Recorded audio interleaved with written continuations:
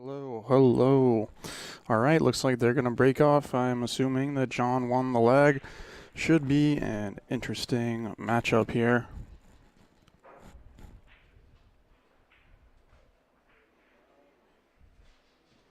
If you don't know, they're playing the standard monthly 10-ball rules here, which is call shot, call safe, 10-ball, must go last. They're playing a best of 3 sets, so it's a race to 2 races to 11.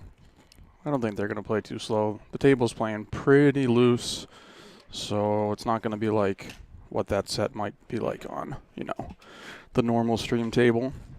Of course, we just got this table recently. Got a couple camera angles for you tonight, at least. Oops. There we go. Of course, they didn't want to tell me that they were going to stream until about 2 hours ago when I was driving to work, so I didn't set up anything really. So it's pretty much on the fly. Oh, excuse me. But that's kind of to be expected with these young fellas. And of course, if you want to cast it to your television or something like that, you can go on YouTube and find it. It's easy to find by going to AmazinBilliardsLive.com. Hopefully you can all hear me pretty well. Yep, we got a new diamond. It's been here for a minute. Unfortunately, the pockets came in at the wrong size, so they're currently standard size. They are going to be tightened up to 4 1/4 soon. But for right now, it's standard size, but it's just temporary. Yeah, there was just a little issue with the order, misunderstanding, so they're actually coming to put a facing on it temporarily until the properly cut rails come in. And John's coming out swinging here until he wasn't. I think he needed to just take his time on that. It's cool to shoot a couple easy shots like that in fast bing bang boom, but I just think that you got to slow down. And I am working and running the tournament, so I'm going to be in and out of the booth. Not too late to play if you want.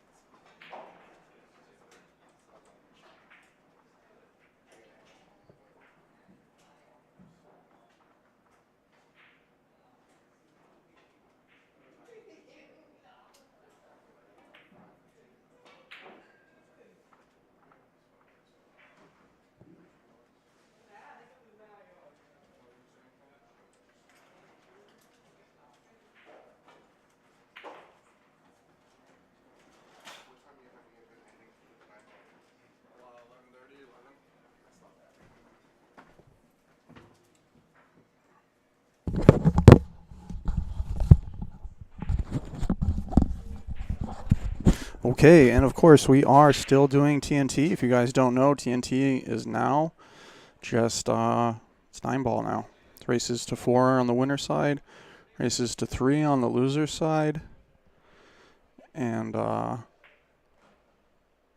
yeah, I think that's going to go over well. We have 17 players tonight. Probably would have had a couple more, but these guys are playing this instead.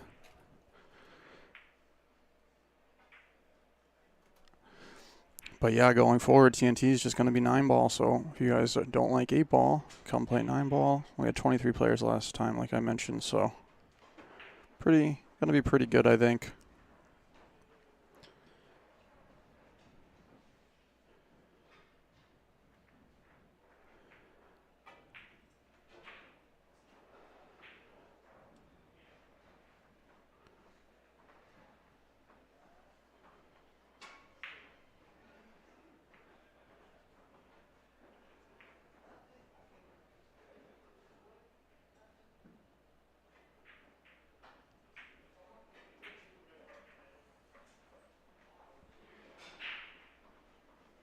But hopefully in the future I'll have a much better setup as far as the streaming's going for the second table. Like I said, they did not tell me they were going to stream. We talked about it last week. They said they were going to play. I said that I wasn't interested in, I'm really only going to be streaming action that's 500 a man minimum, just because it's a lot of work and yeah, that's kind of the standard I want to set as far as action matches go. And they weren't playing for that much, and then last minute they said, hey, we're going to play for it. Can you stream? And I said, sure, I guess I will.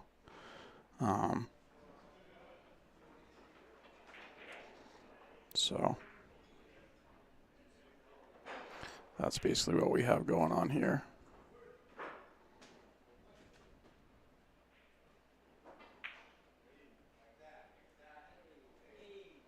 And John just missing stuff. So maybe John's feeling the pressure. I think this is a pretty even race. I don't care what Fargo says. There's like a 40-point difference, and honestly, even if their Fargos are accurate, I think 40 points can be even. Of course, with a long race like this, the better player is going to probably show up. And the diamond will not be used in tournaments. We will only have gold crowns being used in the tournaments, of course, for a really big event like the finale. If 2 players want to play on it, they can. Just because I need to, time-wise. But I'm not going to make anyone play on anything that's not a gold crown. The whole goal of this massive undertaking is to get the room to be consistent, and it really doesn't make sense for me to force people to play on something that isn't a gold crown, and doing lots of work with the rails and this and that. So it just does not make any sense whatsoever for me to force people to play on something that's not not the same as everything else.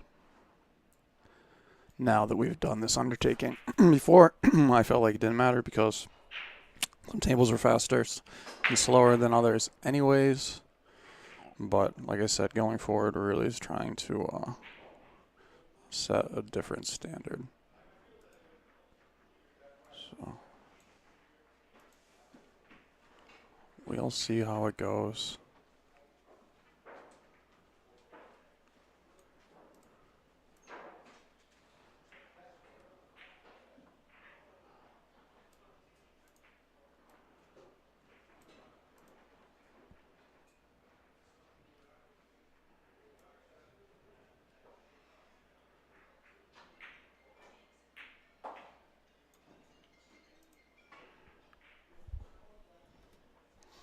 But I'm sure there's going to be some action in the chat.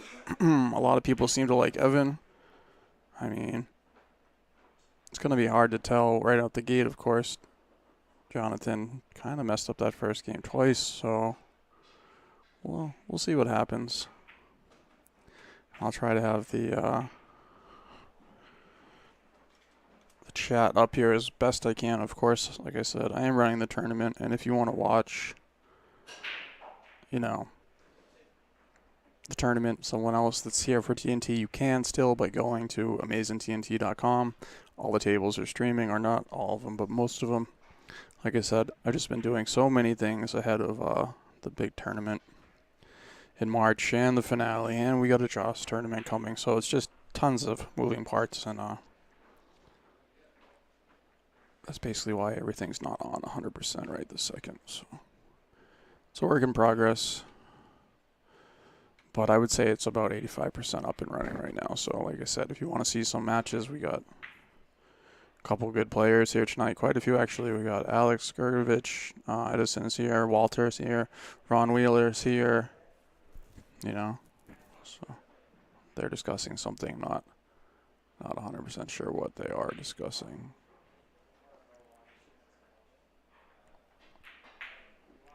Looks like they're going to come ask me to watch something. No, maybe not. Hard to tell what they're really discussing there.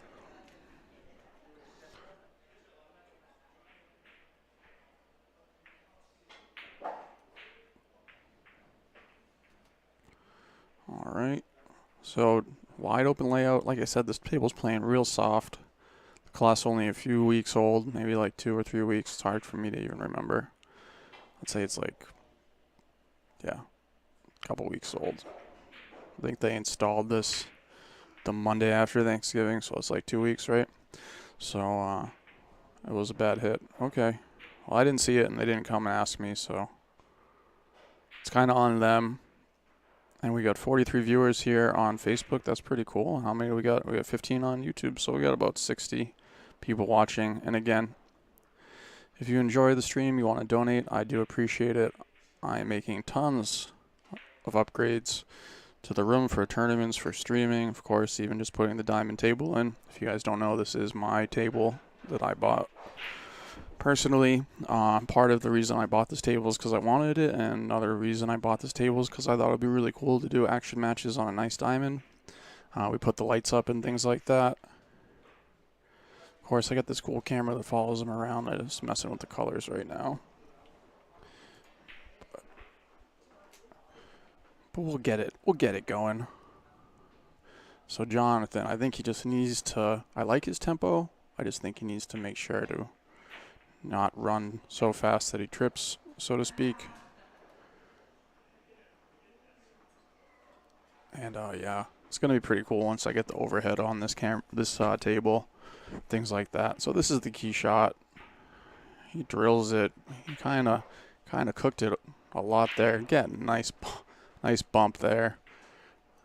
Well, I'm sure Evan's not very happy about that bump, but what are you gonna do? You got the guy at the table, and you're at the mercy of the pool gods.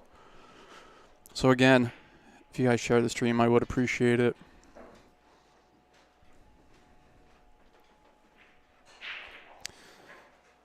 And of course, if you guys want to come play on the stream table, you can play on either one. We're going to have a regular gold crown, which is going to play really good. I'm telling you guys, you're really going to love the changes that are coming. I've been listening to the players on what they wanted for a long time, and I think we're going to have a good balance of a nice pocket size and a good speed of the table. It's not going to be like super fast like it was before. It's not going to be super slow like some other rooms. I think it's going to be a nice speed.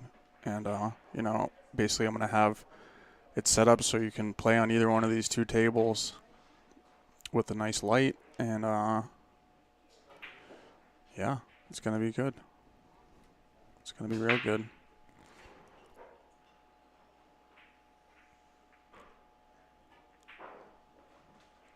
So yeah, if you do want to come do an action match, you can. It's got to be 500 a man, 1,000 in the middle. I'm going to do them on Tuesdays. I'm going to do them during the monthly tournaments and stuff like that. So, I mean, we can do it whenever, but I'd rather do it on day I'm going to be here because it's a lot of work. And if you guys give me 1 second.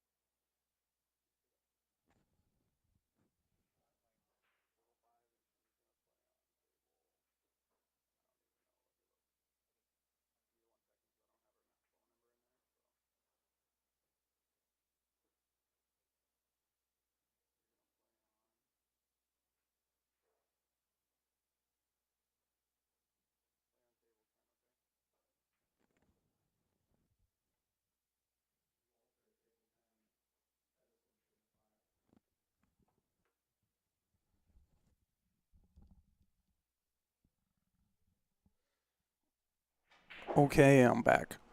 So, do we have any predictions for this match here? Evan's donating tonight. Oh, okay, I think that might be sarcasm. Philip Perez. This is at Amazin Billiards in Malton, Massachusetts.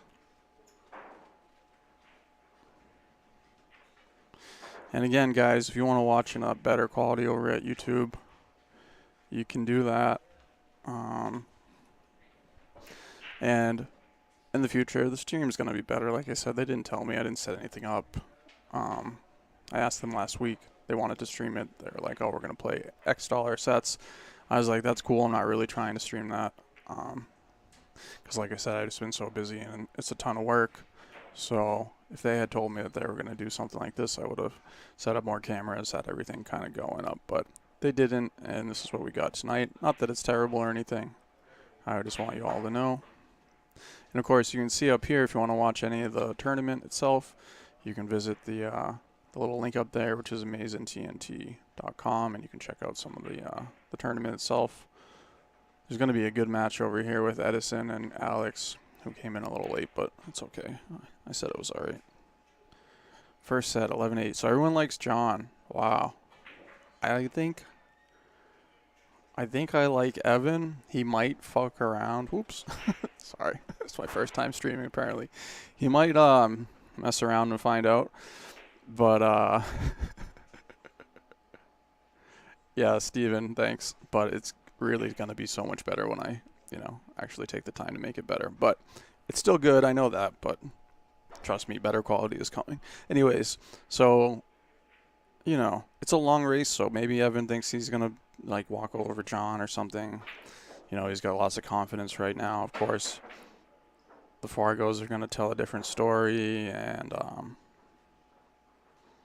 the table is soft, and at least, I saw John came over here last week to play on it, and he might have been here the other day practicing on it. Meanwhile, Evan hasn't played on this. I don't know when the last time Evan experienced slidey cloth. It's, still hard to use it inside English right now.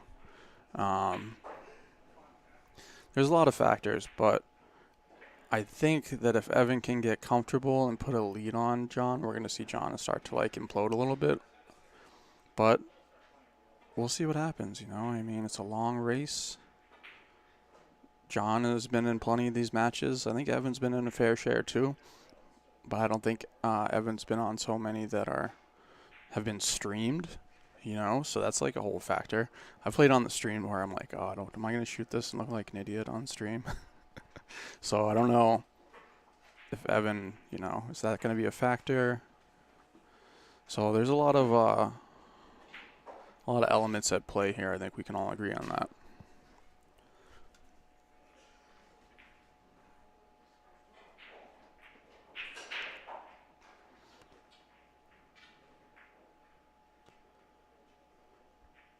But I would say Evan's definitely shooting similar Fargo to what John's Fargo is currently.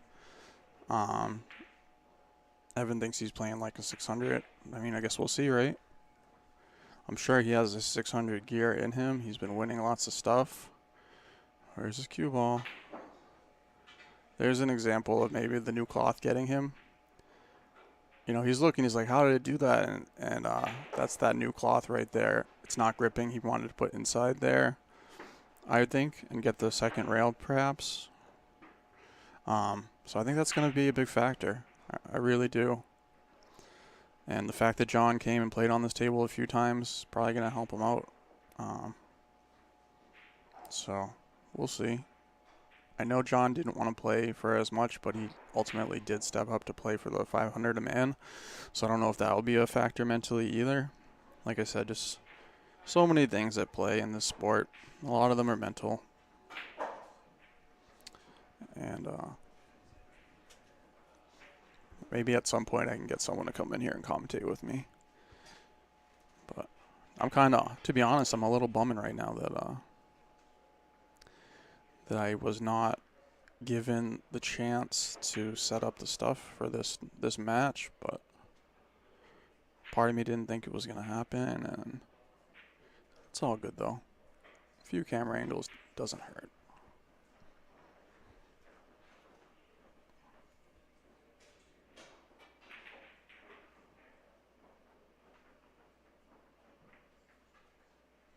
And I'm going to do my best to keep the tables around them empty if I can, just to respect the action, and I'm pretty sure I can do that. So, 5's different because it's kind of far away from them, but I'm going to try to keep 6 void of a match. Curtis is hitting some balls on it, but not a big deal. All right, so hung up the ball here. This is actually tough, though. I don't think I can stress enough how tough this really is on the new cloth. You really got to stun it and just catch the point. I don't like going. He's looking at going rail first, and I think if he does that, he's going to regret it. That's the shot that you would play if the cloth wasn't new. But with the new cloth, I like hitting the ball with a little bit of draw. He might be able to thin it and come down. It also might force follow, yeah, see what I mean? With all that. So he got away with it. but it's so easy to way overdo it. Like that's the kind of stroke you need to put on it when there's older cloth, but with the new cloth, you just kind of got to use more of a stun, no spin, because it's going to lengthen out like that so much. So you can tell no one's really settled yet. Um, I would say Evan looks the most settled as far as his demeanor, but I don't think anyone's settled as far as they're playing. What's up, Andy Gao? Huge shout out to Andy Gao and the Shark Stream for doing a lot of cool things and really being gung-ho about promoting pool and doing the stream every week, no matter what type of match it is. That's really awesome. It's definitely tough and a lot of work to do stuff like that, so my hat tips to you guys over at the Shark Stream.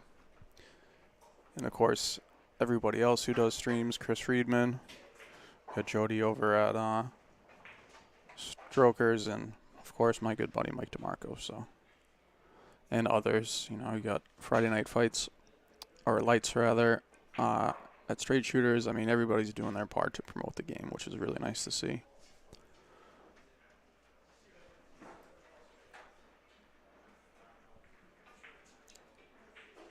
And like I said, I am running the tournament and working the desk, so if I sound like I suddenly stop talking, it's probably because I'm distracted.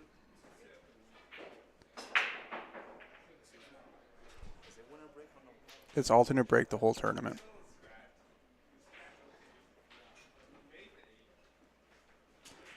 Forever and always.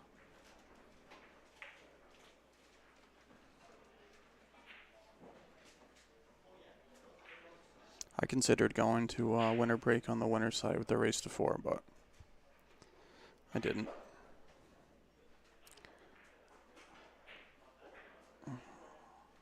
Alright, so do we have any bets in the... It's funny because John Marlin says, definitely don't need a shot clock this match.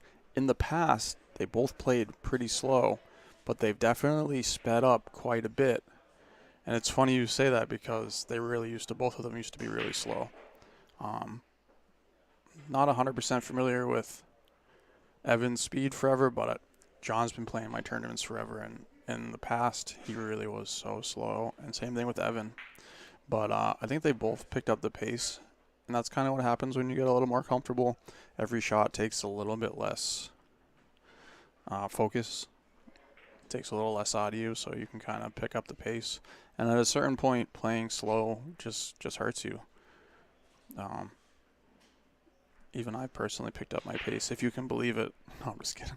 But I find personally when I'm playing like a little weird and timid sometimes, if I just, hit the balls real quick, it seems to get me woken up. But I don't really recommend that for everybody.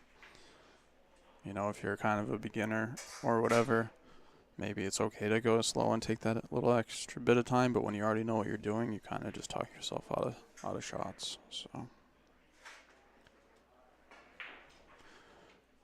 But I'm going to leave you guys here for 1 minute. I got to sell some break and run tickets, and I'll check back with you in about 5 minutes after I do that.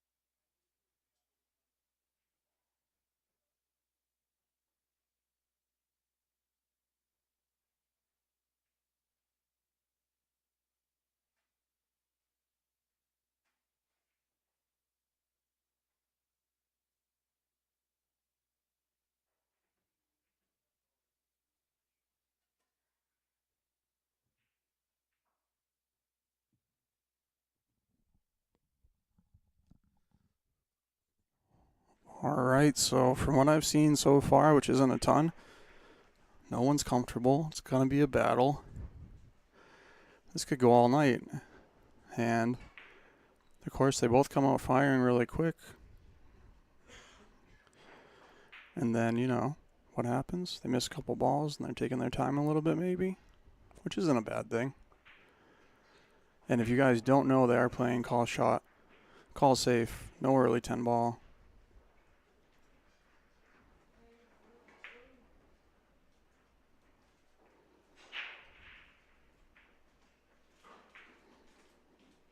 And I see we got some people watching over on YouTube, which is cool. Like I said before, it's a little bit better quality, and you can do some tricks like casting it to your TV, and then you can still play on your phone, things like that.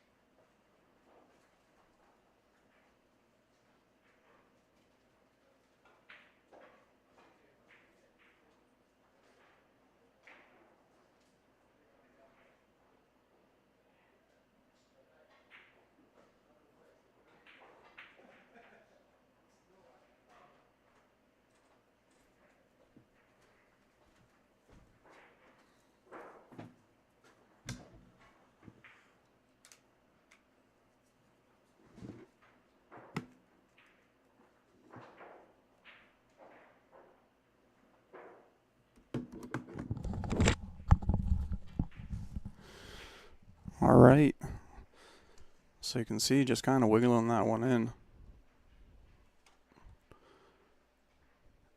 And I just feel like with the new cloth, yeah, John always wears slippers. I think just with the new cloth, the ball's going to react a little funny. It's going to keep them kind of not ultra confident on their shots. I mean, at least that's how I feel when I play on new cloth.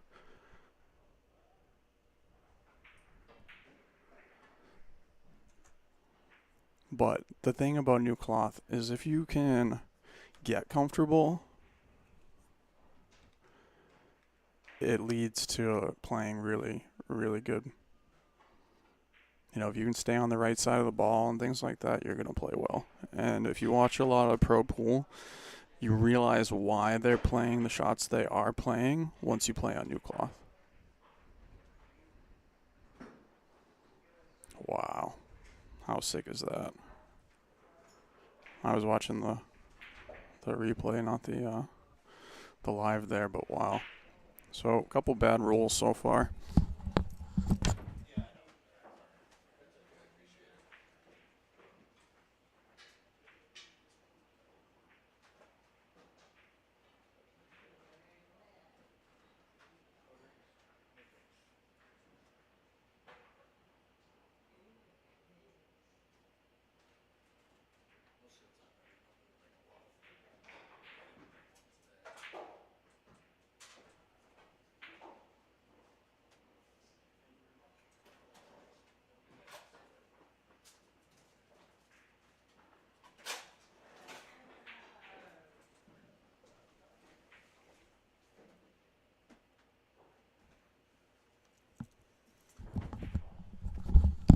There's actually a pretty good match right beside this one, uh, which is just a quick race to four because of the tournament with Edison and Alex. Edison is actually up 2-1 in a race to four. And again, if you want to go sweat that match for some reason, you can. You can just go to the website there, which is amazintnt.com. You click on the match you want to watch. It should come up. Most of them are streaming. The vast majority of them, I think only Table 10 isn't streaming right now. So I'll probably leave this view just for a little bit so you can kind of sweat both matches right now. Move this around. And you can see we got the two perimeter billiard lights in. They're one of our big sponsors throughout the year. They're sponsoring the McDermott Classic, which is coming up in March.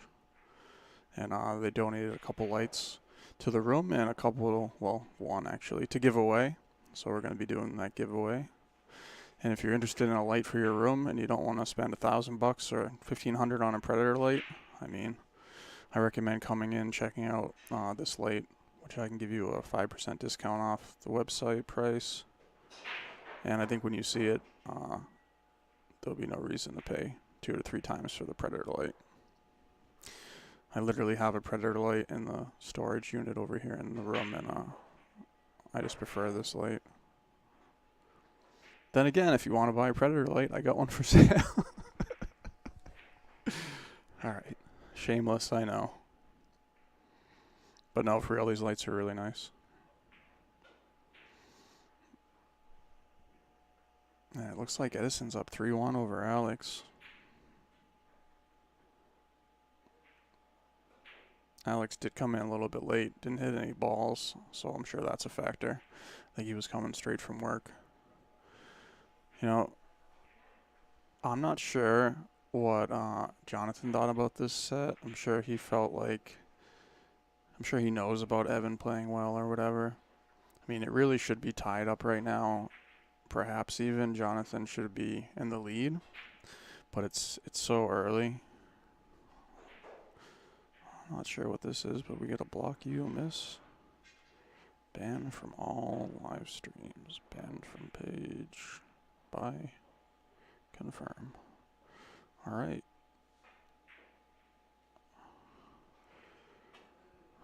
Don't worry.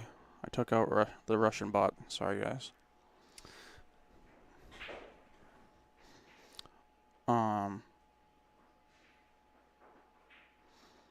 So yeah, I was saying that John should probably be in the lead, but it's just such a long race. It's really going to be about who can kind of like keep their cool longest.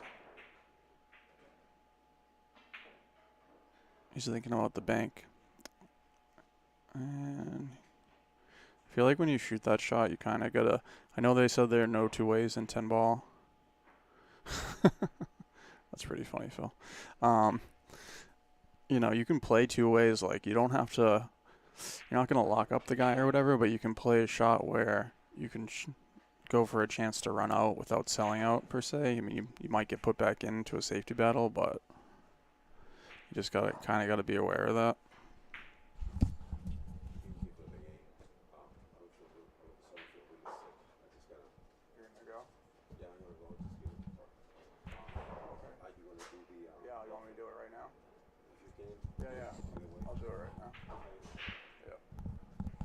Alright, I gotta take care of a couple things, guys. Give me a second.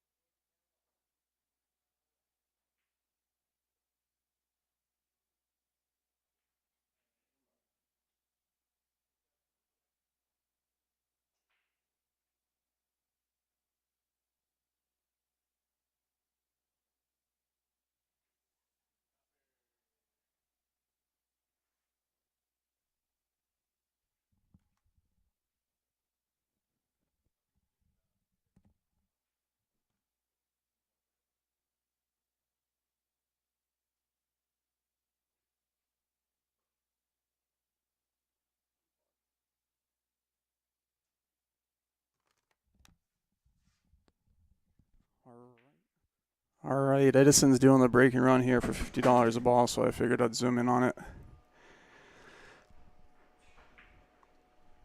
That was a nice shot on the one. All right. So I think that was two balls. All right, so we got $100. Not terrible. Appreciate you, Edison.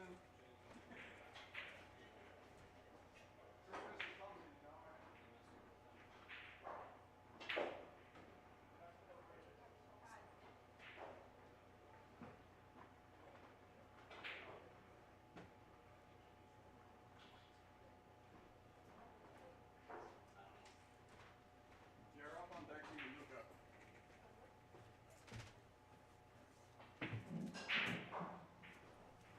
All right, we got Luca and Sophia on 13. Abdul's got a bye because Walter's going home.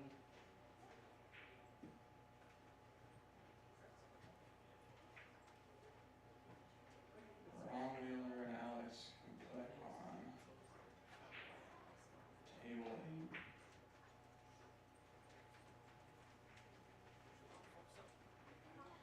Bobby and Sal can play on table 10.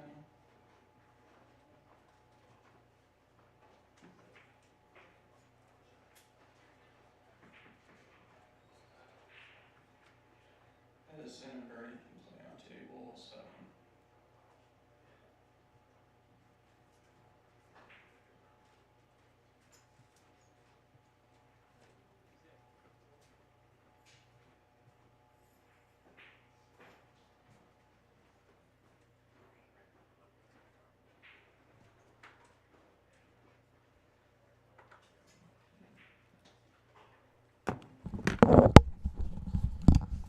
All right, so I'm back.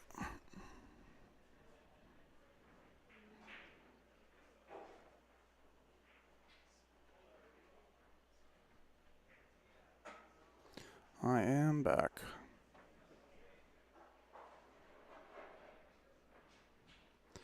Not sure exactly what happened,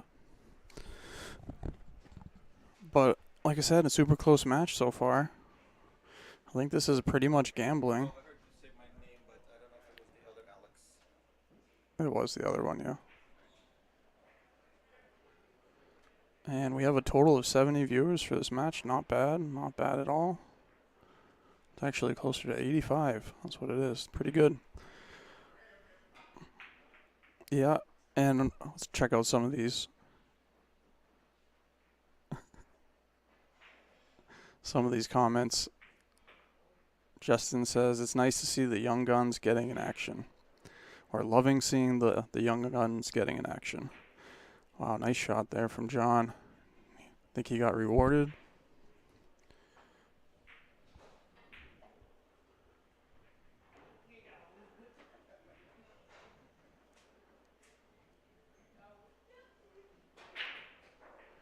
All right, so John looks comfortable now.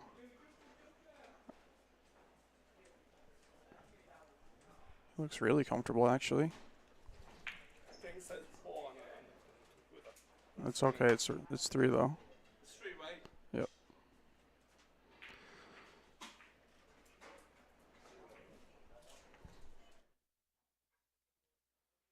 Just a reminder, the loser side is a race to 3. Sorry if it says 4. What's up? No, he didn't.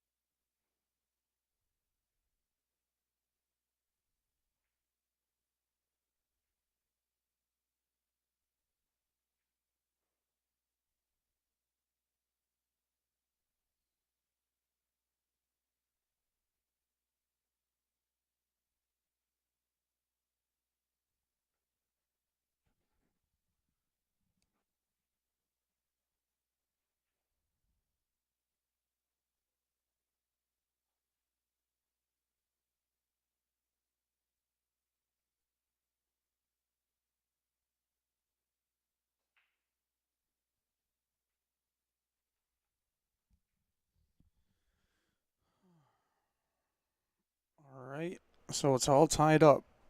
If it goes like this, well, it's going to be a long night. Long night.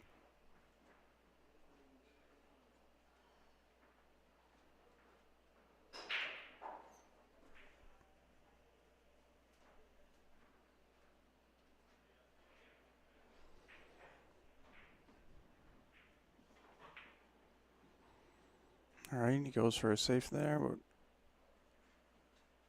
he's going to kind of sell out. It will be a little tricky to get back on the 2 from here, I think.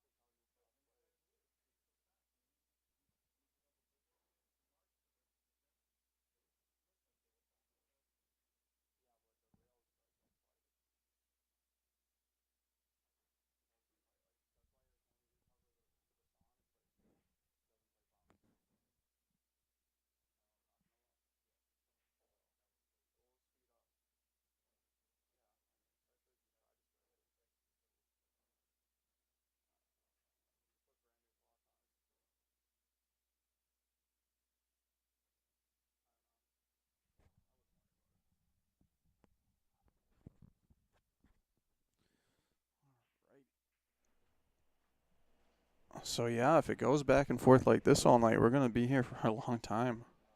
I think it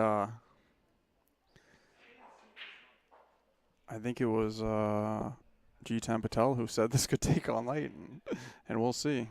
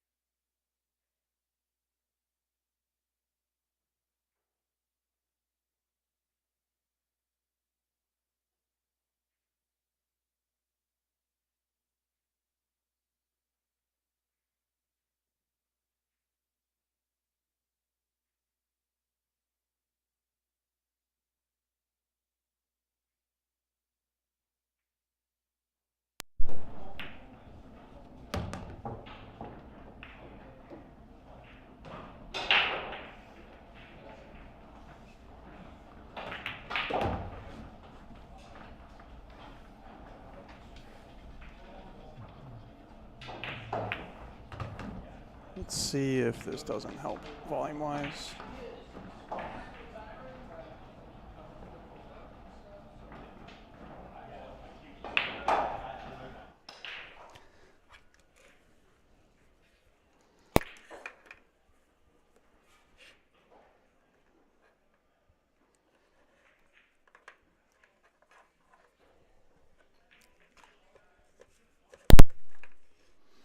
All right.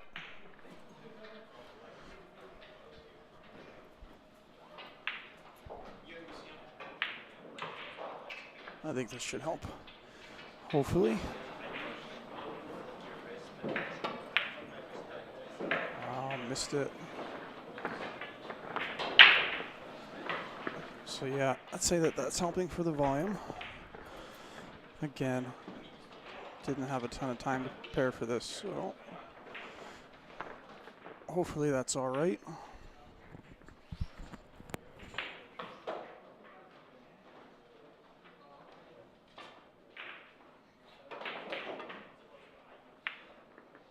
Wow. John's obviously not happy with himself there. I mean, if you're Evan, you got to take this bank on.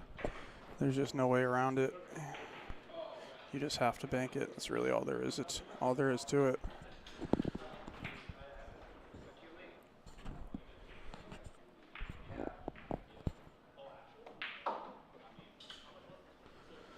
I mean, you missed it once and you're getting it back. You bank it and that's it. If you miss it, you're tied up, and if you make it, then you're happy. I mean, that's it. You bank it. 100 times out of 100. I mean, unless you're really feeling ugly, but this is a pretty straight away bank. You do got to be careful of the fact that it's new cloth, so when you come across the ball like this, it's going to check up. You don't want to miss it short with the new cloth. There you go, ginger ale. And whoo! New cloth helped him making that cue ball go along there. That might have dropped in the pocket if the cloth was a little older. So John missing an opportunity, but no one's really, it's anyone's game. I think we're gambling here big time. I think this is the definition of gambling.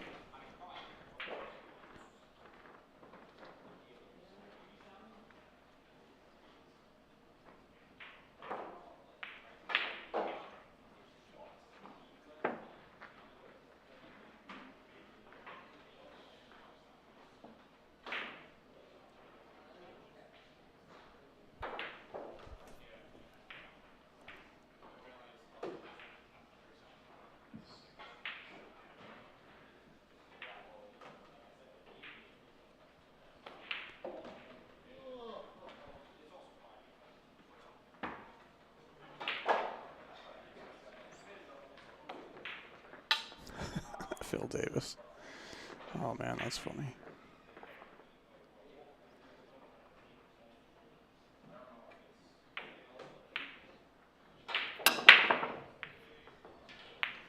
All right. Evan getting a ball down. Not really controlling the cue ball.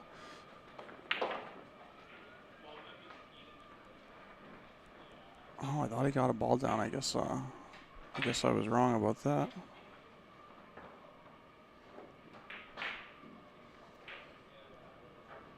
I think when the cloth is new and you're using a template and the balls are in good condition, like these balls, we put them out for the first time at the McDermott Classic last year in March. So they're not even a year old. They're like 9 months old. So they're pretty in spec and round. And the template I gave them is brand new. Shout out to Magic Ball Rack, who is a sponsor of mine. The superior template. I think everyone who uses it can agree.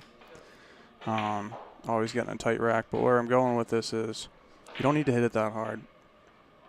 I see a lot of the guys that use their break cue, but in these conditions, I think you can use your playing cue, have more control, hit it medium hard. Emphasis on the medium part, and you're going to have a good result, especially on cloth like this. New cloth, new balls, new template. I mean, you just don't need to slam it, and you can really control it. And then when you do that, you have a nice layout where there's no clusters, and you can actually run some racks. And, that's helpful. You can be the first guy to start running racks and stuff. It makes a big difference.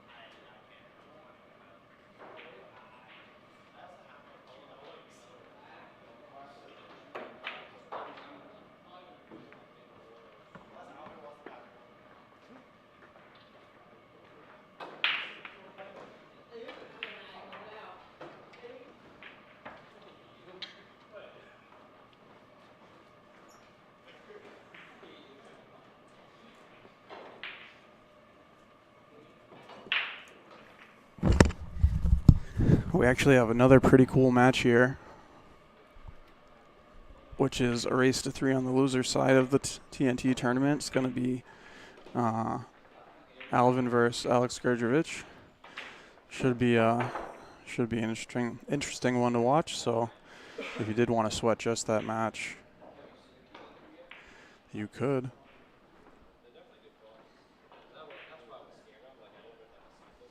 You definitely could. All right. So this is a huge chance for Evan. I think he really needs to win this game and start to put the pressure on John.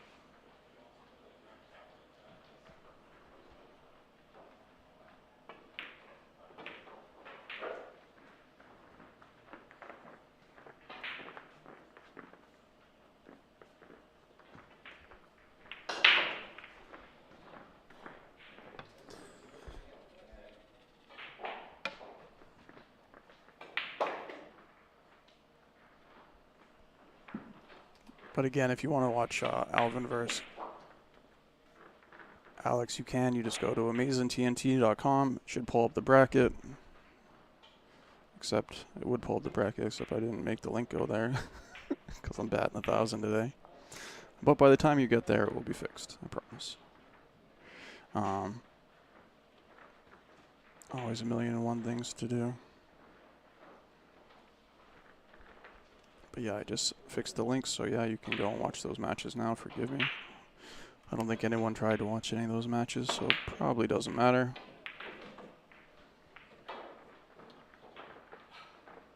Someone's asking me if I like Earl or Lucas over on YouTube. I like Earl. I gotta be honest. I like Earl. Of course, it depends on the crowd. I don't know, you know. Earl has so much experience, but he's a head case. He's obviously going to play great. Was he still? He's like a 790 or something still. That was a question over from YouTube about the match we got upcoming over at the Shark Stream with Lucas and Earl, the Pearl Strickland. Yeah, but I mean, I agree with you on that, William. He's saying he doesn't think it's going to slip away, but three games, and that's a lot when one guy needs to go to 4 and the other guy needs to go to 7. I mean, that's going to be pretty big.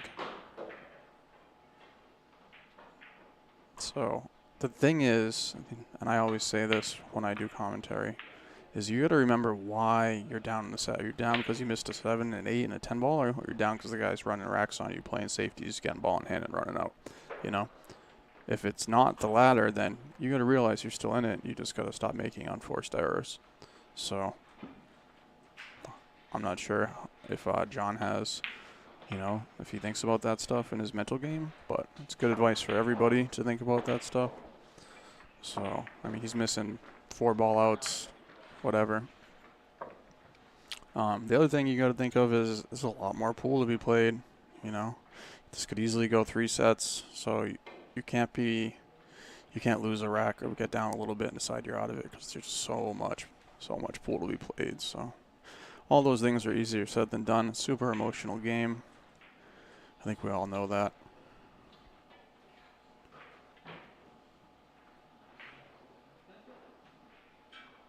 It's really easy to just be on tilt sometimes, you know.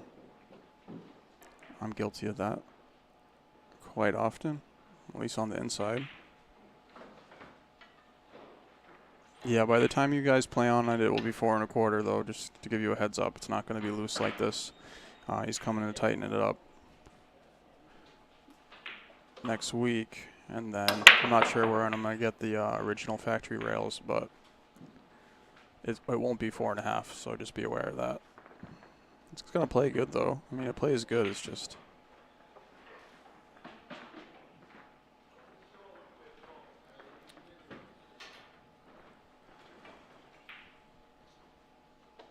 Yeah, a little disappointing that this isn't tight yet, but it's okay because it's going to get fixed. I think anybody who knows me knows I would never be okay with a 4.5-inch diamond, right? Who wants that? But it's cool. It's perfect for this match, I think. I think that these guys, you know, I think this is a good, respectable difficulty level table for these two fellows right here. And again, with the new cloth, it is playing a lot more accepting. I wouldn't say it's playing easier because it can be like foreign to you the way the balls are reacting and you can play worse on it. But in general, I think that it's objectively playing easier as far as, you know, if you miss a little bit. And I'm sure anyone who's played on new cloth knows what I'm talking about.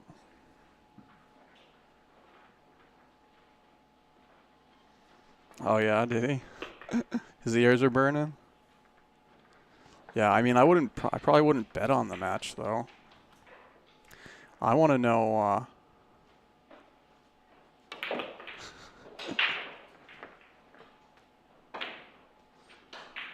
that's funny. Well, it sounds like you got yourself a keeper there, Phil.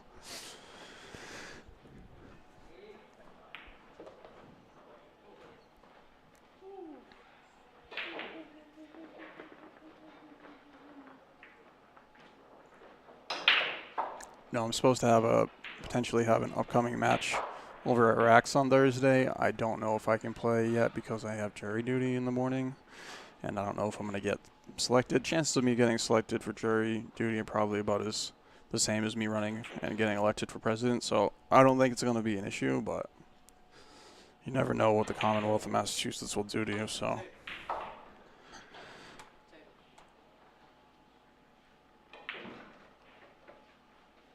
So I will be playing on a 4.5-inch pocket come Thursday, and I'm sure I'll look like an idiot when I miss a bunch of balls. That's what I'm getting at. I mean, of course, it's different, you know. 4.5 inches, it's not terrible. It just depends on the table, you know. Yeah, I'm probably going to be playing Mike. Like I said, it all depends on what happens with jury duty tomorrow. I had to call today to see if I had to go. I called earlier. I have to go there. I had to be there at like 8 a.m. or something ungodly.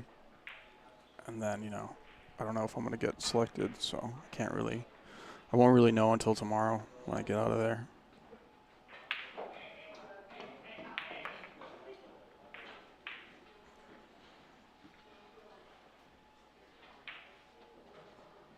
He's supposed to be, yeah, that's a good question. Isn't he supposed to be playing someone tonight?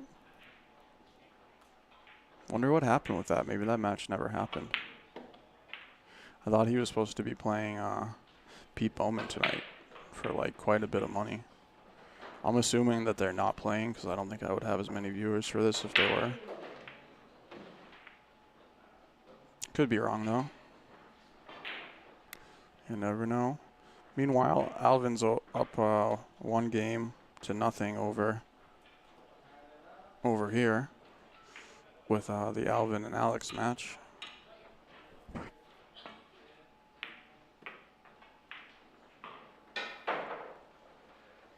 And Evan looks like he's about to take a pretty big lead here, so I mean, this could get funny, but I don't think it's going to. I like rolling this one personally, just like that. Yeah, that's exactly how I think it should be shot. And now we've got a huge lead, so. But I just don't think, and this happens all the time, that the score line is telling the story of this set. You know? If I was John right now, the next chance I'd get, I'd go outside and smoke a cigarette and take a break and come back and try to grind it out, you know? Or at least get myself mentally prepared for the next set, because this set could mean nothing, you know? The guy's gonna win 2 sets. But we'll see what happens. Unfortunately, I haven't been paying attention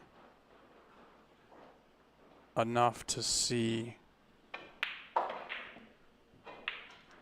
really what's been happening because I've been running around doing stuff. So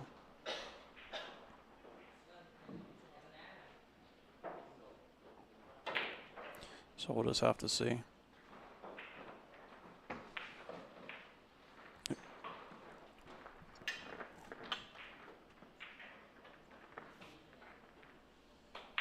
No, it's not Rantamba. It's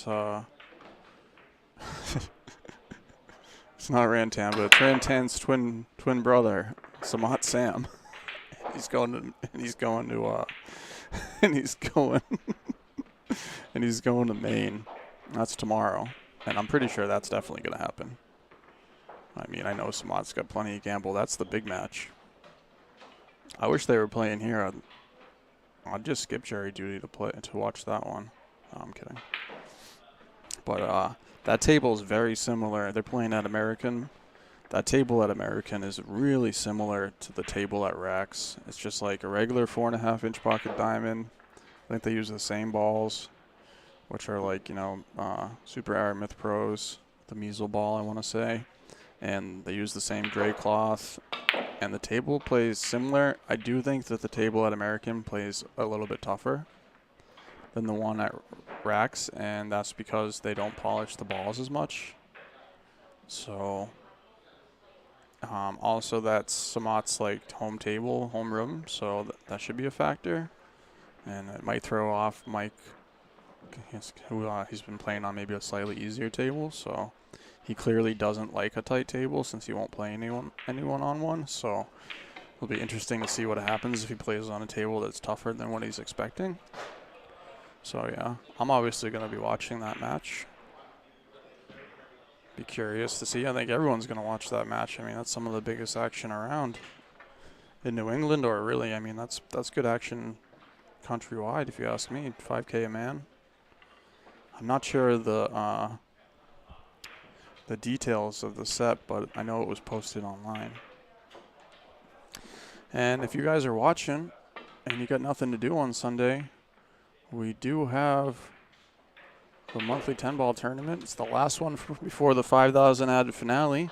So if you want to play in the $5,000 tournament, 5,000 added tournament, you can still come play TNT, play a 10-ball, play whatever, and that will get you qualified. You might have to pay a little extra to play in the main event, but probably be worth it.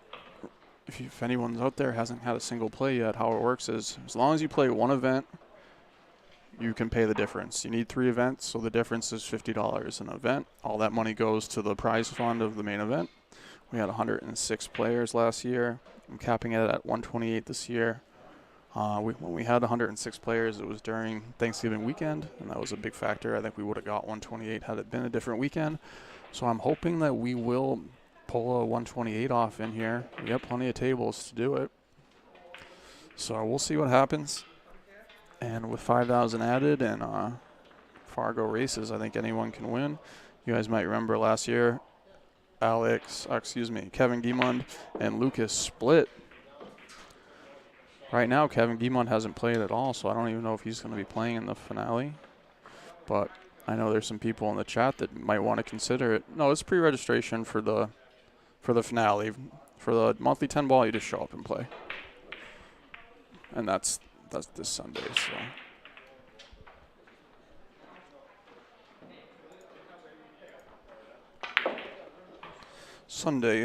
Sunday.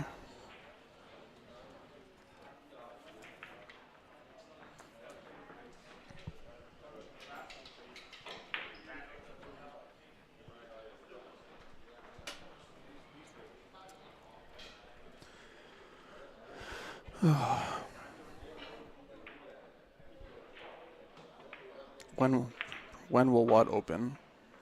You can, if you want to register for the finale, you can do it right now. That's open now. People have already paid me. Sorry if I'm not following you, Will. I think Will's asking if you can pre-register for the finale. Yes, you have to pre-register for the finale. Yes, you can do it now. It's on January 20th and 21st for the finale. You can pay now. If you're 570 or above, it's $100. If you're 569 or below, it's $70. It's 2 days. We're gonna do a second chance this year, so the main event's gonna be 4,500 added. Second chance is gonna be 500 added. That's something that was requested in the past, and I never did it, so I'm doing it this time.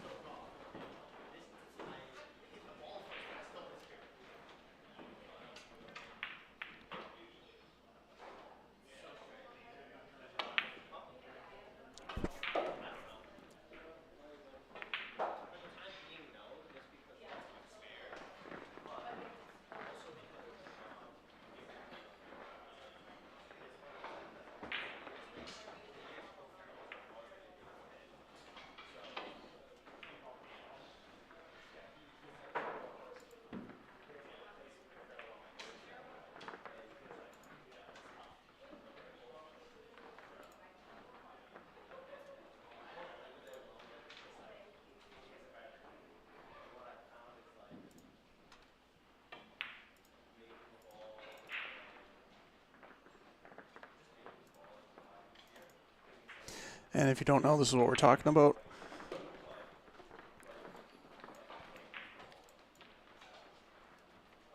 It is this Sunday, and the main event that we're talking about is the finale, which is right here. 5,000 added. It's January 20th and 21st.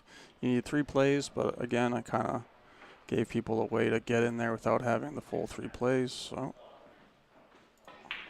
as long as you have 1 play. So for example, say you played just 110 ball, you want to play the finale. You have to pay an extra $100 on top of the entry fee. That's how it works.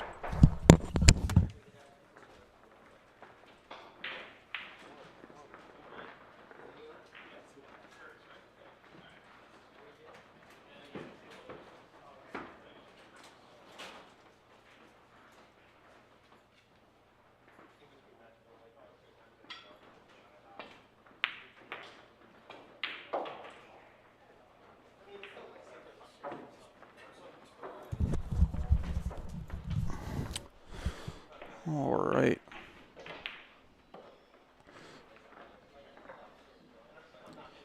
We've had a diamond here for about 2 weeks.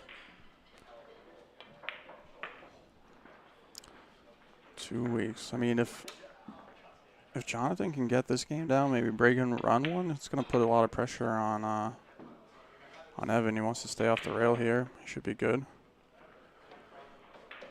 Yeah, the diamond's brand new. Wow. Wow. I think he just took that for granted.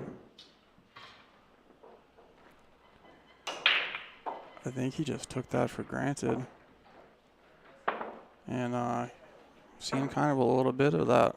Saw it earlier. He was rushing, and you just gotta, I mean, it's okay to take an extra 3 seconds on the money ball. Like, you don't prove anything hammering it in and missing it, you know what I mean?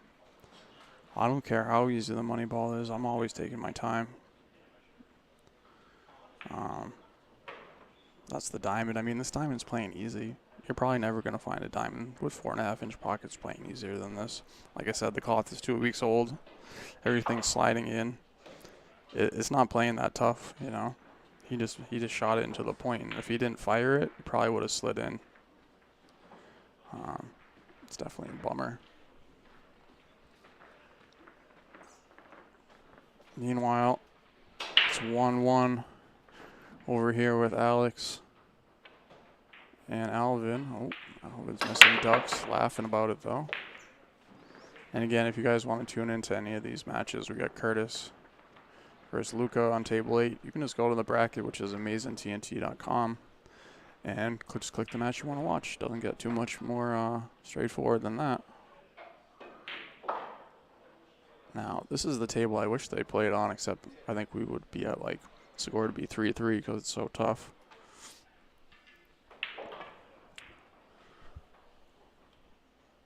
I just have a better streaming setup over there currently. Pretty soon, though, the setup is going to be virtually redundant on both tables so that, you know, someone wants to play on the diamond, they can do it, and I can still have the same quality of production as I normally would if they want to play on the gold crown. That's fine too.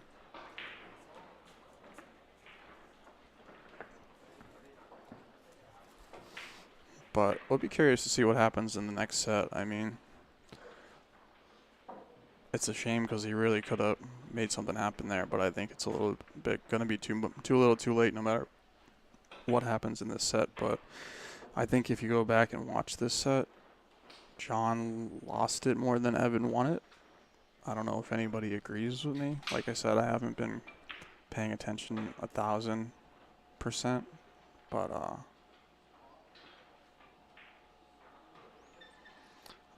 I haven't been watching it completely, but I'm sure someone's been watching it and can agree with what I just said there. Troy Fortin, sorry I missed your comment. I'll throw this out there to make you think. I have a player on my Tuesday traveling league out of Winnie's Bar and Billiards that would love to play you or Fran. Yeah, I mean, I don't know who the player is. I'm probably not going to just say yes to some stranger. I don't know, but it's a little too late for the tournament, Richie Britt, but you can commentate. Give you one loss? Yeah. Richie Britt's in the building. You don't want to do commentary with me? He goes, no. He goes, no. I'll give you, probably I won't give you anything. I'll give you break and run tickets. I'll give you one. All right, Richie Britt says hello. Troy, I don't know who the player is, but yes, it is call safe. I mean, honestly, like, I'll probably play whoever if it's reasonable.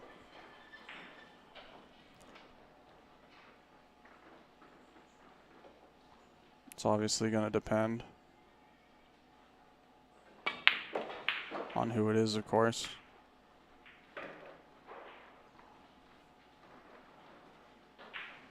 That's a pretty big hike, so I'm going to probably have to like the game pretty good to drive 2+ hours to Winnie's. Even though I like the tables there, they play good. They play really good, actually. I kind of, didn't know what to expect with those Olhausens, but I'm telling you, they play really nice. They're not slow. I thought they were going to be like muddy slow, but they're like good speed. Play pretty good. And they're all 4.5 inches, except one's 4 1/4. I mean, you really can't beat that. So you would think that Evan would be real comfortable now catching a gear and just running this set out, and that should be it. But he didn't get there. I also feel like the new cloth is affecting both players, cue balls and whatnot. It is a little slidey and a little bit weird, and the ball doesn't quite react the way you think it's going to. And it's like the speed of the table is a little strange too. It's hard to describe if you haven't played on new cloth.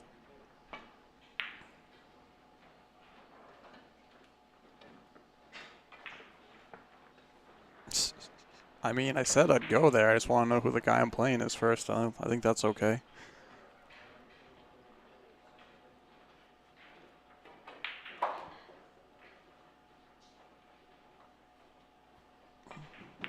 No comment on that one, Chris Sosi.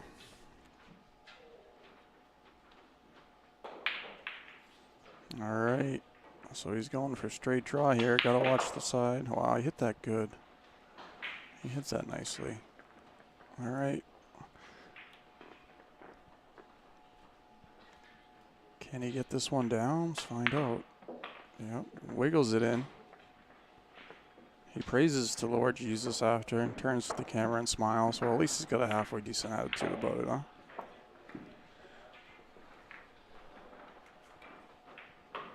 How's Alvin doing? Well, Alvin's down 2-1 in the race to 3. You don't have one of the new USB-C chargers? It's like round all the way around.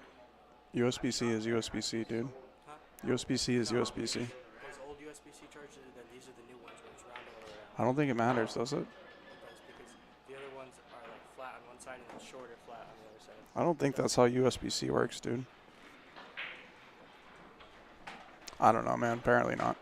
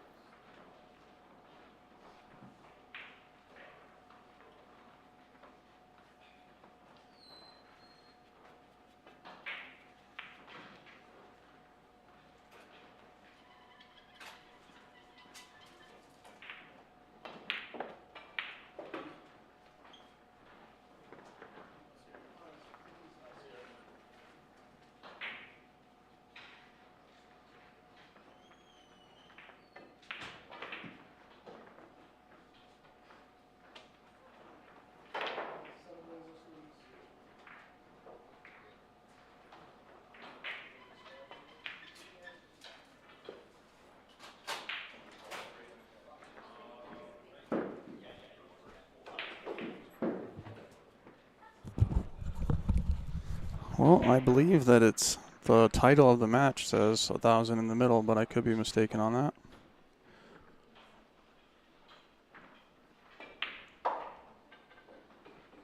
The overview, you click on it, it says action at Amazin, John Poanessa versus Evan Moreau, 10 ball, 1,000 in the middle.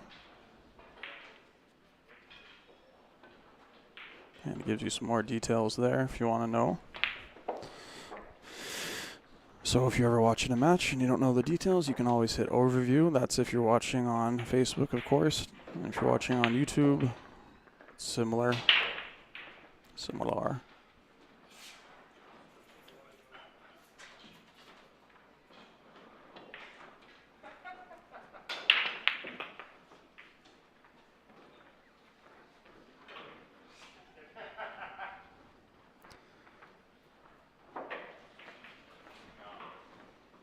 Looks like Edison and Bernie got it going hill on table 7.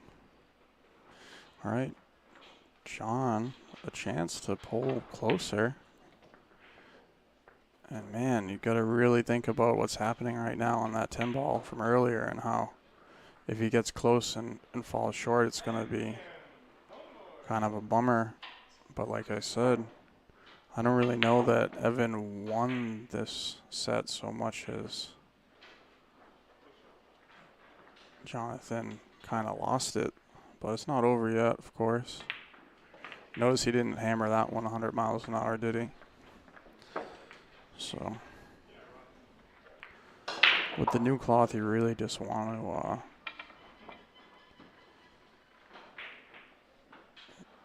to be smooth. I guess that's the way to say it.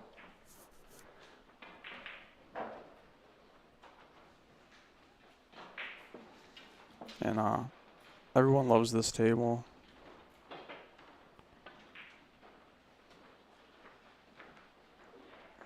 Gold crowns are like mirrors.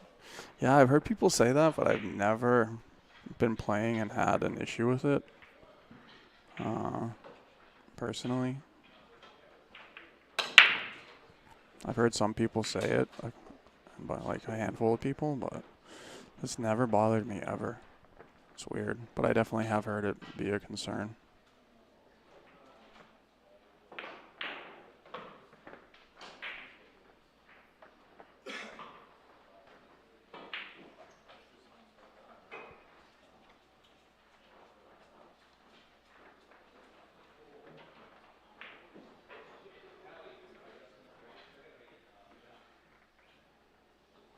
But I assume you haven't been in quite a long time.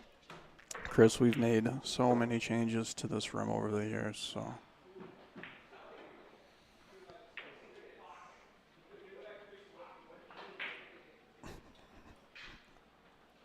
Lexus.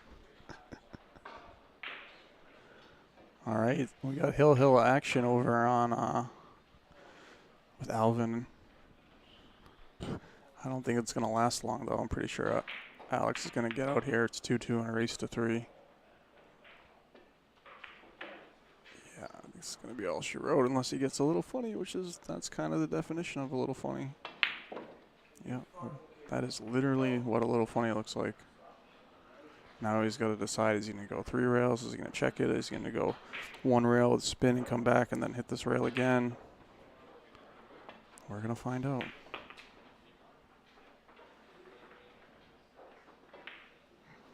You want 3 rails. Nice shot. Didn't get there, though.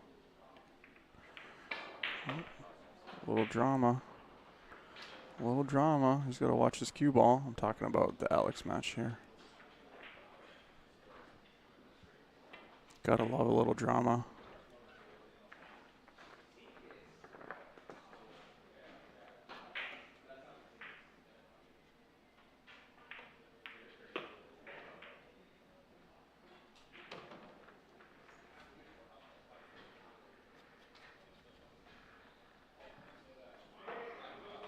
All right, so we got it done there.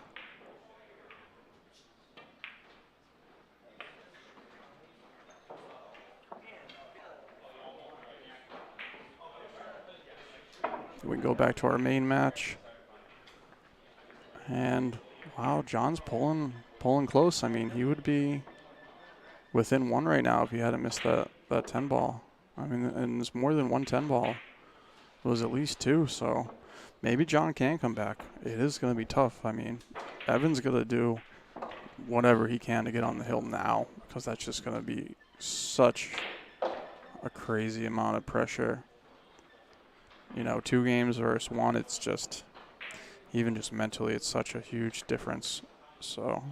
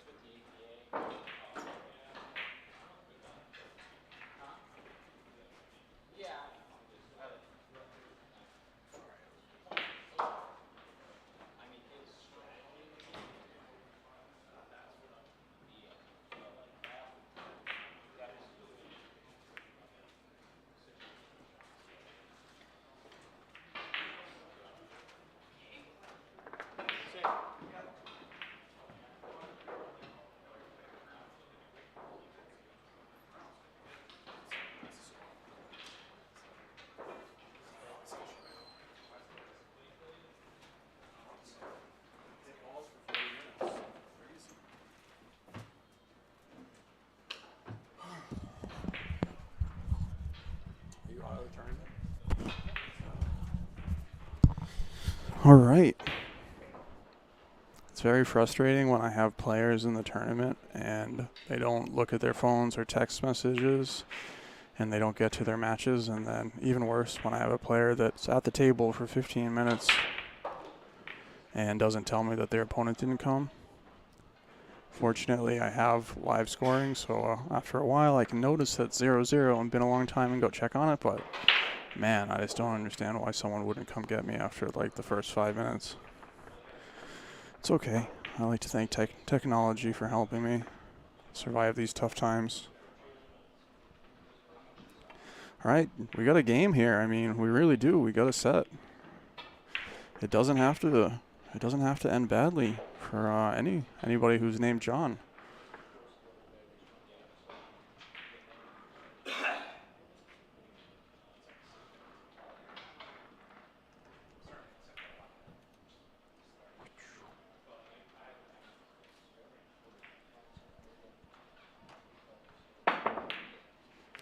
right? And a little pressure, and now all of a sudden, and you know he's getting put back in there. I mean, he's locked up. Oh, he's mad. He's hitting the new table.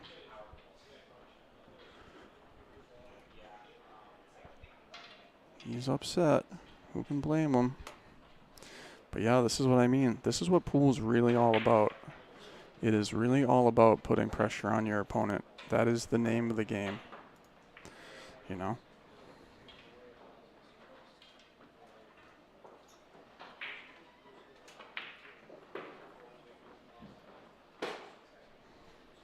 And that's why, you know, I see a lot of players sometimes they want to step up and they want to play even pool with someone who's maybe a little bit out of their weight class. And I always try and tell them, like, get a couple games because it's more about, like I said, it's about putting pressure on them. And you can't really do that if they know that, you know, they can win a couple games and they're back to the status quo. But if you have a little spot and they win the first 2 games and now you put the pressure on them, that's really what pool's about. And you're going to learn a lot more in a scenario like that. I would say good thing that went in, but it really doesn't matter because the 10 ball has to go last. And big chance for John here. Don't really see much of a problem. I think if he can get the 7 ball down from the 6 to the 7, that's going to be tricky. And honestly, even the 1 to the 2 could be a little tricky. But if he can handle all that stuff, he'll probably be okay. That's the look of a man who's upset that he's blowing his lead.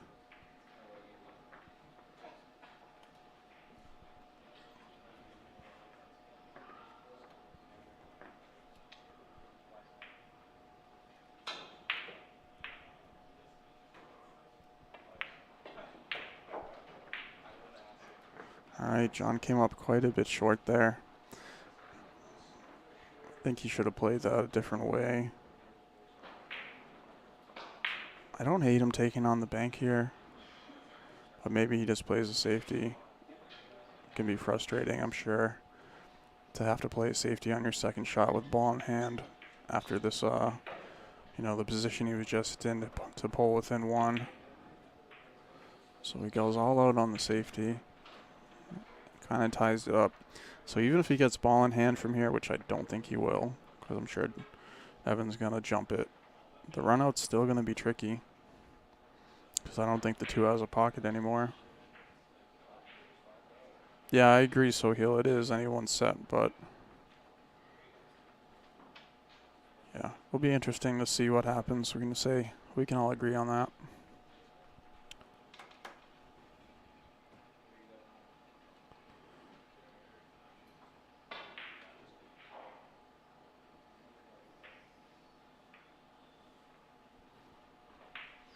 I think Evan needs to go to the air here. Yeah, he is. He's got his jump cue out.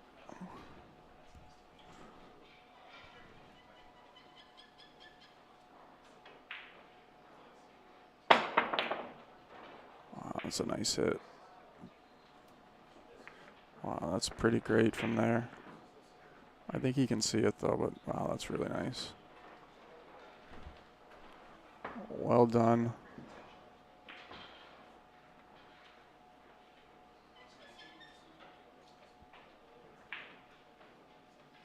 So he can see it, I believe. I wonder if he's going to call something.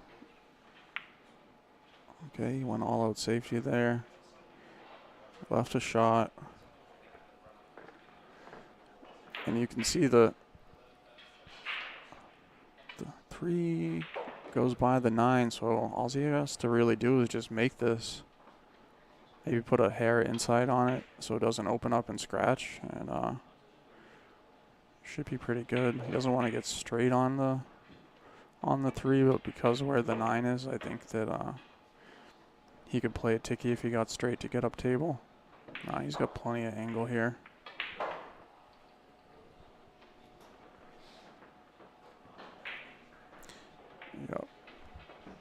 He's taking a look at it.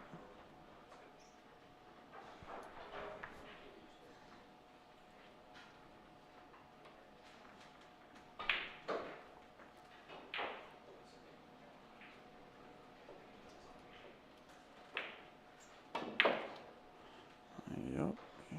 Wow, that's a friendly 9 ball. I think that's going to make the run out a little bit easier.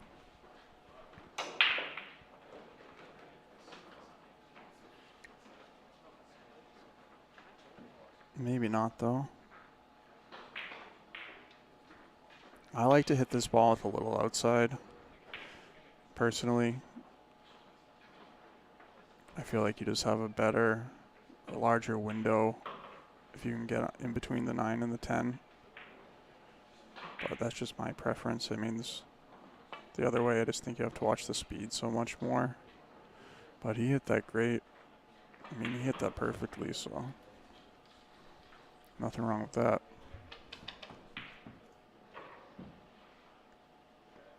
But the issue here is he's going to have to either take a long shot or try to draw or bump it.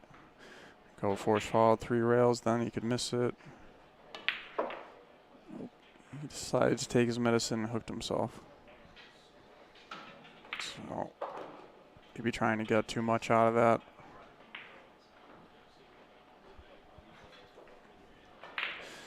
So this is going to be an issue. Yeah, he says yes. I think it will be an issue. He was agreeing with me there. Yep, he agrees. He says safety. Just gotta grind it out. It's okay.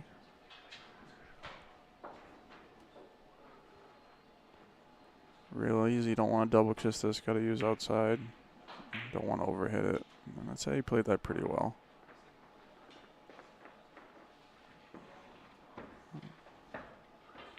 I could see John swinging at this. The safety's tricky here. I'm not saying he should. I'm saying the safety's tough.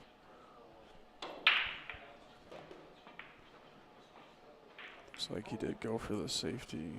Is he going to get it? Oh. It's unfortunate for John that he left him just enough queuing with the side pocket. This shot would be a lot more difficult if he didn't have the whole cue ball.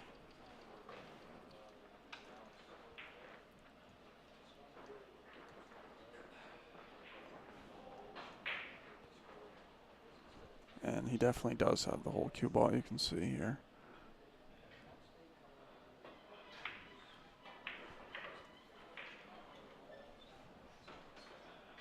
Yeah, but he's thinking about it.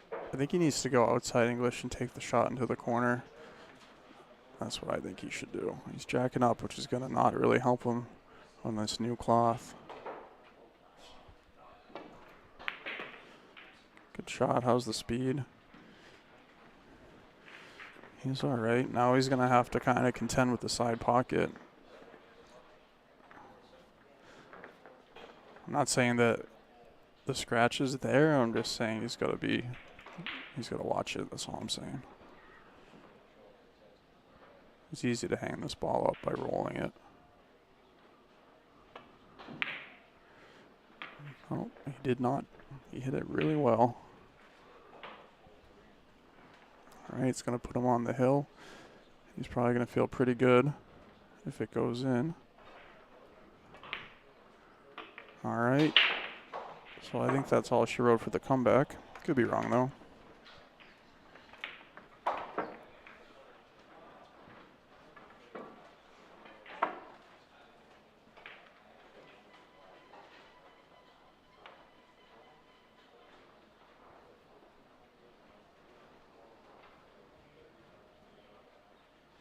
I think he should have banked that shot. I just feel like on the new cloth, that safety is so tricky. I think it's so tricky even without the new cloth, but the new cloth, man, just makes that shot so touchy.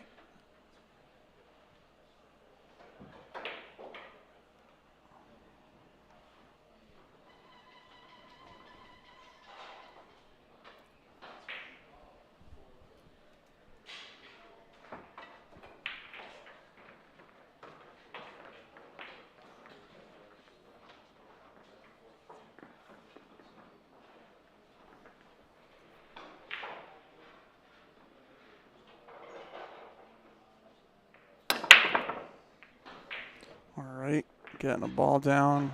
He's going to get some sort of a look at the 1 here. Definitely has a good chance to run out. I mean, the 1's pretty natural to the 2. 3 to the 4 is probably the shot. 4 to the 6 is a little tricky, but I think if he can manage that little situation after this 1 ball, he's going to be off and running. And of course, it's never good when the guy's texting the chat on Facebook while he's still in the match.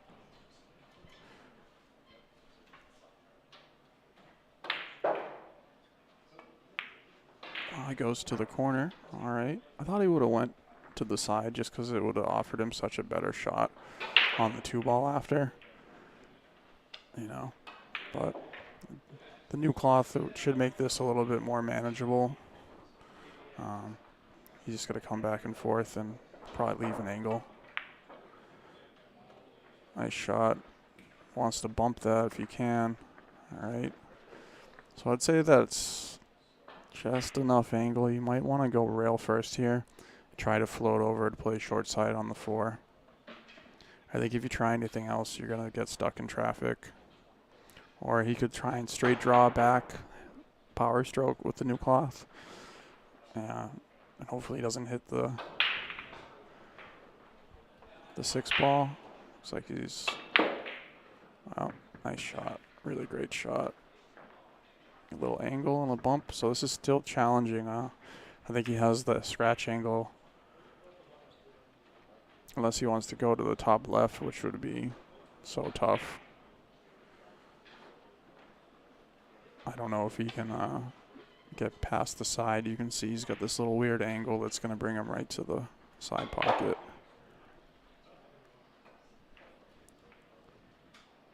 But maybe he can beat it.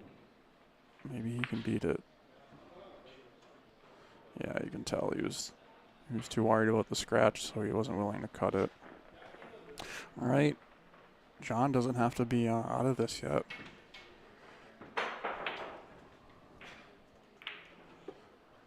And we got tons of viewers, which is pretty cool. It's nice to see.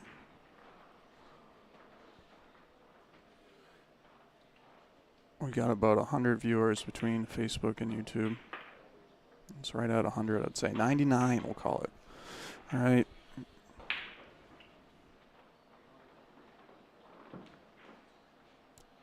I think John needs to stay in a grind mode as much as he can for this set. You know, just to remind himself, even if he doesn't get there, just to make the other guy sweat. You know, try to wear Evan out a little bit. Don't let him just take this first set.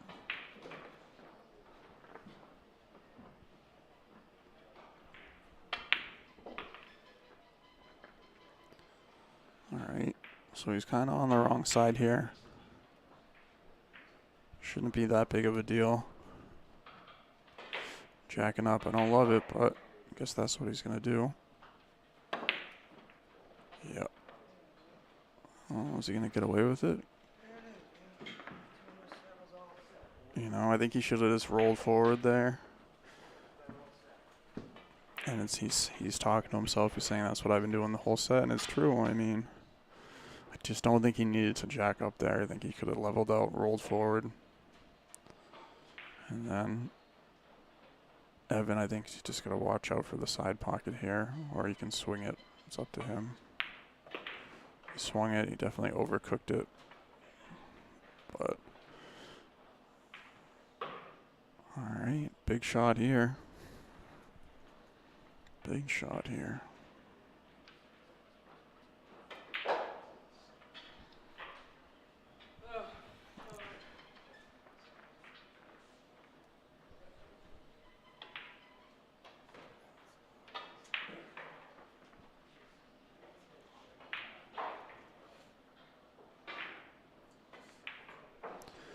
All right, we'll see if he can get it down or not.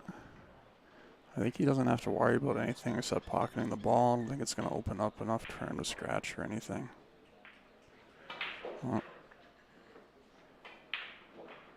wow, he just called the bank. I think he should just cut it, personally, but... I think he should just cut it because he doesn't have to worry about it. I think even with this bank, he's going to worry about the scratch. He's going to check up. But he wants to bank it. That's cool. Yeah, you can see him. He's way jacking up on it.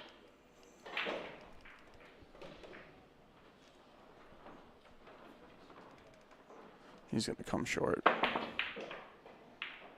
Yep. It's just hard to control it at that speed. And look what I said about the scratch. I mean, he barely missed scratching. I really think that was the wrong choice. He kind of got fortunate to leave it tough. And this is what I talk about when I talk about call shot, call safe. Still plenty of luck. I mean, he didn't have to leave it like this. John's got to shoot this shot, and it's still a very challenging shot, especially under pressure. Yep, you know. And he left it tough too.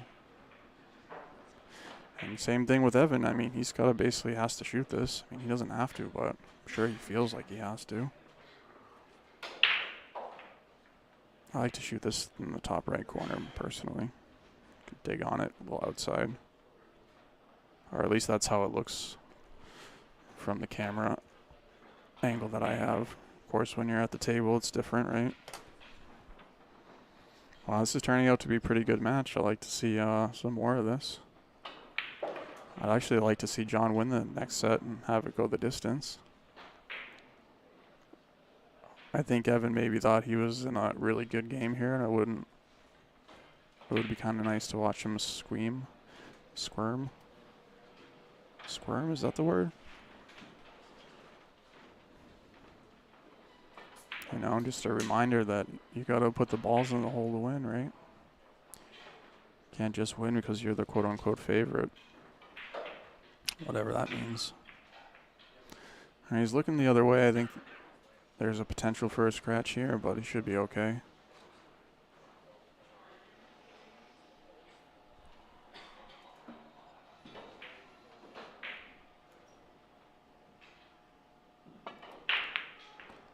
What a nice shot. Nice shot. So they're going to take a little break. They're going to take a little break.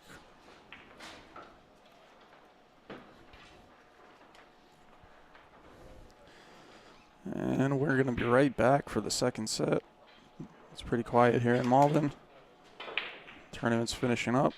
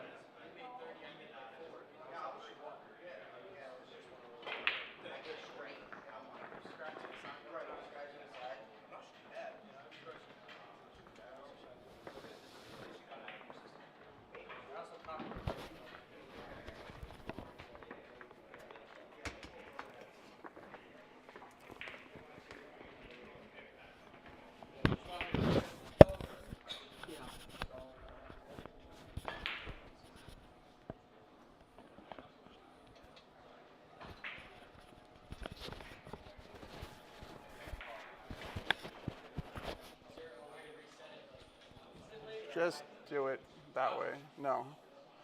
No, there isn't.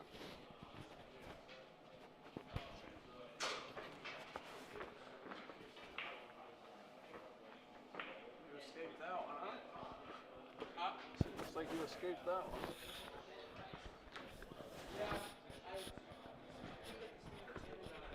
The new clock is weird. New clock is strange.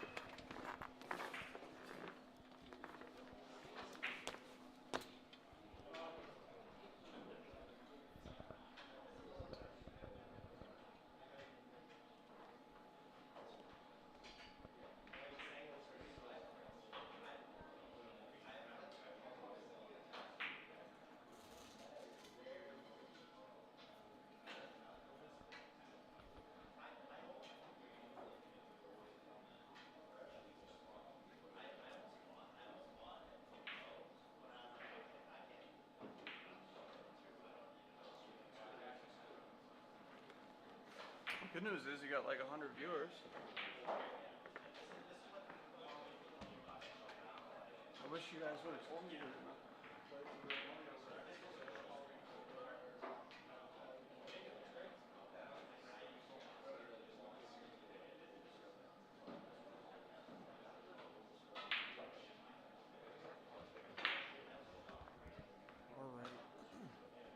Alright, I set up the microphone so it should be a little clearer now. Alright, Evan wants to tell me a secret. Alright, hold on.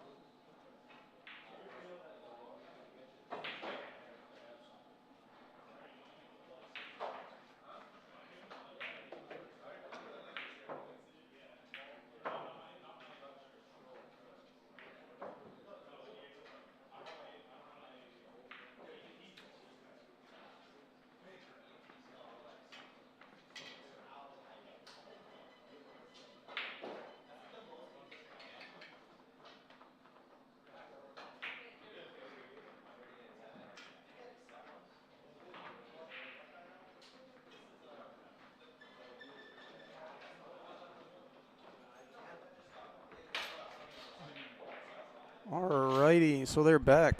They're back, I'm back. And now that the tournament's kind of moving on, I should be able to be a little bit more focused for you guys. Hopefully we didn't lose. Hopefully we didn't lose everybody. Because there is a second set coming. And this is it. This is the second set. Well, we're still doing good. We still got 70 viewers, so not bad. And I'm really curious to see what's going to happen this set, because it was kind of just the same song and dance the whole time. Like, nothing really changed from the beginning to the end that I could see. You know, John made mistakes early, he made mistakes later. Evan didn't look particularly comfortable ever. So it will just be interesting to see what happens with the second set.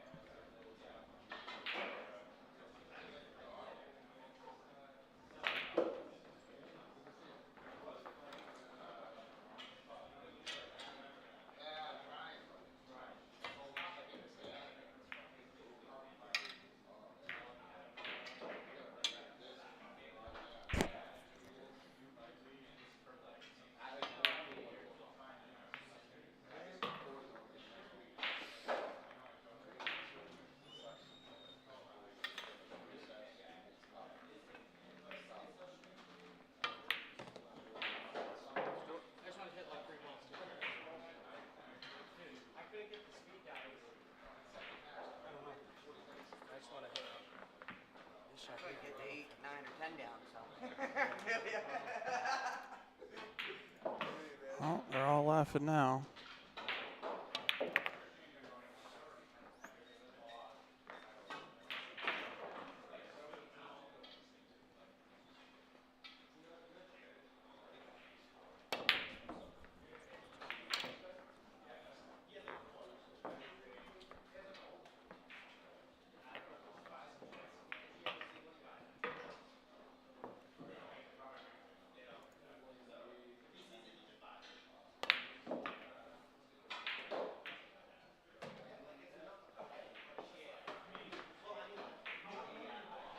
All right, so it looks like they just lagged. I'm not sure who won because I wasn't paying attention.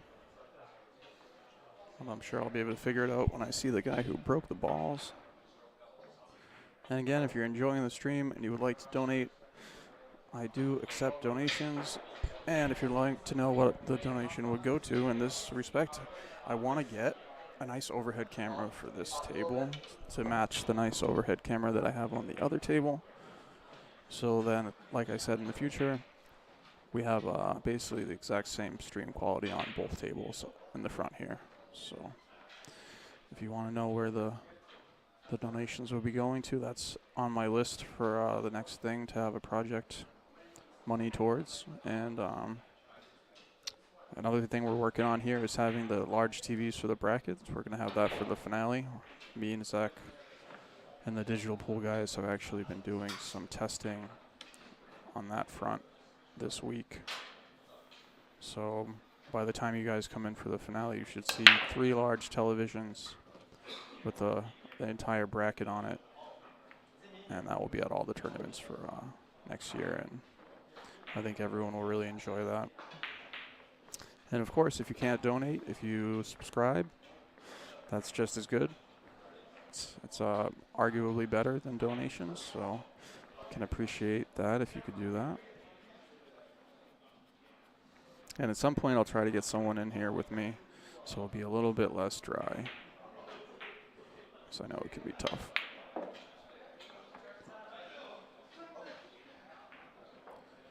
I know it can be tough when it's just me the whole time.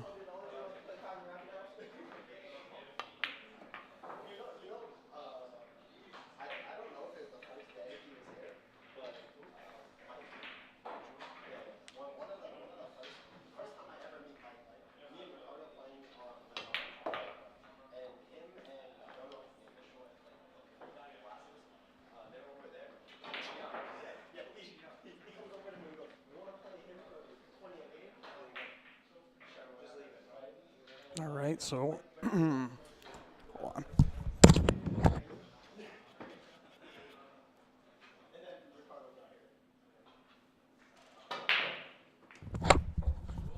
There is a trick. Wow, that sucks. I mean, I don't think that had anything to do with the rack, but probably didn't help him. There is a way to get the magic rack off when it's like that. And I'm sure many of you have seen me do the trick, so you know how it's done. But if you're ever playing in a tournament and that comes up, just call me over, because there is a way to do it without touching any of the balls. And once you see it, it makes a lot of sense, and you'll be happy that you saw it. I just didn't run over there in time. Fabian, thank you. Appreciate it.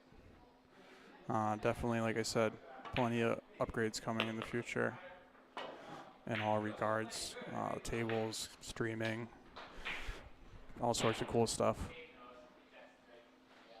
All ahead of just the 2024 season, and of course the McDermott Classic is a huge motivator. All right, so he leaves himself perfect little angle here, but he has to potentially contend with the side pocket here. So hopefully he's aware of that. I think you need to cheat the pocket a little bit here, to be honest. Obviously that can be tricky. Oh, that was not enough low on that one, so coming out the gate a little shaky, but it's funny. You know, you think you're perfect on a shot, and then all of a sudden you're just a little bit off, and now all of a sudden you had to do something funny so you don't contend with the point, and yada yada. Can never be too careful.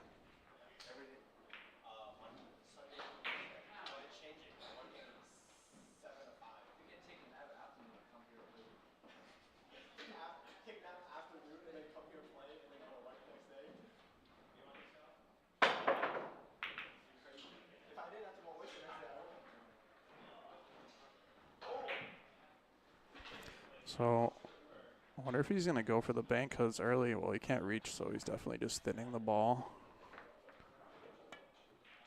Oh, that was a little too thin.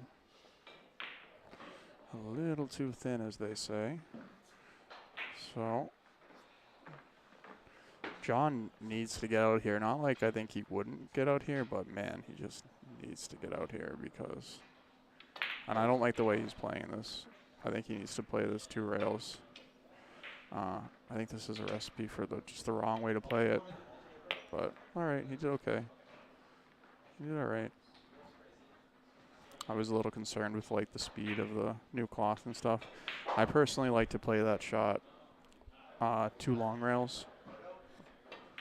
I think you just don't have to worry about your speed at all doing that.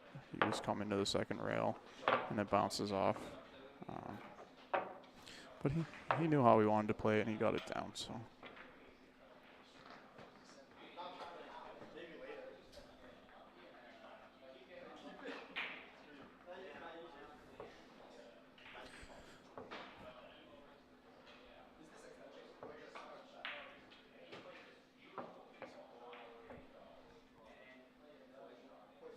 And again, if you guys want to play the finale, which is 5,000 added, and you have no plays yet, you can come and play this Sunday in the 10 ball. We got the flyer right here. Doors are at 9, the auction's at 10:30, matches start at 11. It's $50 if you have a season pass. We got 42 players last month, and that will qualify you for the finale. Of course, you need 3 plays to not have to pay the fee, but the finale's 5,000 added, or it's going to be 4,500 added main event and 500 added second chance. So we also have a partners tournament. That's going to be the week before the finale, so there's really no reason you can't get plays in and play the finale if you want. I'm still feeling out if we're going to do another random tournament so people that have been slacking can come along. Of course, D&T is now 9 ball. We're not doing 8 ball anymore. It's just 9 ball, and it counts until the finale. It counts as half a play, so you come a couple of times to TNT, and that can get you qualified. So there's just a million ways to get your plays in to be a part of the 5,000 added. And there aren't too many 5,000 added tournaments a year, so I think you're crazy if you don't play it.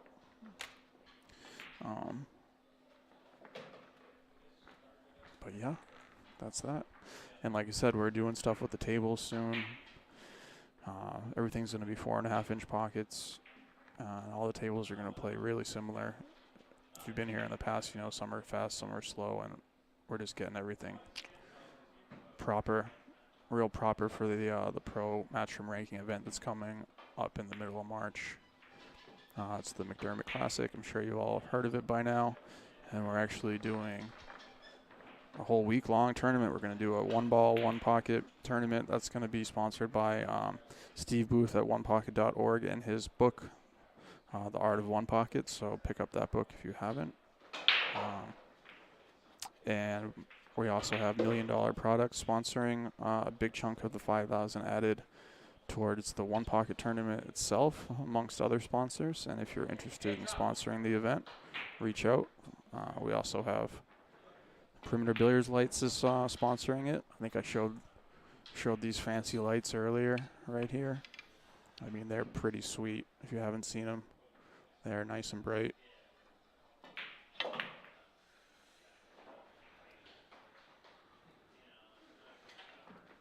We also have Ben Savoy's company sponsoring. That's Pinnacle HVAC Incorporated. Of course, if you have any issues with your heat this winter, or you want to get maybe some mini splits put in next season, you can hit up Ben. He might be able to do the work himself or via his company. And they do excellent work. And they help us out here at the room a lot.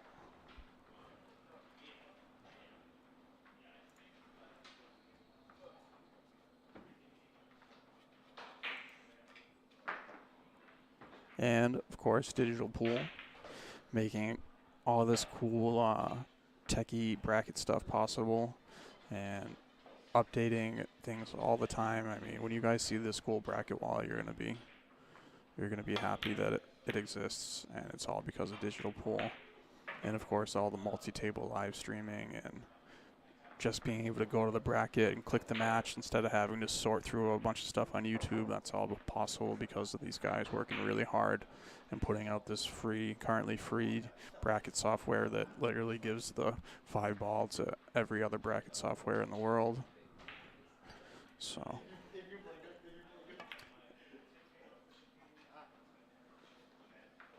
right. So, a little shaky start here from Evan. And Evan actually came up to me and he said he's just not comfortable with the table and the way the balls are reacting, like I kind of said with the new cloth. And I didn't really get to talk to John. But I have a feeling hey Ben, I have a feeling he's probably feeling similar. I mean, I know that's how I feel when I play on the new cloth. So I can only imagine they feel the same way. And if you guys don't know, since Ben's in the chat here, Ben was my very first sponsor. He actually adds money to the finale every year, and he was, the first person to reach out to me and ask me to do sponsorship. So, huge shout out to Ben. I mean, if you guys are gonna pick any one of those companies, you can't go wrong with any of them, but you definitely can't go wrong with Ben. For any heating, cooling type things. And I know he's done a bunch of jobs for people, so you don't have to take my word for it. You can go ask around. And he's just a stand-up guy. I think you all know Ben, so shout out to Ben Savoy and Pinnacle HVAC. And that's when you all flood his inbox right now. No, just kidding. But so they started that last set at about 7:30. So they took a little break here and there. So I'd say the pace was pretty good considering how many games they played. So even if this does go 3 sets, I think we could finish. I do expect it to get a little bit slowed down if it does go the distance like that, but we'll see what happens. I would say that overall the pace of play has been pretty good.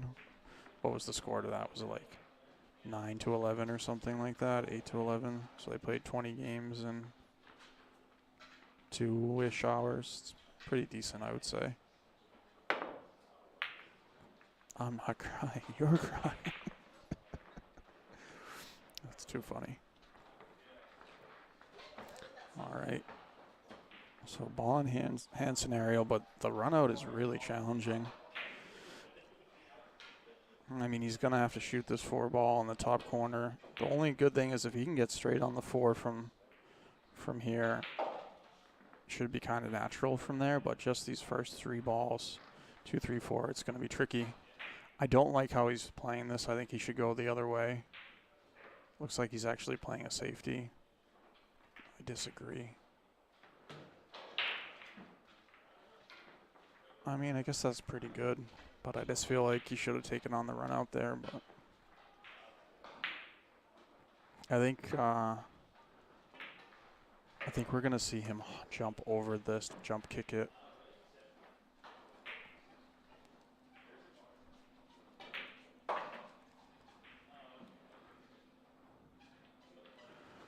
Shout out to the Propel jump cue. I don't have any in stock, but I do have the Surge jump cue, which is pretty sporty. Yeah, I don't know if he took the end off or what. Looks like he did not take the end off there.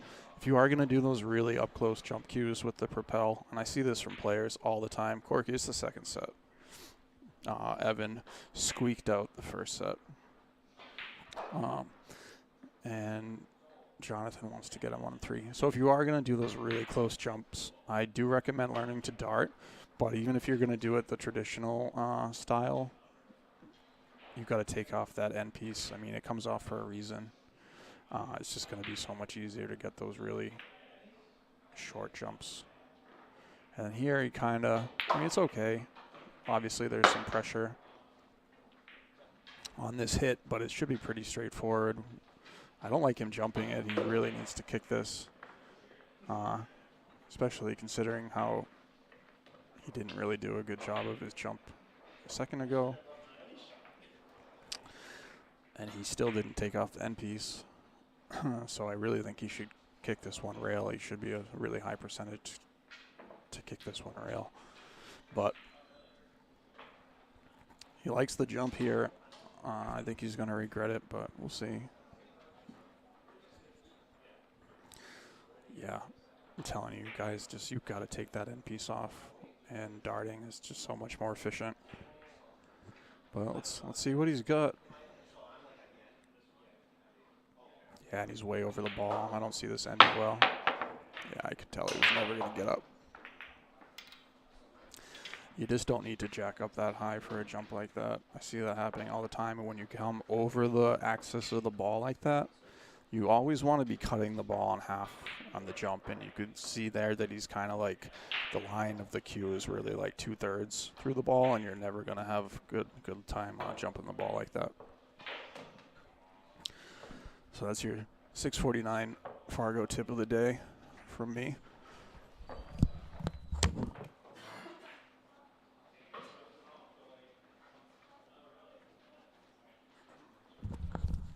But the real tip was he should have recognized that that was an even harder jump than the first one he just missed and went for the simple kick. So John trying to play some more tactical games this set, and let's see what his break's going to be like. You know, is he hammering it or what? See, I like that break on these conditions, like I mentioned earlier. If you put a little top spin on there, you could get the cue ball to stop. And the one in the cue ball might trade places, kind of. But I think he has a look at it.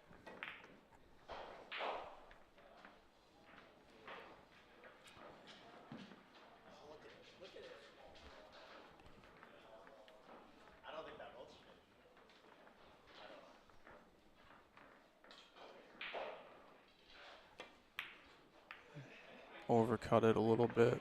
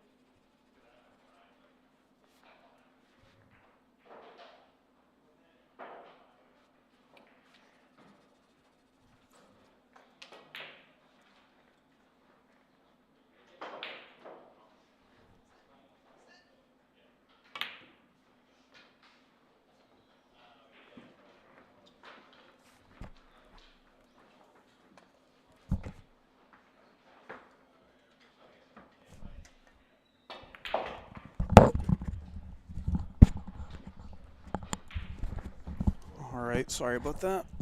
Knocking stuff over.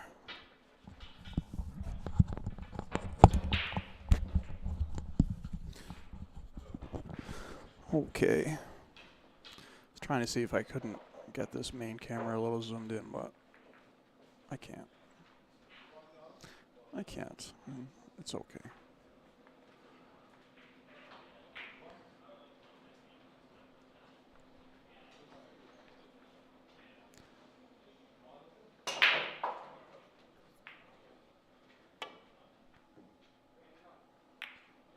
Alright, nice hit there. Not sure if he called that or not. Don't think he did. Oh, it looks like he did. And he could be rewarded pretty good. Alright. I think he has a perfect angle to go one rail, maybe two rails to this 5 ball. And he really needs to win this game. I don't think he wants to start out 3-0. And I think he's going to be feeling an extreme amount of pressure if he loses this set, especially if it's badly. Wow. And I think I know what's going on. Like, it's weird when you play on new cloth. The balls cut differently. They cut a little easier, and like it's hard to describe, but I'm sure a lot of you are pool players and you've played on new cloth. So it's easier for you to expect the ball to deflect a lot or act a certain way, and then you kind of start psyching yourself out and missing easy shots.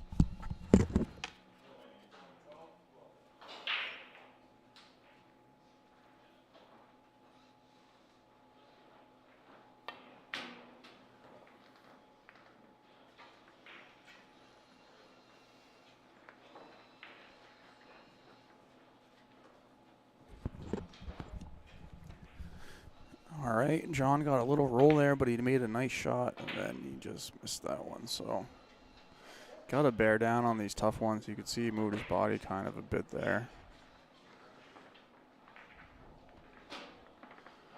So another bite at the apple here for Evan.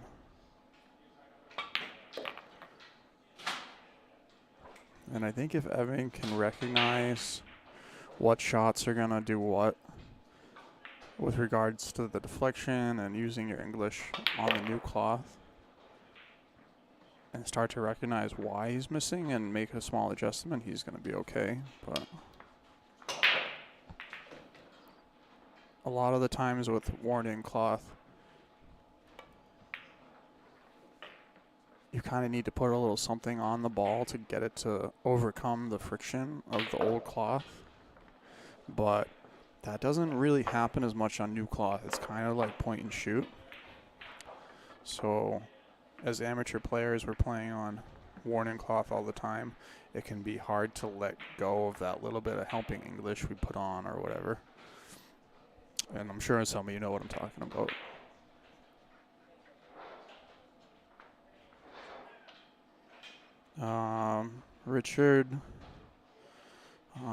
Richard Heathercote.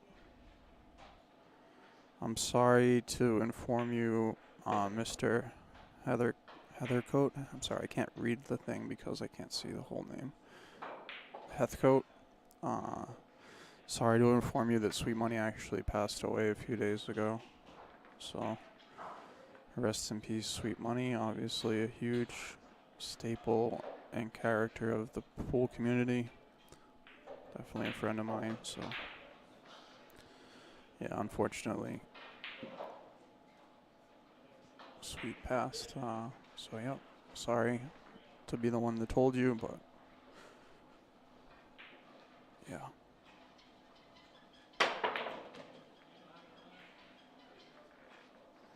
I was actually scrolling through my pictures the other day and looking at all the weeks on end of Sweet in the winner's circle at TNT. It was literally like the Sweet Money Sweet Money Open, that's what we called it. So he would basically just win every week. So I have a ton of pictures of him that I'm gonna post at some point. I just haven't gotten there mentally yet. But they're all really great pictures of him smiling and stuff. So.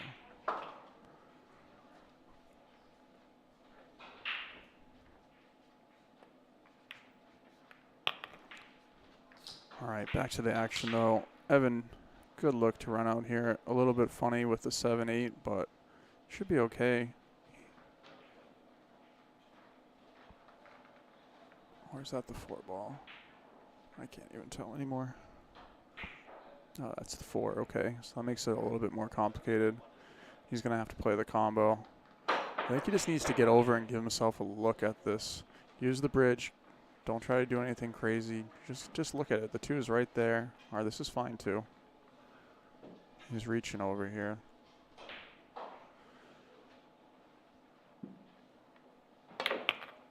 Yeah, I didn't like that. I think it was unnecessary, and he worked really hard to get himself into a position where he's not going to do well from here. He's going to come with this crazy draw shot from here now. And I think that if he just went over to the end, the side rail by the 2, he could have just sliced it in and came around and left himself in a good spot for the combo. And now look, he's going to do this. He's going to jack up, power draw it. It's just, we'll see what happens. It's easy to hop the ball here when you try to draw it and jump it by accident. Just like that. It's like I know what I'm talking about or something. So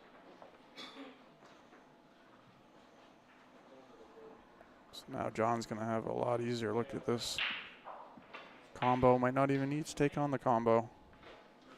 Probably makes sense not to now that he has ball in hand.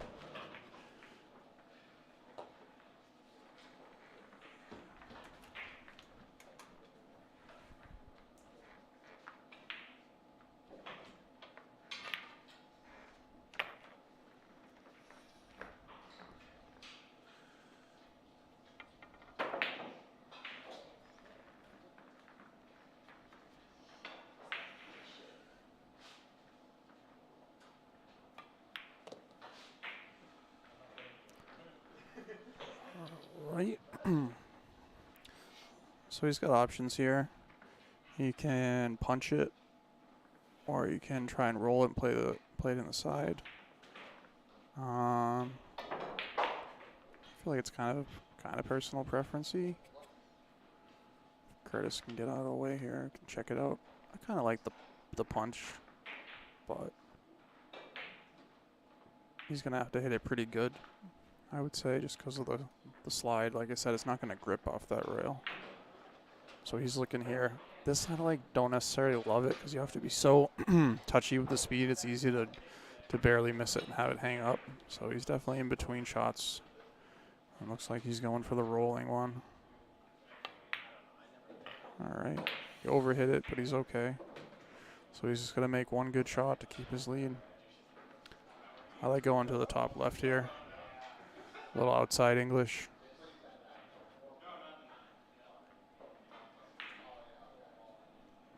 That's personally how I hit it. Of course, you don't need as much of that helping type of English on the new cloth as you would on older cloth, so don't want to overdo it. Yeah, overdo it. And he's going to kind of sell right out, right? Yeah, I'd say so. And this is what I mentioned earlier about John maybe losing it at some point. If he made mistakes. So I think that this is one of John's biggest weaknesses is him just losing his cool. So I'm sure that as he gets older, he'll hopefully learn that that's really just helping his opponent and stop doing it because he really doesn't help himself. And is he going to get away with one? Woo! It's got to be sick. I mean, this is my tip when stuff like that happens. Just ignore it. Because you just have to realize you left them at the table with 2 balls. One was hanging in the pocket. The other was a routine money ball. Yeah, they almost scratched, whatever. But you can't look at it like that. You have to look at it like you messed up and gave them an out that they're super high percentage to get out, you know. You can't look at that little whatever and drive yourself crazy over it. It's not gonna be good for you. Trust me. It's not gonna be good for your mental health. Yeah.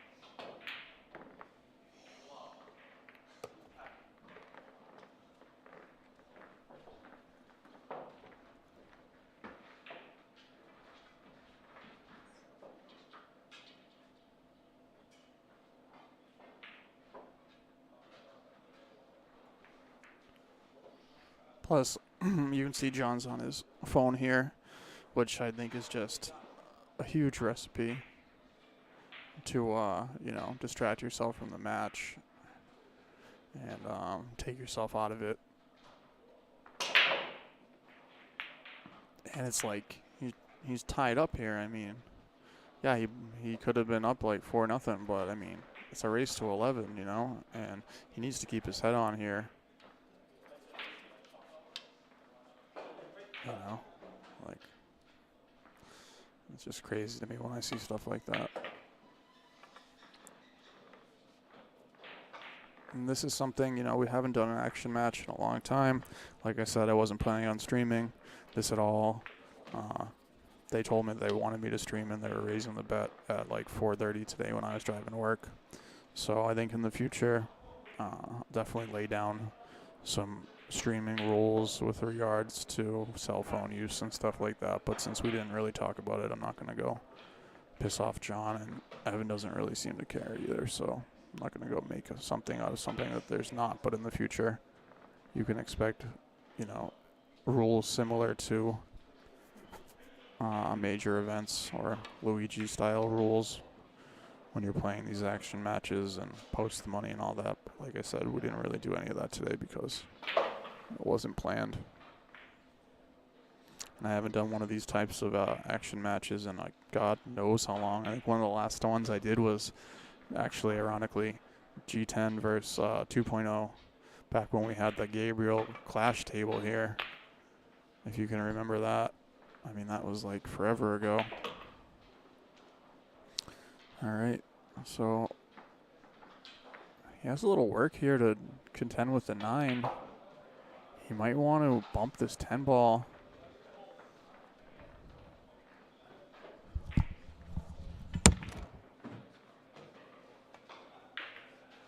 Oh my god, I can't get the speed, bro. Oh my god.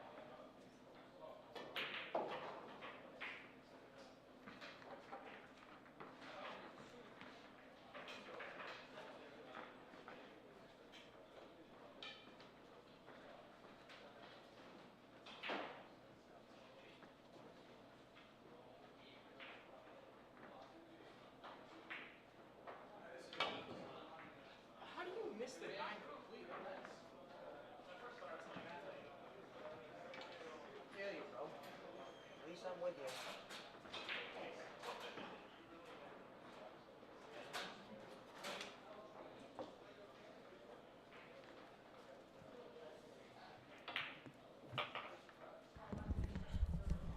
Wow, so I walked away for a second and I don't know what happened.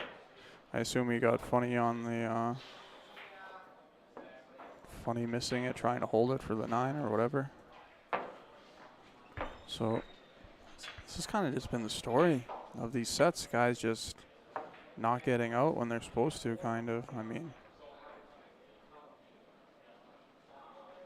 so Jonathan lucky to be in the lead here, and I think if we're watching the last set, we can realize just how important every rack is going to be. I mean, John, if he could have just simply, never mind the 7s or the 8s or the 9s he missed, if he could have just simply made the 10 balls he missed, he would have won that last set. So, you know, a lot's going to be won and lost in the details in this matchup. And I do want to mention, just while we have a little time here, if you guys want to come play 10 ball this Sunday, you can. You can show up, sign up at the door, get your plays in for the finale, which is going to be coming up in January. Don't want to miss that. 5,000 added. We're actually going to do 4,500 main event and $500 second chance because I've had that request for a couple of years now, so might as well go for it.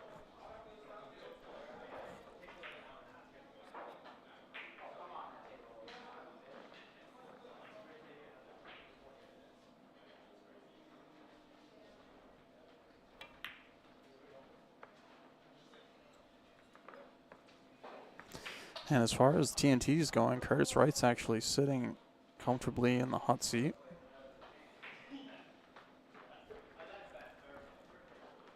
Waiting for his opponent.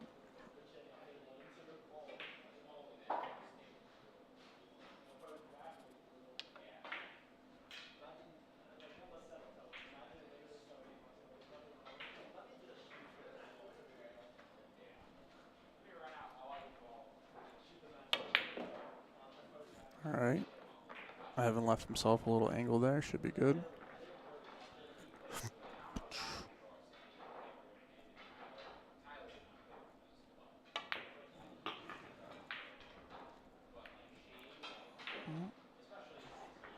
Well, left himself tricky. I think he can play the combo if he wants to. It's definitely going to be tricky though. He is playing it. Yeah, it's real easy to miss that one. All right, so John has a chance.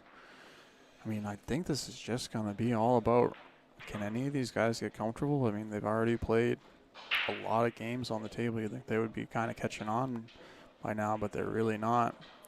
And it just goes to show you what happens when you put amateurs on new cloth. Like, they're just not used to it. Wow. And I'm reading a text from earlier on YouTube where it says John is just not into this, and I think that's kind of a fair way to call it. Like he's not.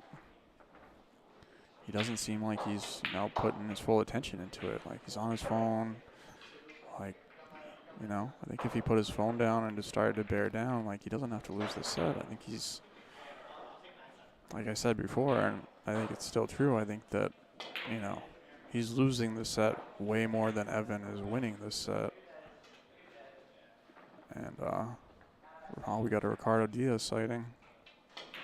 Mark down the time and date. There he is.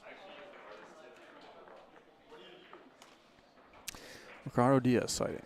10:18, Tuesday, December 12th.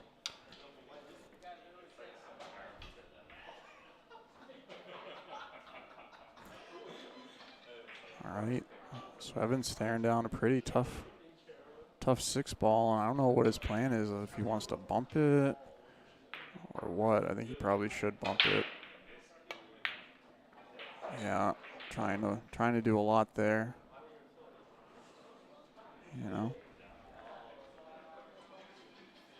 He might get thrown back in on this one. Yep. So John puts him back in. Yeah, I think John would be doing himself a huge favor to lose his cell phone right now. And Evan just doesn't seem, like I said, he just doesn't seem comfortable at all.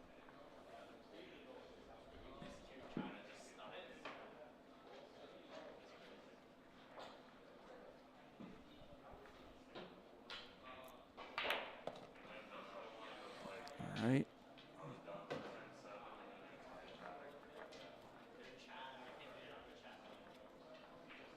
So John, he just needs to pocket this and draw it out. I mean, medium, gotta get some good action on the ball here. Nice and low, he should be okay. I don't like that he's like jacking up like this, trying to dig on it. Yeah. Every time he's elevated his cue, he has missed. And I think a lot of that is because he's putting extra draw on there, and the new cloth is making the ball squirt a little more than he's used to. I think he really just needed to level out there, put a clean stroke on it, instead of trying to like jack up and do whatever. Plus he looks like, I don't know, the way his thumbs are moving, it looks like he's fighting with his girlfriend or something. I have nothing to prove that theory. I'm just saying, like, it looks like he's completely distracted by his phone. There's plenty of time to be well spent in the seat. Thinking about, oh, why did I miss that? Did I do this? Am I moving my body? Blah, blah, blah. Whew. But if you're texting, you're not gonna mentally figure out those issues that you could potentially solve right while you're not even shooting.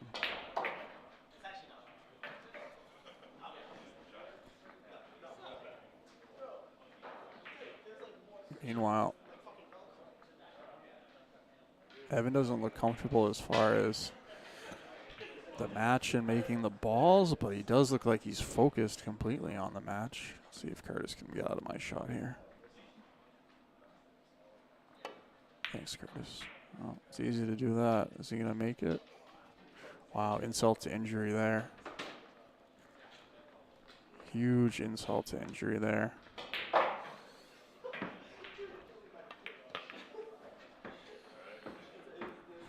Well, you got to hope John gets this one down.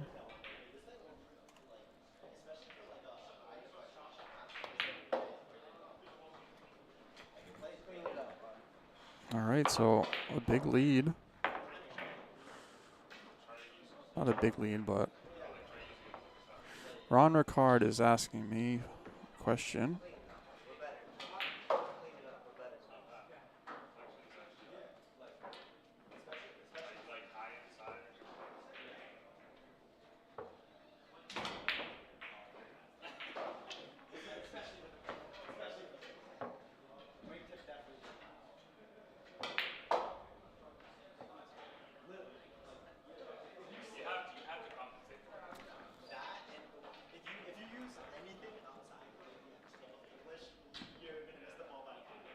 And again, if anyone does want to sign up for the finale, you can do so now. All you have to do is message me and send in your payment, and that's pretty much it. And we're doing a side pool for that as well. Last year, first place was $5 grand with everything. I expect it to be even bigger this time around. And we had 106 players, so I'm hoping that we'll get a whole field of 128 this time around. But that's all up to you guys. And again, if you have no plays, it's still possible for you to get plays and play the finale. You can come on Sunday, you can come to the TNTs, you can come to the partners tournament. We got an $11.99 partners in January. And you can just pay the tax if you didn't get your plays in, and all that money goes to the finale fund, with the goal being to just have bonkers payouts for an amateur event. And we're gonna do some cool stuff next season too. I think I'm gonna do like a point system for the 10 ball, where I do like a separate sort of, you know, if you come in top 4 in the tournament, you get points. And you obviously get a point just for showing up, and then, you know, like the top 16 players will have a separate kind of invitational based money added tournament. So that's something I want to do next season. All right, so John finding a decent break there. This 2 can get a little bit. Oh, there you go.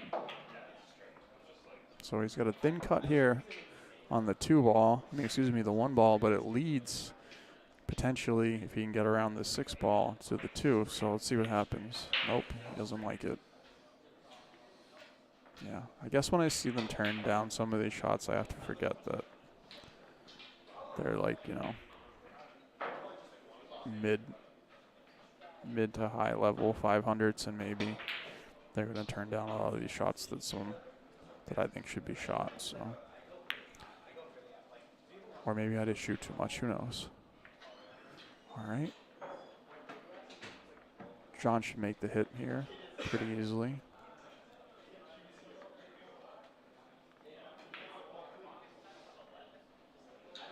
So he's measuring it up.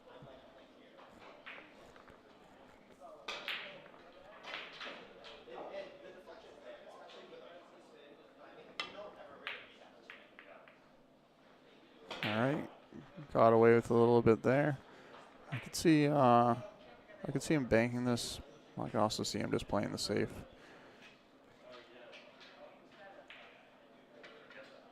He's probably going to play the safety, though.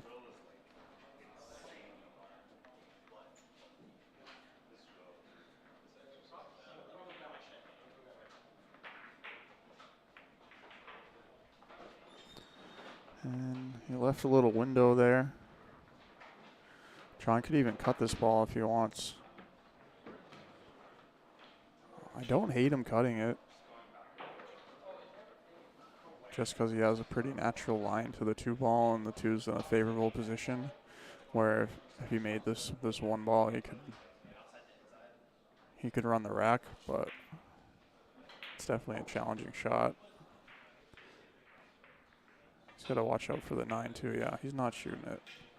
That doesn't really surprise me based on his previous couple of shots.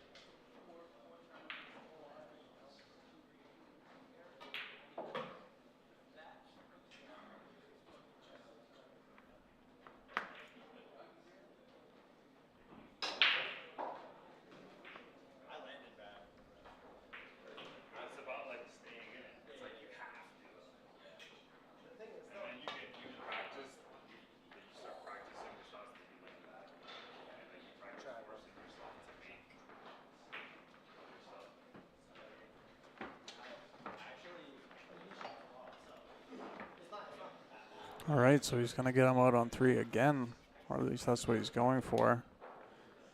I don't think this is going to work out. I think he really should be just shooting here, but you know, there's no reason to not take on the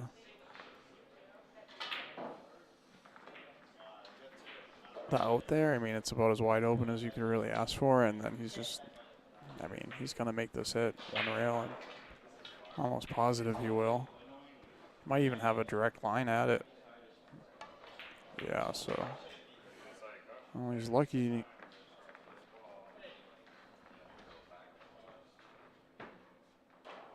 He's lucky to have that direct line, but at the same time, John should be shooting there. I mean, it's not like there's a big wall for him to hide behind or anything. You know, and I think the only thing John's going to accomplish by this is just throwing himself out of any chance to get in stroke that he may or may not have, you know. He's obviously having a hard time as is, so you don't want to, you know, put the brakes on yourself, so to speak. And then now look, who's going to get ball in hand, and you know Evan's going to run out if he has the chance.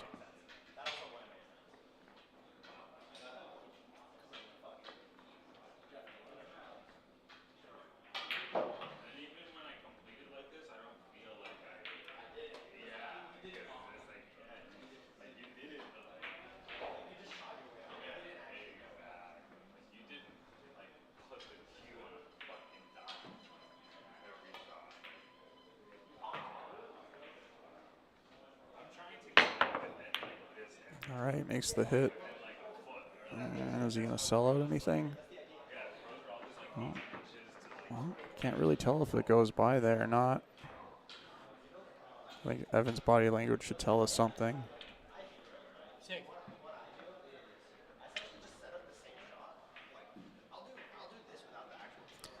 And again, if you guys or anybody, Lucas comes in, takes the guy who's up 2 games.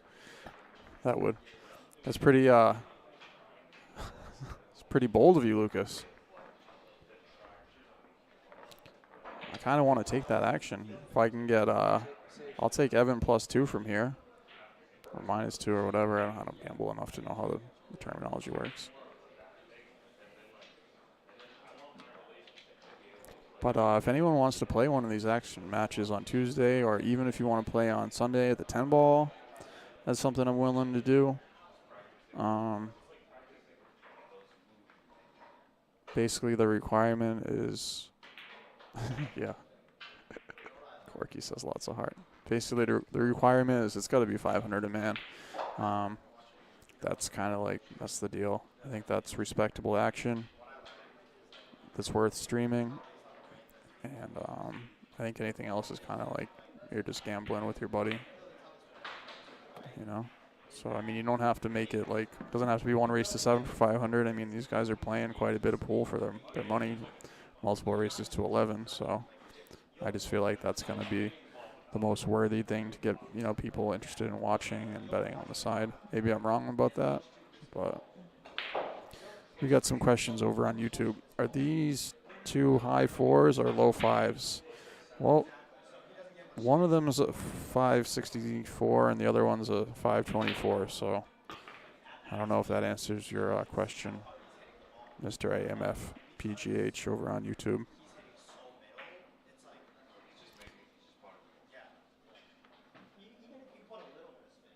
And some people are commenting on the speed of the players getting up there and kind of one-stroking balls.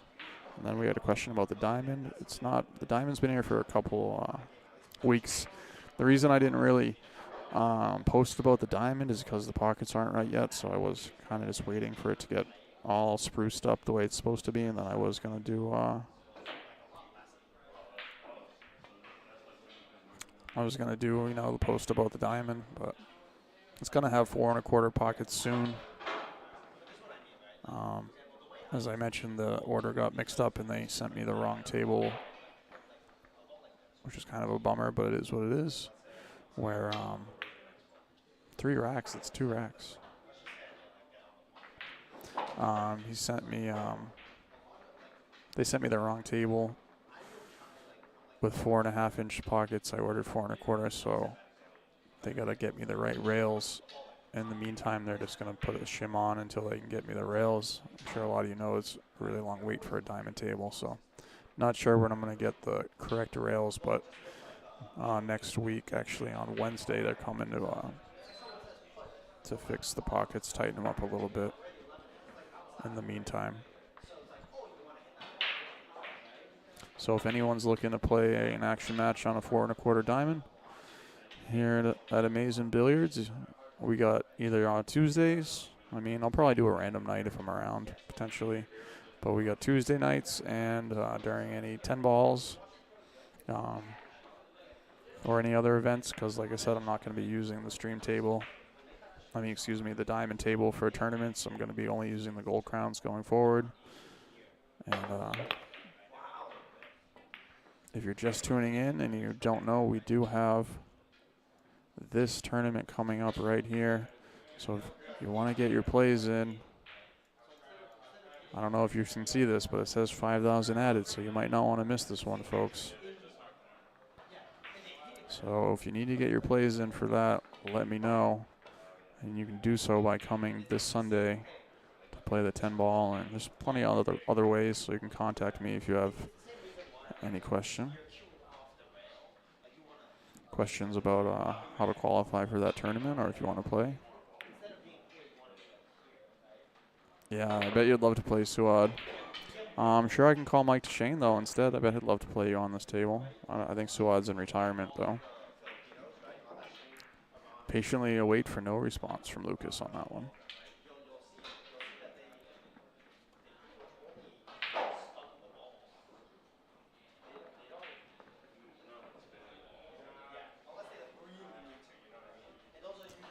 Lucas is as brave as ever in the chat, huh?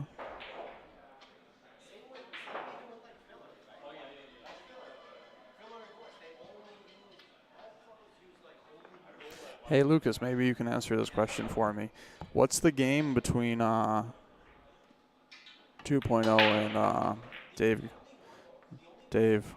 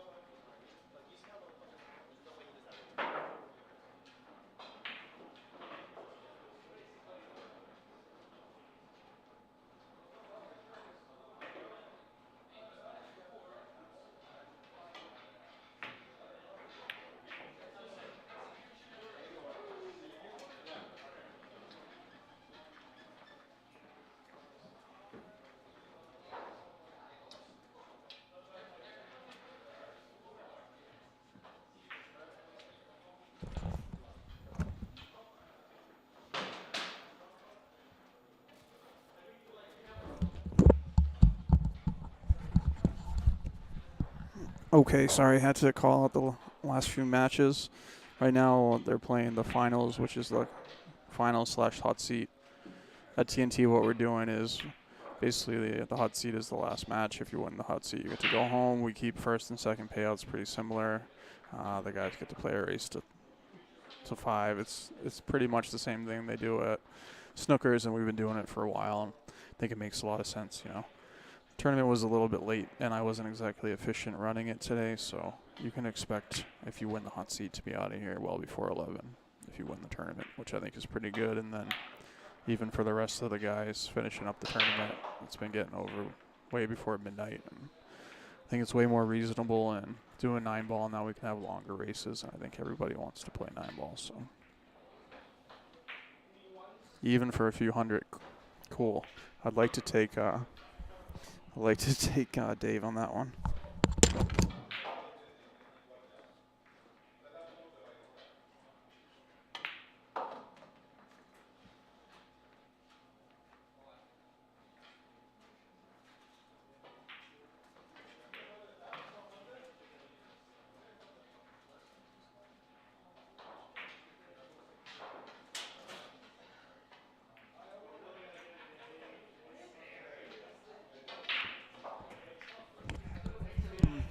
So this could be a long night, though, if could be a really long night if Evan loses the set, and the pace of this set seems to be a lot slower than the last set. I mean, I don't know if just the layouts are different, more safety play, or they're bearing down a little bit more, but I mean, the average for this one has been a lot longer, you know. They started this set about an hour ago, and they've only played 6 games, so. All right. And I think part of the reason is John is playing a lot more safeties this set, you know. Yeah, Lucas, that's actually why I don't want to bet on it, because I feel like it's not going to be a real set.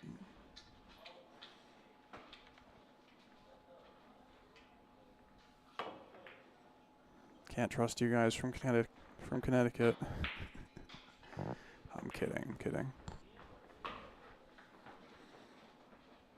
I'm just kidding. What's the bet with you and the Pearl, though? That's what I want to know.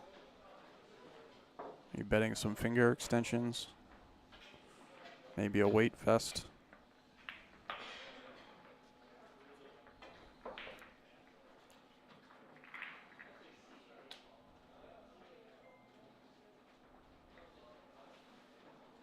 Perhaps if you beat him, he'll give you one of his several U.S. Open titles.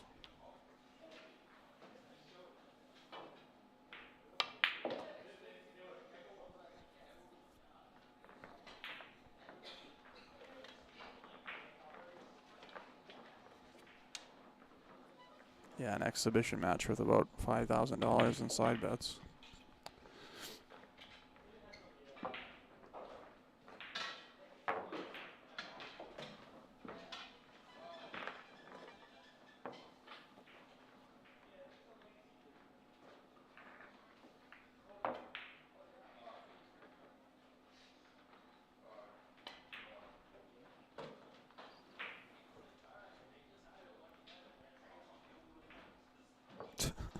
Oh, I believe you will try, sir. Should be entertaining. I'm going to try and collect some cans so I can scrounge up to $10 for the stream. I don't know, though. It's going to be tough if 2.0 takes all my last $1,000.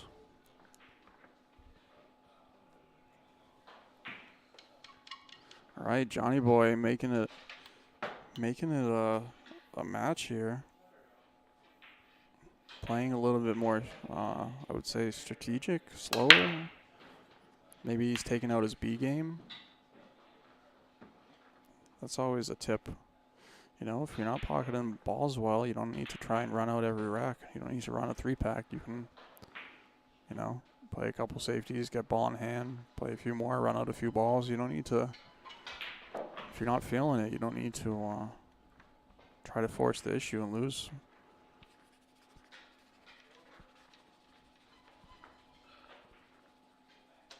Not everybody's going to get up there and run 5 racks in a row to win. It's just not going to happen.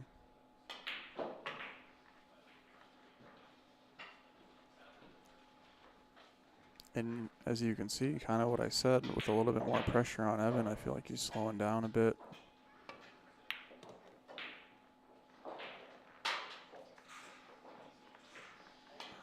Okay.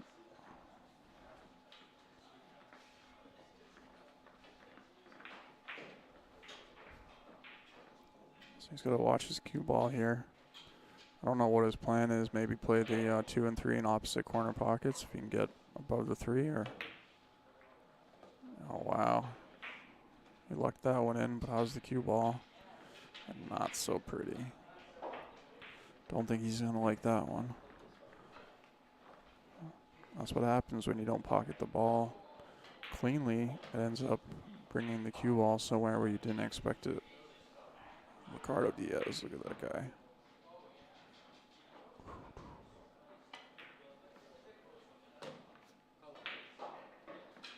All right, he's calling it anyways. I think he's calling the kick. He's going to try and kick it 2 rails into the 5. Wow, pretty good bid. Pretty good bid, I'd say. Beats giving up ball in hand, that's for sure.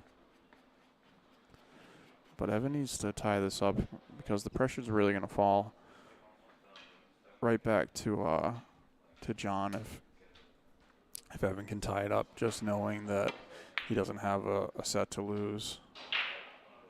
And we've seen a lot of this overcutting, and I really do believe that's just because of the slick cloth.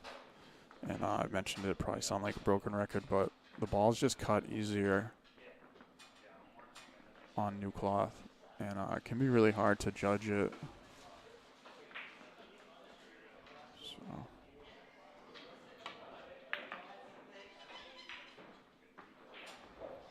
Right. Evan coming up quite a bit short here. He needs to try to bump this 7 for breaks on the 5 if he can, because he doesn't want to get under the 5. See there, he tried to hit it softly, and that made the 4 ball undercut. That's another thing, when you hit the balls slowly, they tend to undercut. So you could see it almost. It's almost like a skid, but it's really not.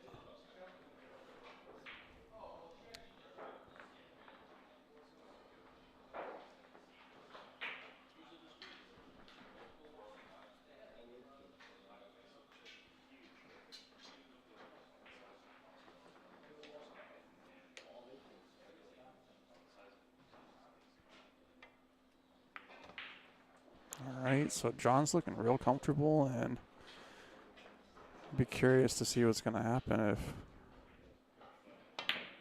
in this last set, if he's throwing his hands up, but it's not really a big deal. I mean, yeah, I'm sure he doesn't want to be there right now, but it's like he throws his hands up and he spends more time being upset about his position than he does trying to bear down on the shot to get the right position in the first place, if that makes any sense. All right, so he's going for draw. It's all right.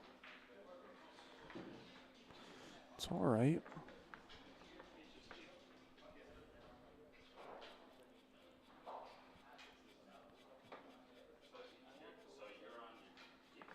I don't think he's going to miscue this shot.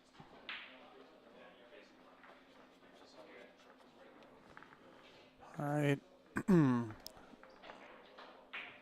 Getting a little powder for the hands. It's nice for John to finally put the powder in a bowl. He used to just leave it in Tony Montana piles all around the room every tournament. All right, so this is the John Poanessa I used to know, and I think should show up more often in the set, taking his time, thinking about his lines and not rushing into misses, which was happening a lot in the first set. So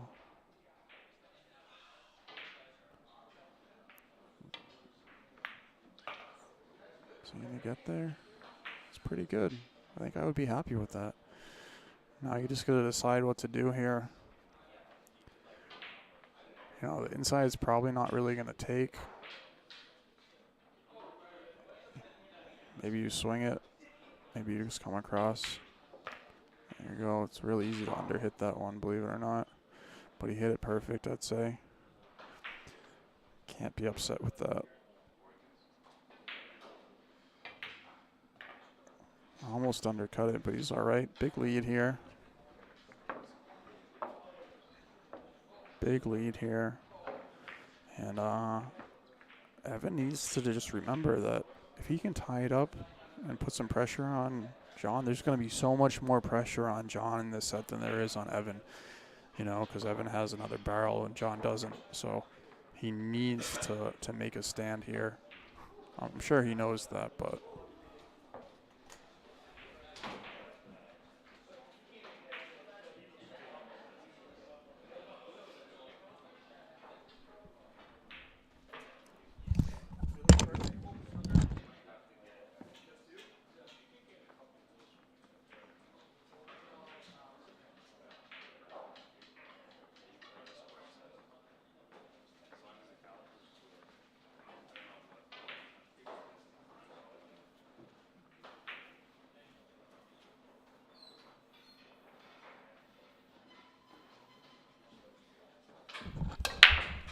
All right.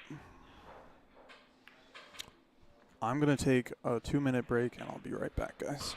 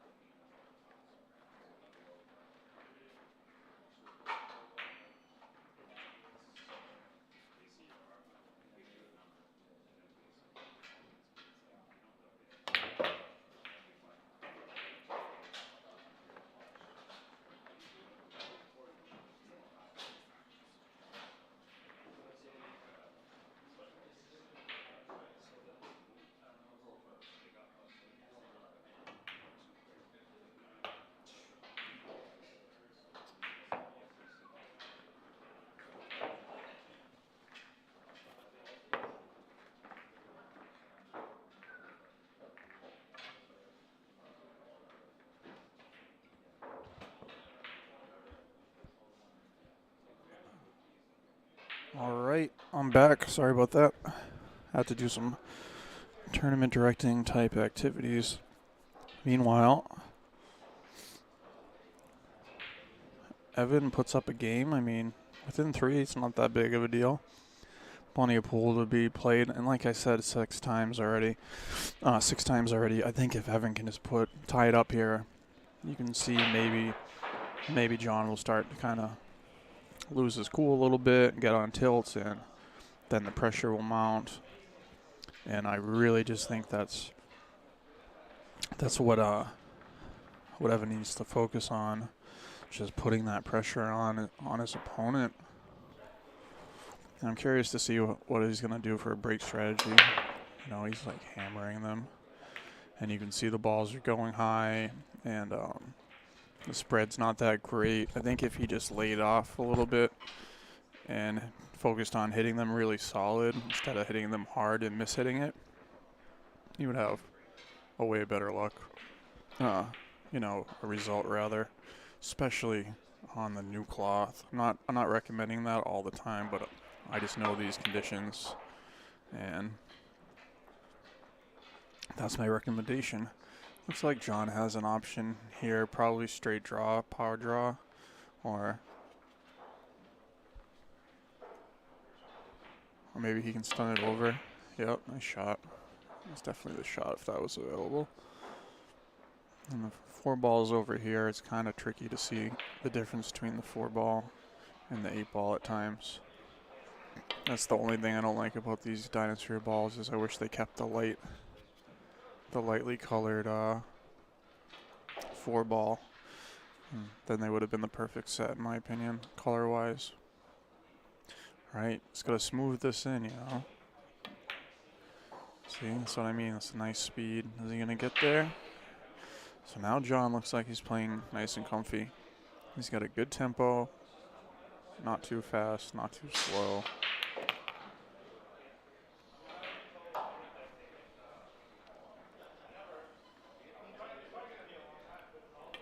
Needs to get the right angle on this. Wow. All right, so just rushed it, you know. And I see this a lot with players, is they'll have a good tempo, and as they continue to shoot, they speed up. Instead of keeping that tempo, they trip, you know. And that's what happened. That's what happened there. Evan really needed to fight to be on the other side of this ball, but now he's going to have to move the cue ball quite a bit, and something bad can happen.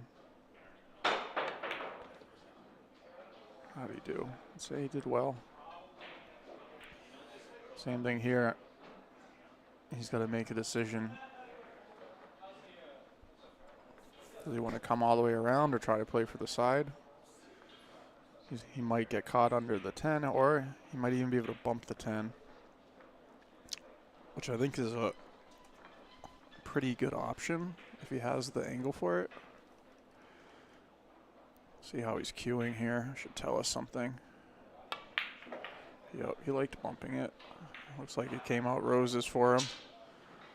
And you can see John shaking his head, and that's exactly what Evan needs. He needs to get this guy right here tilted.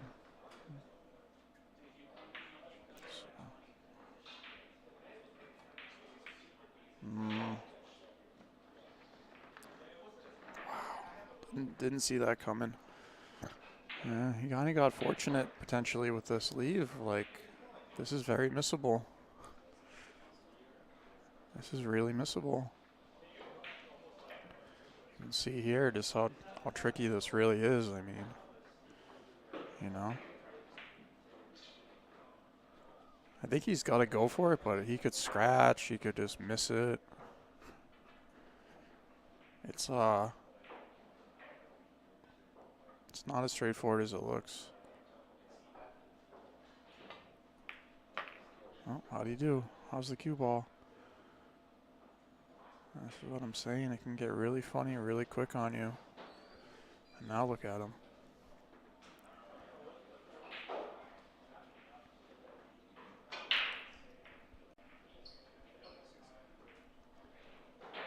Smooth it in. Nope. Oh, fortunate though.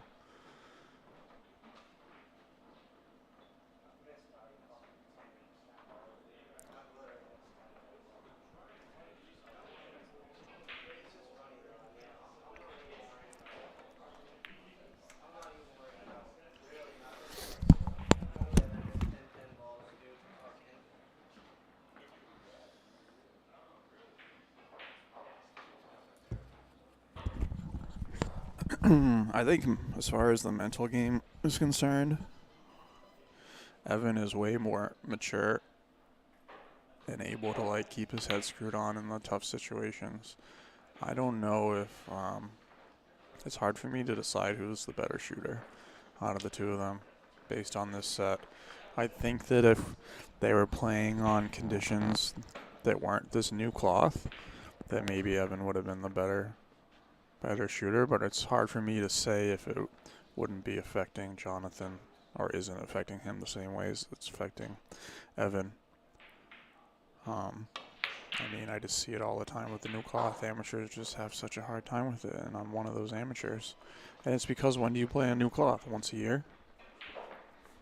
You know what I mean? You play on it once a year, right? Or maybe 3 times a year. Once a year, every room changes their cloth, and maybe you play on it for a week. I've personally been fortunate enough to be in the room when we've changed tables so many times that I've played on it probably a lot, and I still get tripped up by it and have a hard time with it. And I'm not even sure if they're recognizing what's going on with the cloth or not, you know? It's one thing to know and try to be able to adjust based on some like prior knowledge, but they might just be like, oh, why am I missing? This doesn't make any sense. So I know it's a factor, and this table is just going to play so much better when Thomas Hood. Evan won the first set. And by win it, I mean he didn't lose it. All right. And you see, look at what Jonathan's doing exactly what I said, just medium. Some would even call it soft. He's just hitting it solid, and he's making a ball. The only thing he's not doing is he's hitting it with like a stun. If he hit it with top, then the one ball would come up table.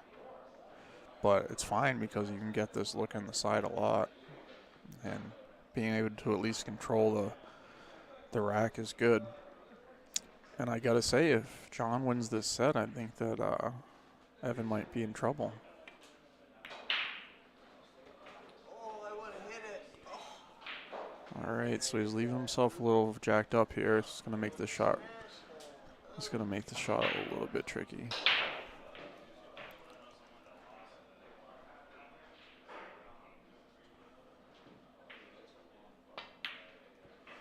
Yep, probably shocked himself.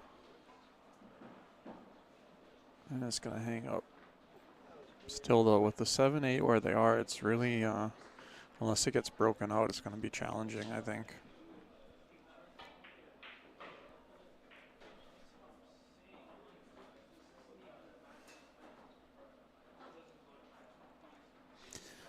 And these shots, when the ball's hanging, can be really challenging, honestly. Not to pocket the ball, of course, but just position in general from there.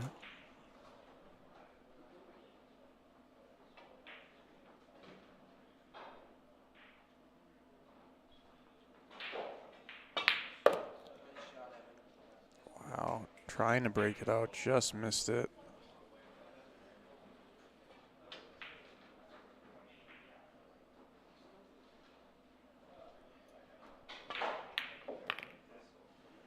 Nice shot here. I think he's left himself a little angle to stun over. Of course, breaking it out this late can cause its own problems.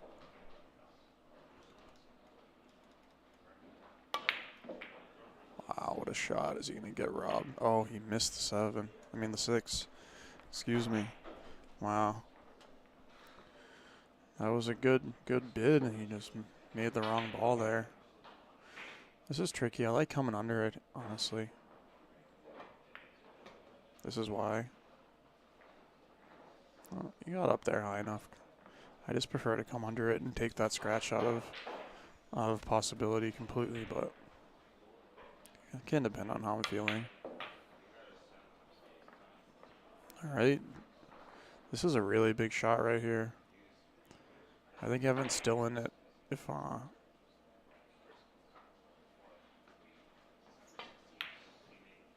yeah, Evan's still in it if John messes this up and he can win this game, but if John wins a couple more, I think Evan's going to be in a really bad spot. not just for this set, but for the entire match. Just because if you think about it, John really had to mess up to lose the last set.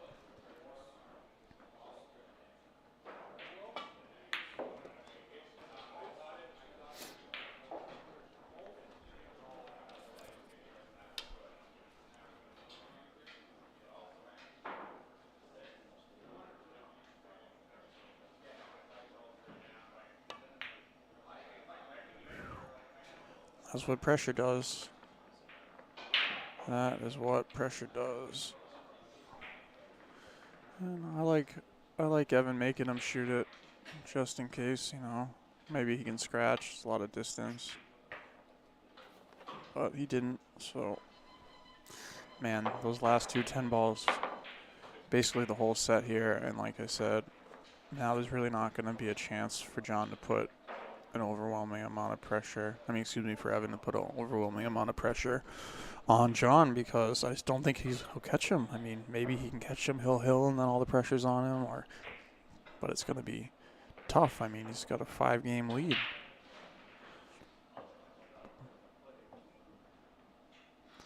But in a lot of ways, it's the reverse of the last set where Evan's kind of losing this one more than John's winning it.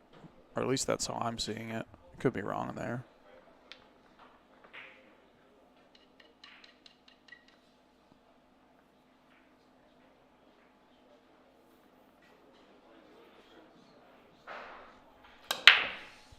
All right.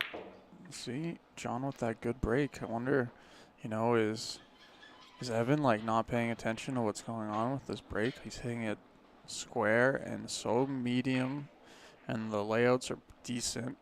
Getting a little bit of clusters with those 3 balls surrounding the 10, but I mean, you can't really ask for much better. At least a chance to control the rack, right? So he's gonna have to do some work here on this ball.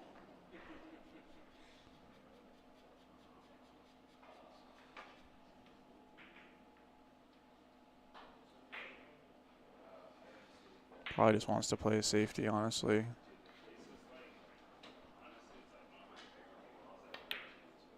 Yeah, I like that. He's gonna get it. Good shot there. And opened up the problem a little bit. Evan better get his head screwed on straight, because, like I already said 5 minutes ago, just he barely won that first set. Now he's getting kind of slaughtered in the second set, so there's going to be tons of pressure on Evan in this third set, assuming that he loses this one.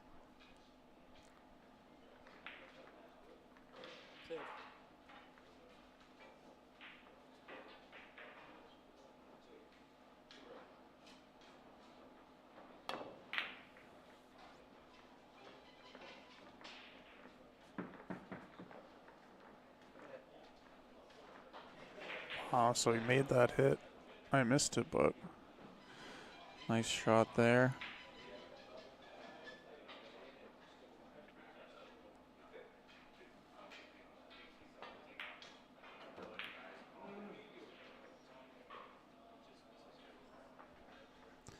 He actually has a window here still.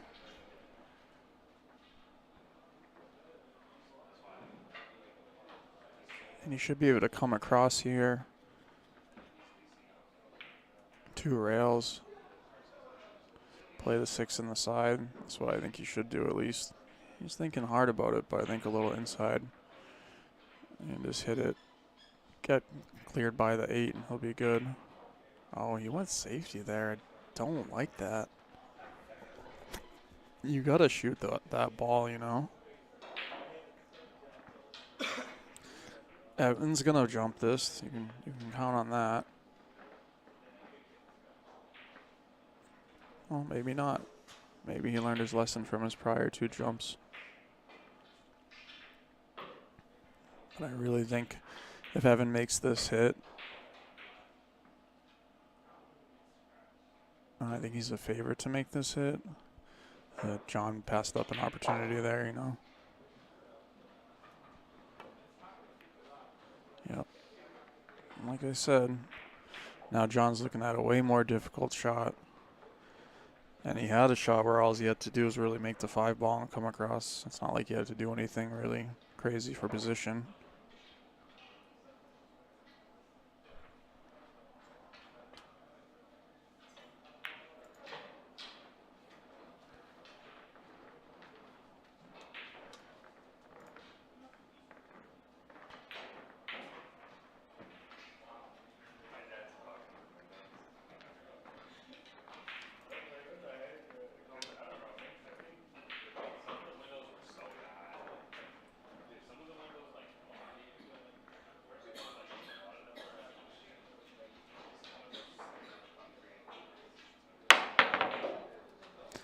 Well, friendly cue ball there. That could have ended badly. I mean, I'm not going to say that Evan's completely out of this set right here just because of those 10 balls he missed, but boy, does he need to start cooking soon.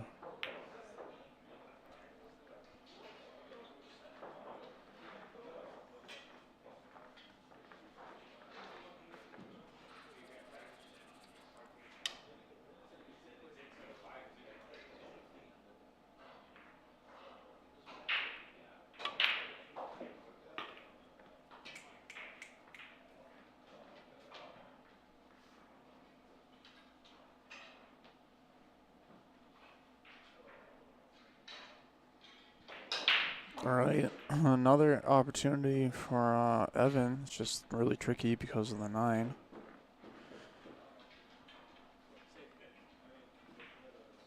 He's playing safety.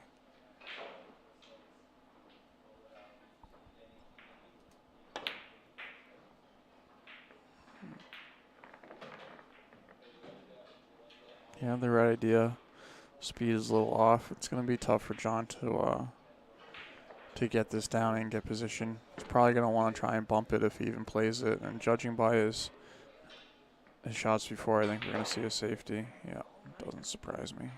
I think John's been passing up too many shots, you know. I mean, it's hard to fault him because he's winning, but I do think he's missed a few opportunities to really turn in the screws from this set.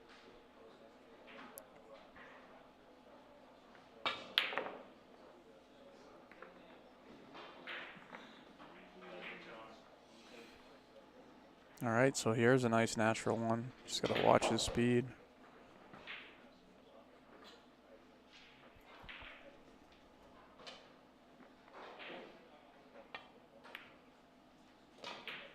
It's good speed, it looks like. A little short. He's okay.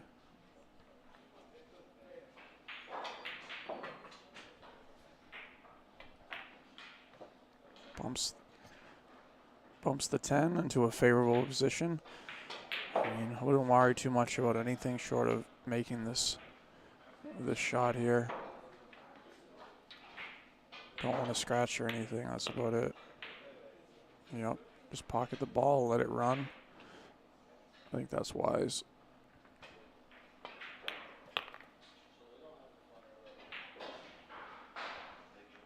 He came up a hair short, but he's going to be okay. He's going to watch the scratch. He's going to watch the scratch. He's going to watch the scratch, and he's okay. Good speed.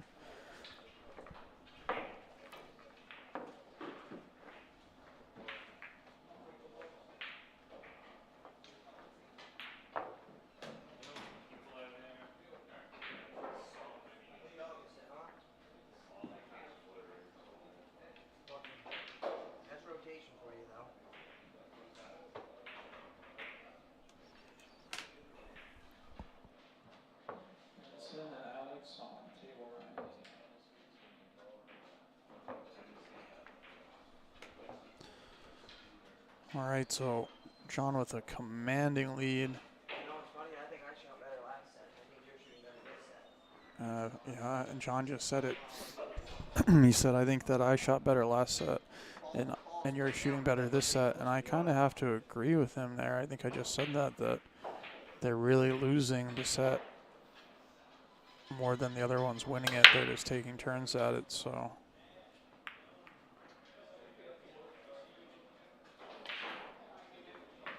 I mean, John's break is clearly way better. Granted, he's had a lot more tries at it.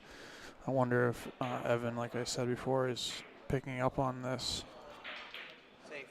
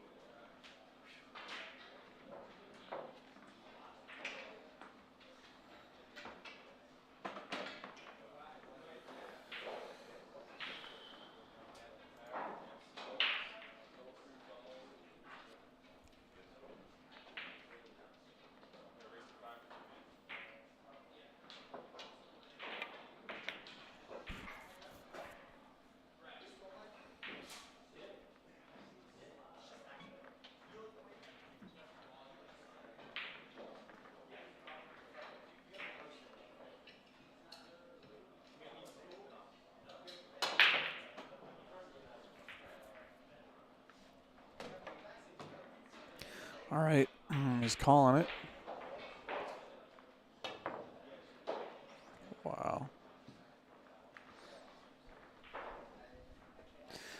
This is, when you get to this point in the set, it's almost like you want to just quit and start the next set so you don't waste any of the games in the set. I don't know, that might sound crazy, especially if he has like a backer or something people are betting, but honestly, he's so down in this set. I feel like any sort of games he's going to win here are just going to eventually be, you know, wasted. He should just start getting the momentum of the new set. Maybe get his bearings a little bit if he feels like he needs to get a grip on the table. But honestly, that's how I feel.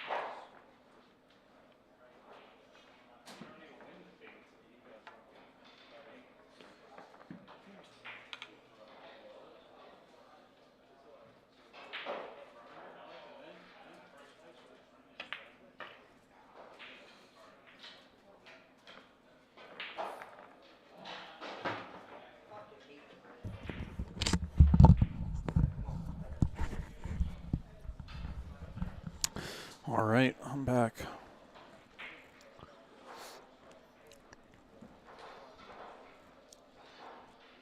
So yeah, honestly, if I'm Evan, I lose this game right here, I just tell him, let's play the next set.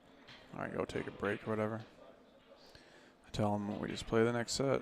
There's no use in playing this set out because You're not going to win a million games in a row.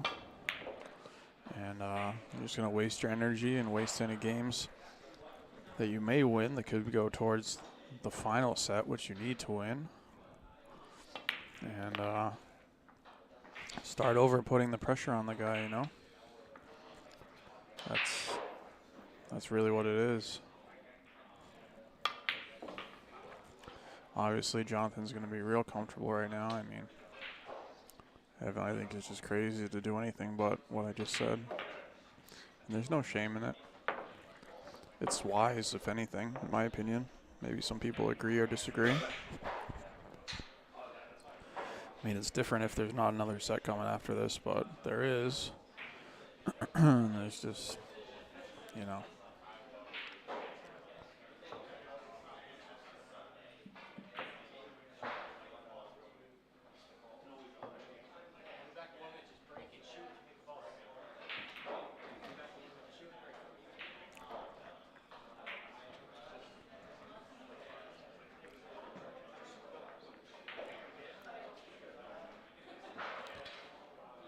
I don't know what he did.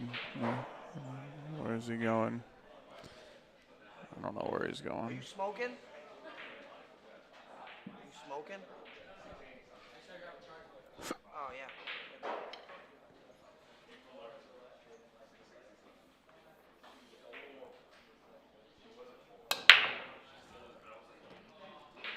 I mean, look at this break from John. This is great. Why would you do anything else? Why do you need to hit it any harder? Yeah, the three's a little funny, but who cares? You know?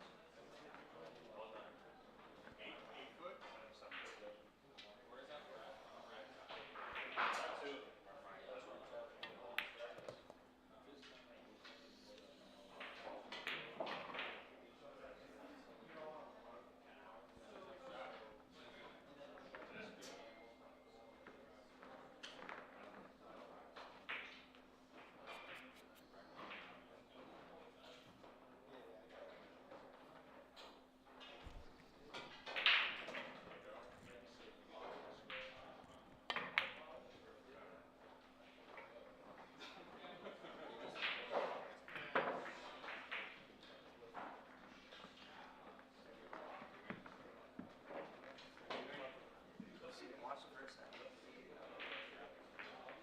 Literally, if I got out in the first 8 racks, I would have broken ran fucking like 5 racks.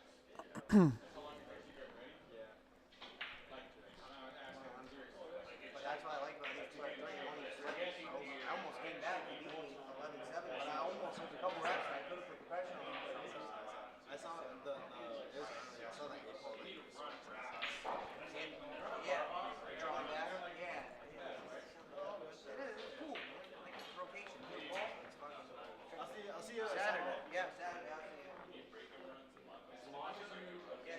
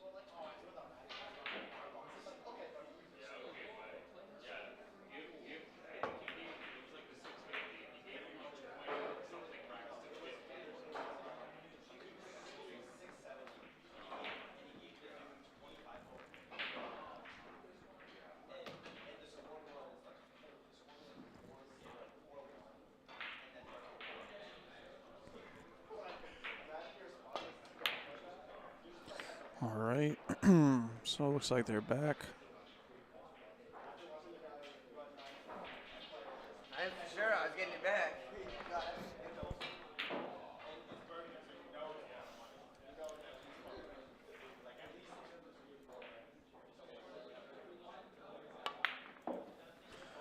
All right.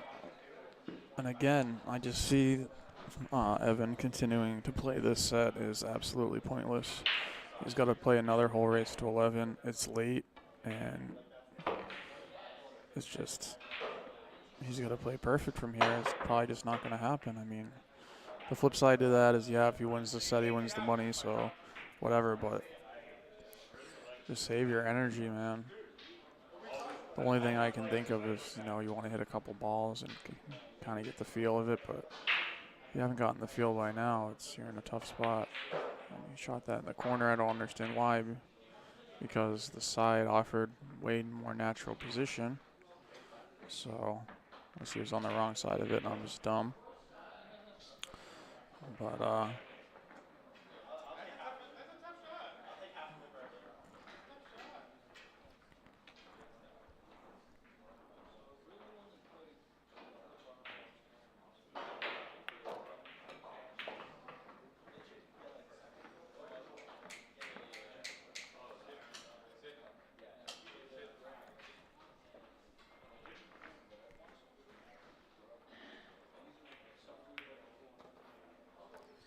all right, so I think he's a little flat here. He's going to have to, he might want to just draw this back and take the thin cut on the 8. Looks like he's trying to swing it. And yeah, he probably could have had a similar result and a closer shot if he just played my shot. It was going to be so hard for him to get the line he needed on that one. But up and down here, just got to make it. There you go. It's New Cloth being friendly. Doesn't want to bump it. I think this is going to be all she wrote here for this second set.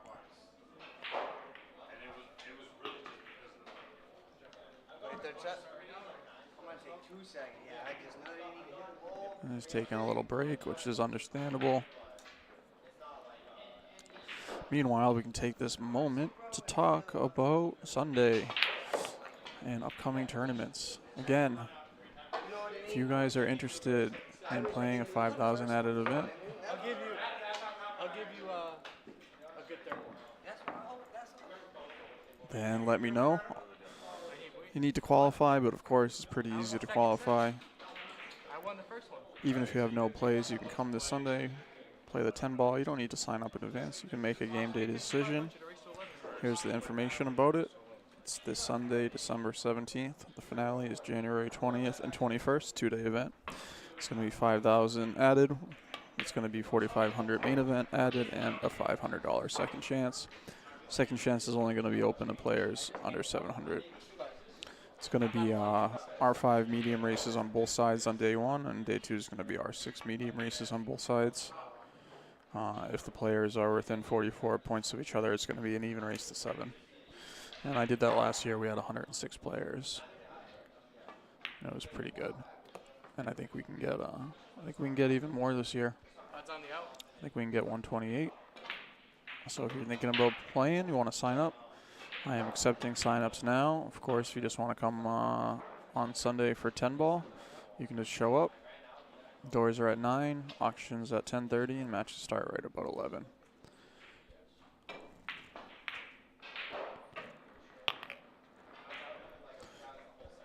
Yeah.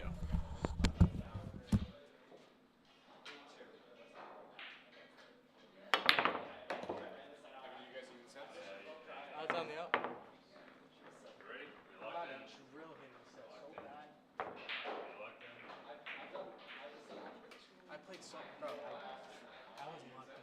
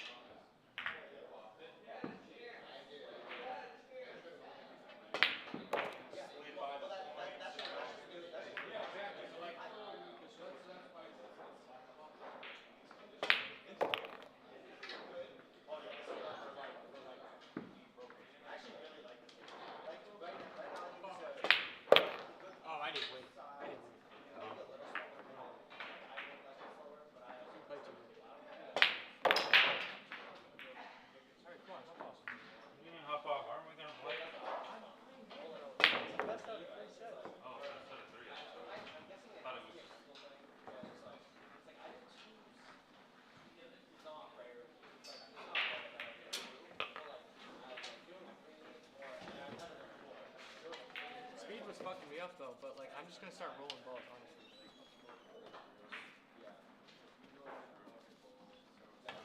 It doesn't play fast, it just rolls. Because it's new clock.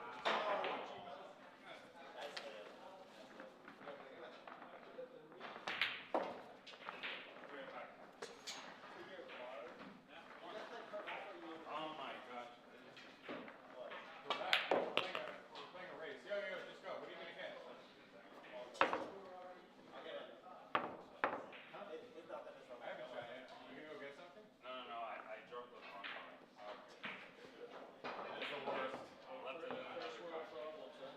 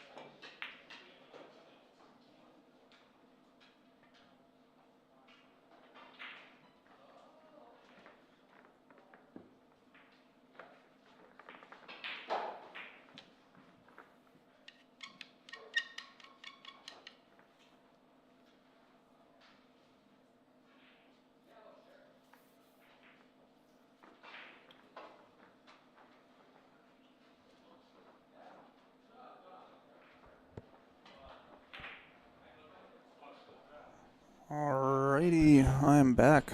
I have to do a little cleaning up since I am working.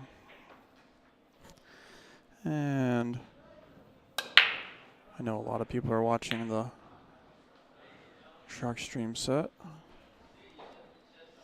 that took place a little late. Between 2.0 and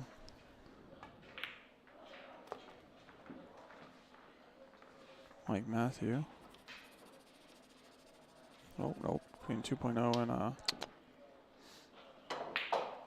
Pete Bowman, excuse me.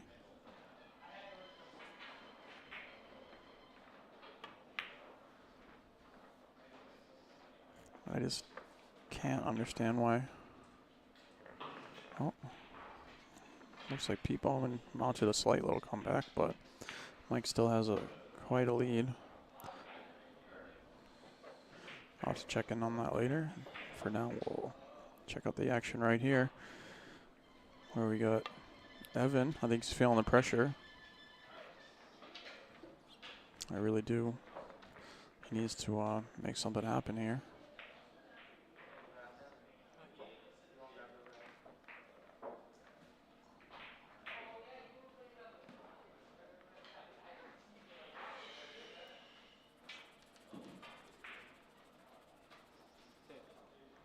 I just don't think he ever got comfortable on the table, and he's making some mistakes, and he's frustrated. I also think he might have underestimated John a little tiny bit. And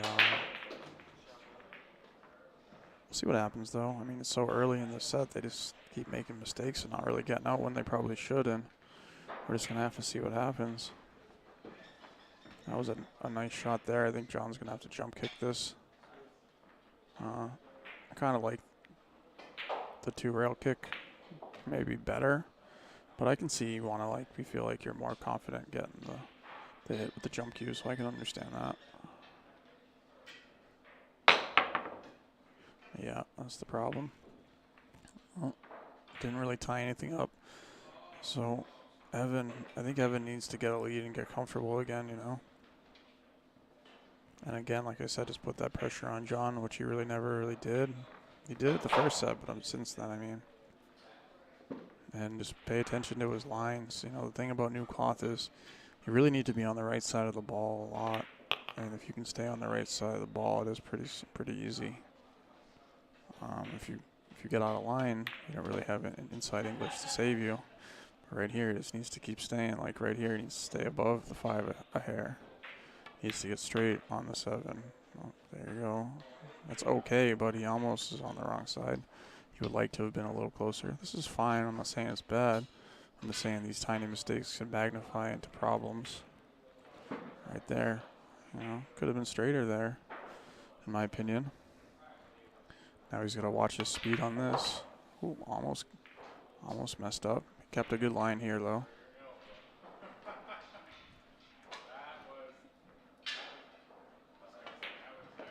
All right. Should be doing well. You got to be careful here. You want to be able to make it simple. Just because you get 3 balls and they're all in front of the pocket doesn't mean you can't mess up. There you go. He left himself a nice little outside English shot where he's not going to flirt with the scratch. But should be good. Gets dead straight on it. Doesn't need the bridge or anything. Good clean out. That's what he needs to do, is just keep that cue ball. These guys are missing when they have to do funny stuff. If they can just keep a good cue ball, they're going to be good. And again, like I said, if you put some pressure on John, he's going to implode. That's just the truth. So.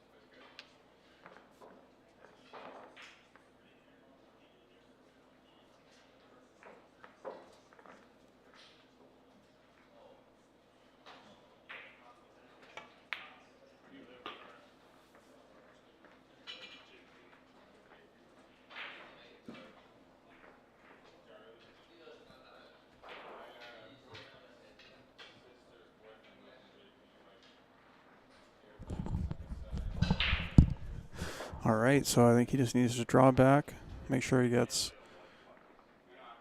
above the 9, and then play a little stun shot. He does not want to he needs to go to the long rail to get position on the 10. Not the, that's a bad shot. That's a bad shot. You know, now he's gonna like draw this or do something, force it, and he just can't be doing this stuff right now. You know, hopefully he gets it down. Nice shot. That was big. That was a big one, let me tell you. For his confidence and just for the scoreline to take the lead after having no lead for so long. Whew. See that? That's a soft table, you know. That might not go in when it tightens up with the bracket. And that's what I'm saying. Like, the pockets are accepting, but you just gotta play it smart.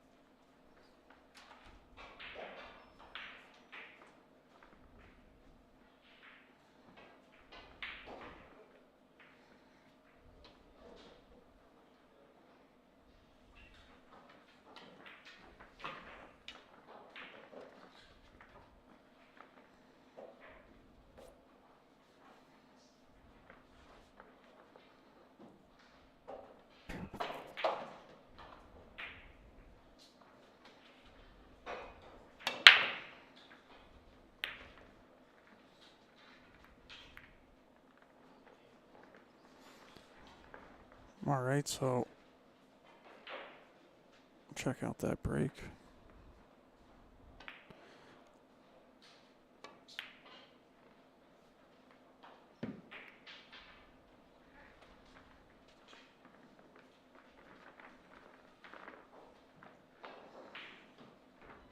Looks like he took a note out of John's book as far as the break and was able to get a good layout and control everything. I think that's what he needed to do earlier, but he didn't have a ton of chances to break, so.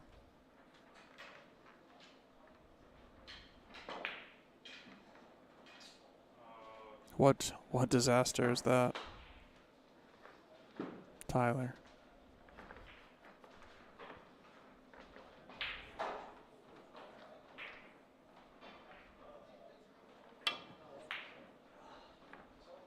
All right, this is what Evan needs to do, is just put the pressure on him, frustrate John, break with a layout that's runnable. You know, it stinks when the layouts you can't even get out.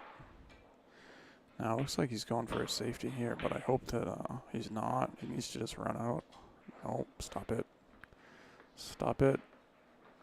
Why? It's such a bad shot. Just run out, dude. The layout's wide open. Oh, I think he's gonna regret this one. He played a good safety. I just don't see the point of it. John's probably gonna hit this. He can just open this up one rail, or he can come in short and get it from behind. You can see here he can get out. That's what he's looking at. And I just think he should have ran out there, you know. Get on the 2, come around 3 rails around the 5, and then from there it's just bing, bang, boom. Instead, though, he's going to give up, you know. Yeah, he got fortunate that that's the outcome. But now he kind of lost his ability to control the run out, you know. He didn't do himself any favors by doing this. You know. Now he's going to have trouble getting on the right side of the 2. He's going to end up on the rail. Now, because the cloth is so new and it's going to be hard to get on the 3. You got to hammer this with inside, and then you probably won't come around. And if you go outside, you got to worry about the 5, and the line's bad. It's just like, See what he chooses to do.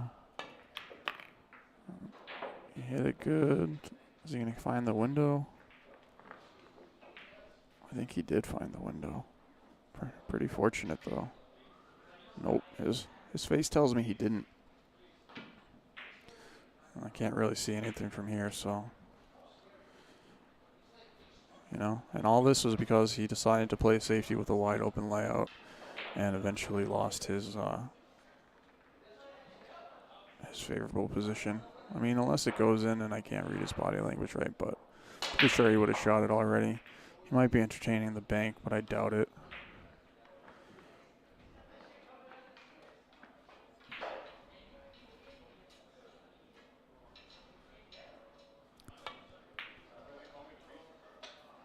Oh, I could make it. So I don't know why he took so long for it there, but whatever.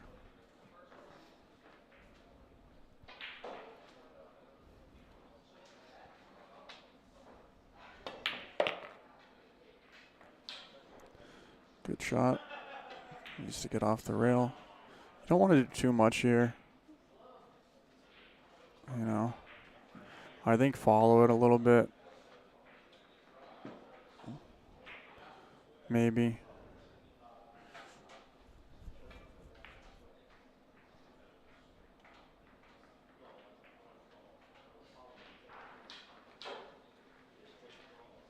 Looks like he's drawing it. Same difference. I like that. I like that shot a lot, actually. And then here he's just going to suck it back, straight draw. Try to get it.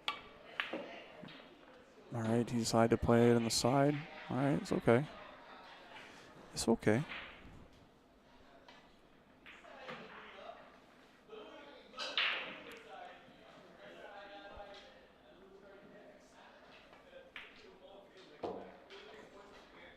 Looks like he's finding his stride now, and this is what he needed to do. I don't know if you guys can see the difference in his tempo. He's thinking about everything, you know, and he's concentrating on a good cue ball, which is so important to just have a good cue ball. You know, it just makes the game so much easier, and it stresses you out so much less when you don't have to come with, you know, shot after shot after shot. You know.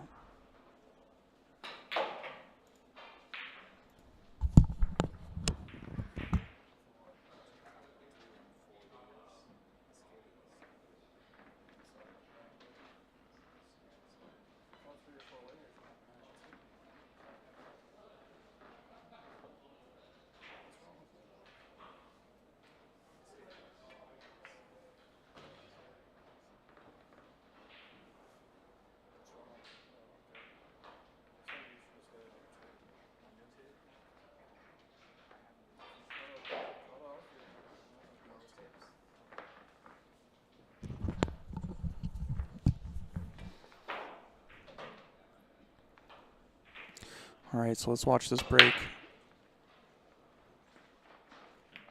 I'd say just a little bit too centered there, but he's going to luck in a ball anyways. I think he needs to move it out a hair, but it's so much better than his previous break. The only issue with this break that they've been doing is those middle balls have been bouncing out to the rail and coming back in and hitting each other. I think that's what it's doing, or maybe they're just not spreading out enough, but it is causing a cluster in the middle here once in a while. But honestly, if you can get a ball down, look at the one, and just control the racks, that's really what he needs to be doing. You know, that's second best to the other option, which is break and run. You know, break, play, safety, and run out. It's just as good. Almost even better because you kind of just annoy the guy while you're doing it.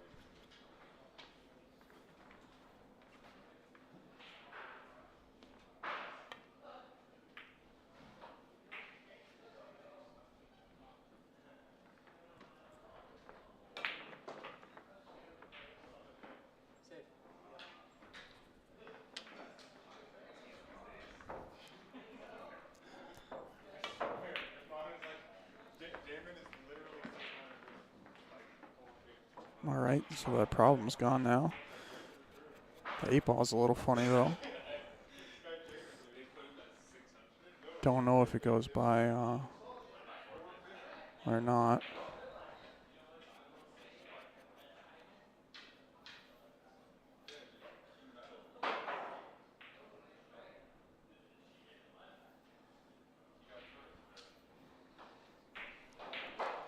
See, John's having a little difficulty bridging here. Just gotta smooth this in. With the new cloth, you know, you don't need to put a crazy stroke on this because of the new cloth. You just need to make it and suck it back enough to see the two. That's it. You don't even want to suck it back too much. Yeah. And he decided to go forward, and I think that was because of his uncomfortable bridge. And we can see, I think if Evan can get out here, he's going to put so much pressure on John, and he's going to end up taking it down. Now, if he doesn't, then might be another story.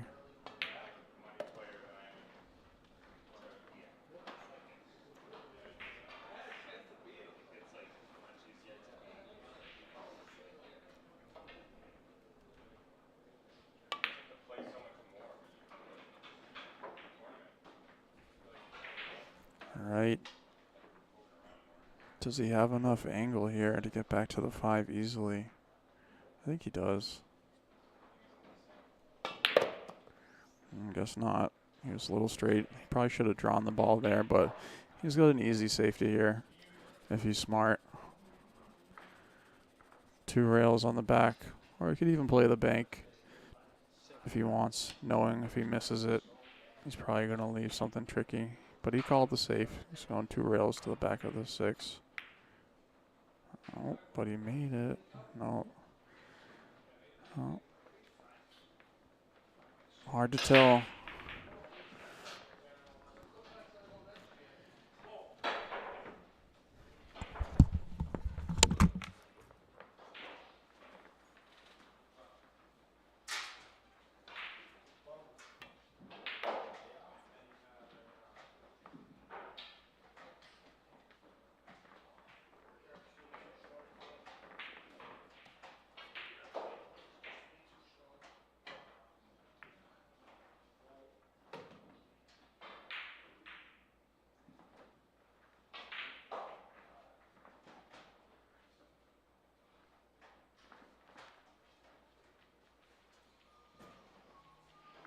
Six.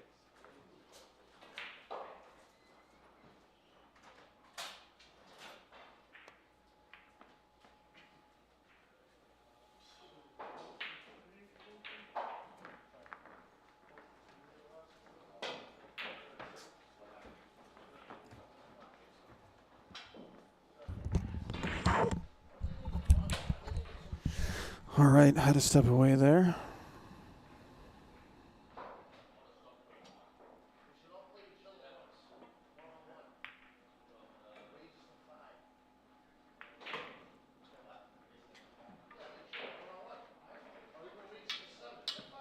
Wow, was that a miscue? I took my eye off what happened for a second, and I just have no idea what went down there. I guess I didn't realize which ball was which on the table.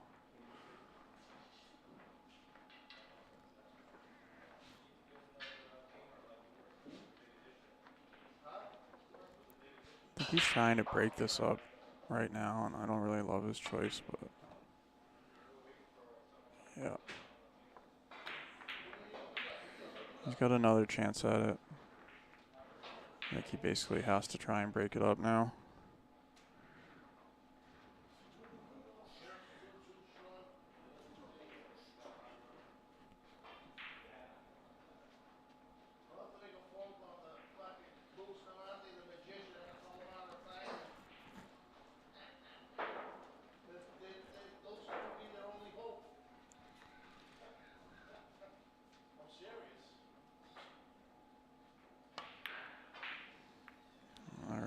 So, a few times now Evan has missed the ball going for the breakout. It's the 3rd set, Kevin. They're tied up. And you need to just prioritize making the ball. Because there's nothing worse than missing the ball and breaking out for the other guy. Fortunately, he didn't leave him anything great. He left him a difficult safety.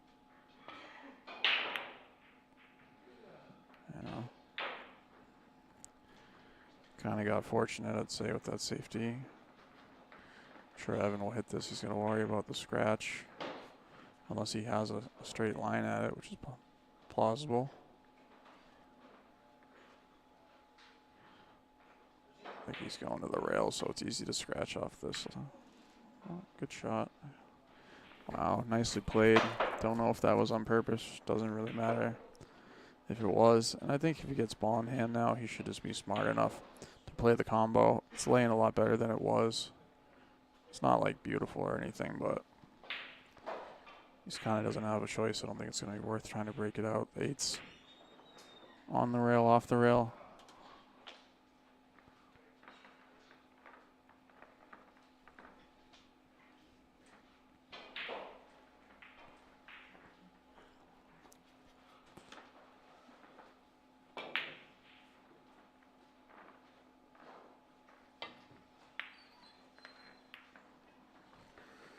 That's pretty much worst case scenario for John. And huge blessing for Evan. Needs to watch his speed here. Yeah, I didn't like the speed of that, but whatever. Good shot. Didn't like how he played it, though. I don't think he needed to do that, but he got it down.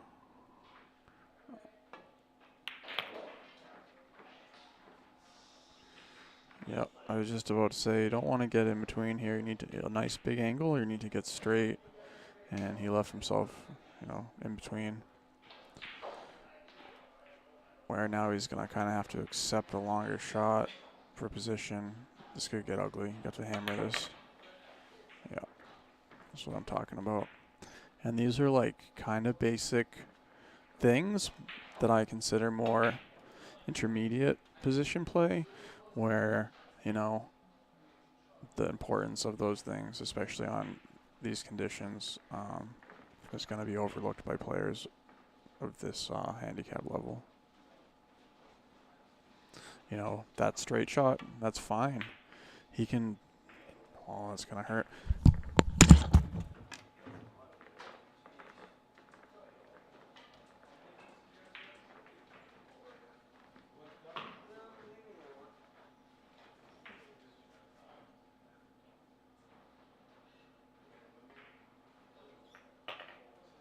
I didn't. That's my own fault. Yeah, I'm an idiot.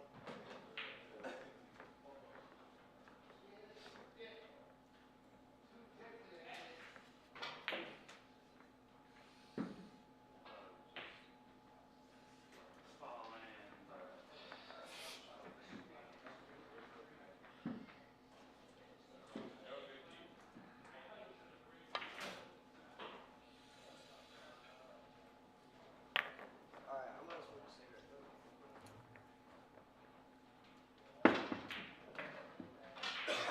Fucking bullshit, dude. Fucking kid.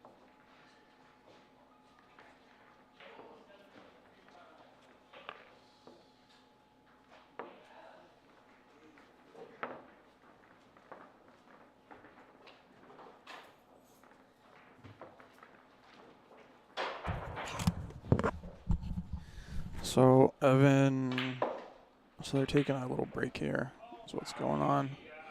So if you're watching and you want to play the finale, let me know. We got this 10 ball on Sunday. If you haven't played any tournaments yet this season, you can still come play the 10 ball and play some other tournaments and still qualify for the main event, which is 5,000 added. And there are not that many 5,000 added tournaments for amateurs around, so I think you're crazy not to play it. It's handicap. It's Fargo medium races. It's R5 on both sides day 1 and R6 on both sides day 2. We're going to do a second chance tournament as well. Every table is going to be streamed. Actually going to have to set up a bunch of stuff before that, which is great though, because we're going to test it out ahead of the Joss tournament that's coming and the McDermott tournament and all these fun things for 2024. So if you want to come play 10 ball this Sunday, let me know. We also have a partners event coming up soon. I don't have a flyer for that yet, but So they're just taking a little break right now.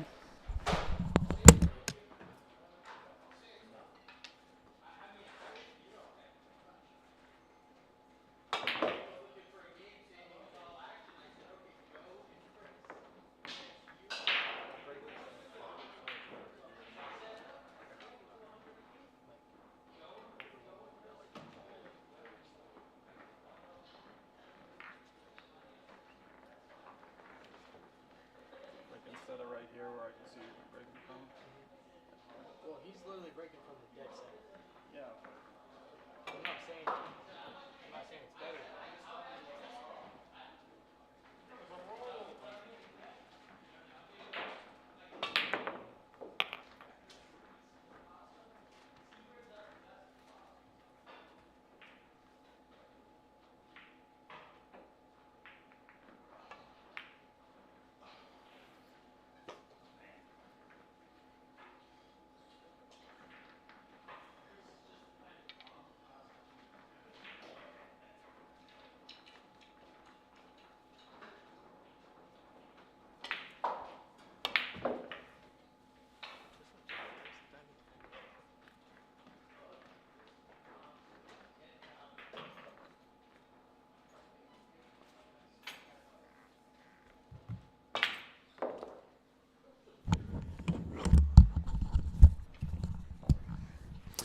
All right, we're back.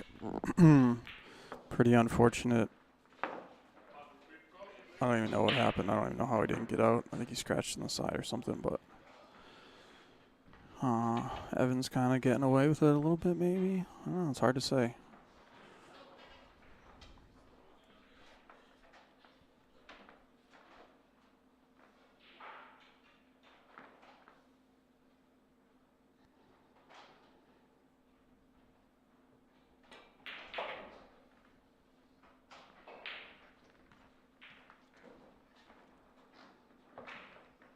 But yeah, if Evan can continue to win a few more.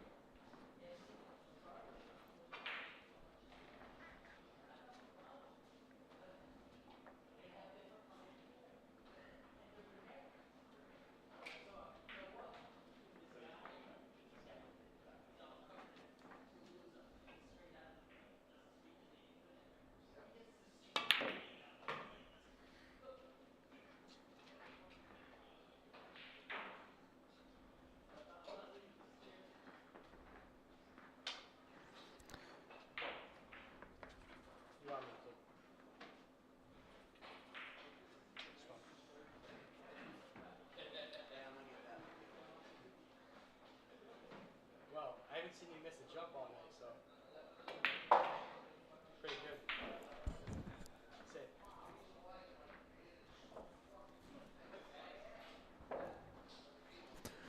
All right, so he's going to the air here. I don't know if this is a push-out or what. I'm assuming it was. Notice the... Wow, this is kind of a bad roll. I have a feeling we're going to see John try to 3-follow him here, which I don't recommend at all with open layouts, especially if you're behind. I mean, it's okay to, like, turn the tide like you did last set with, like, one, but John's been playing too many safeties, in my opinion.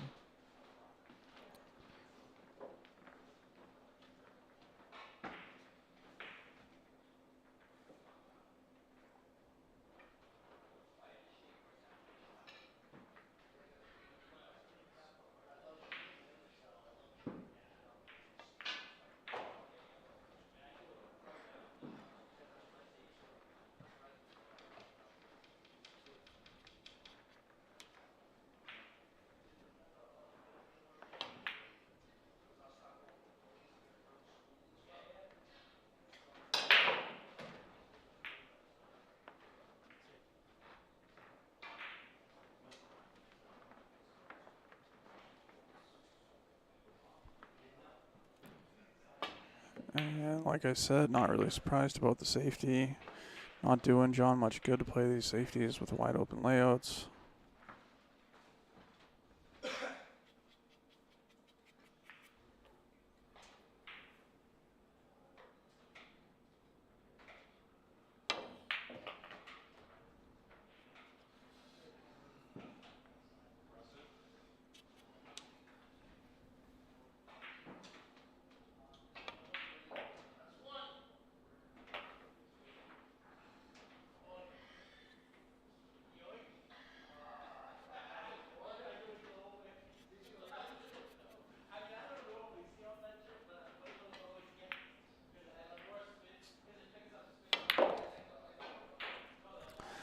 So John kind of letting up, raising his tip a little bit there, I think.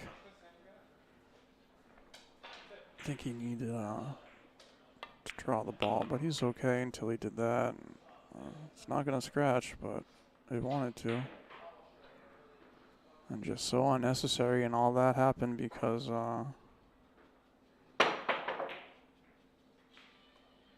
he didn't draw that 5 ball and decided to slam the 6 ball, which I don't think was necessary either. And here, I mean, what is he going to do? Is he going to go 3 rails with the cue ball, or this is a really tough spot to be in.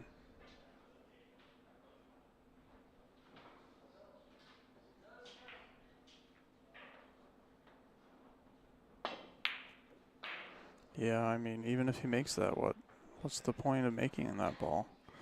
You have to either go for the really tough shot or just, play some sort of a safety. Now he leaves Evan. Still tough, but it's a much easier version of the shot. And Evan's gonna miss pretty good here. I think he's probably gonna get put back in. Unless Jonathan likes the safety, which is it's a good save here underneath the 10. Potentially.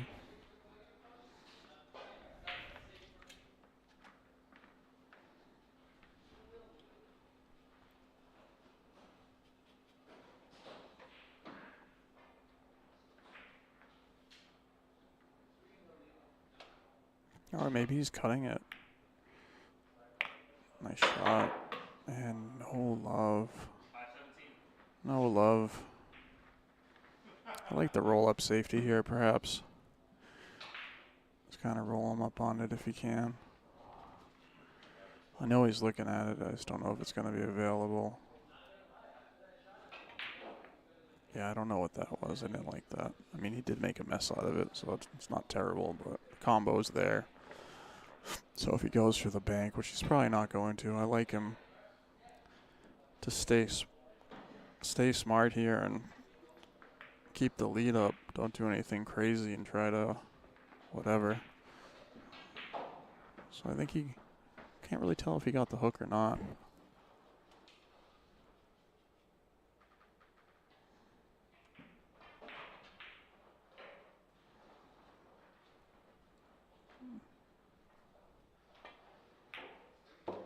Let's say he did not get the hook. But he's going to watch the cue ball here. It's really easy to come around and block yourself with the 10 ball that's going to come on the spot after this. Believe it or not. Or just miss it altogether. So he's going to make sure he swings it pretty good. That's not good. Are you fucking kidding me, dude? Come on. This is the Crazy, dude. This is the implosion that I had mentioned before. Fucking bullshit. And this is what I'm saying. He really just needs to keep putting this pressure on, because John's just going to become his own worst enemy. And not that I wouldn't be furious, too. I'm just saying it just isn't going to help him, to get all mad. And now he's back on his phone, like totally out of it.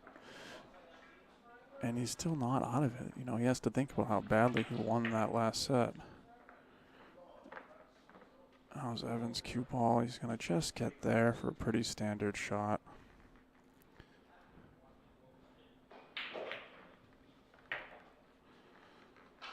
All right. Obviously, John's not happy. Who can blame him? The ball return is broken. So huge lead now. But really, John's just getting unlucky, you know?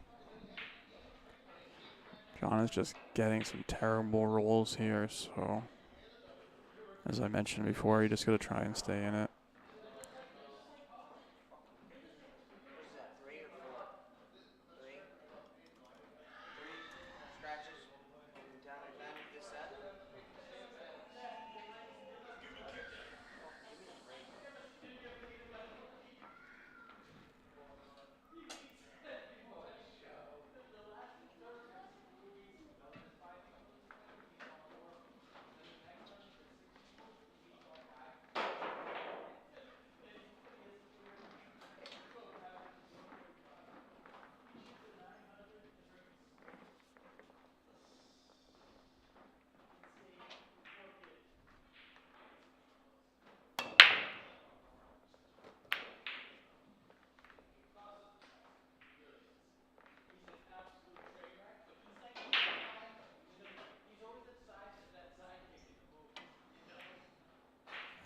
I think if Evan can just put a touch more topspin on that same break, he's going to have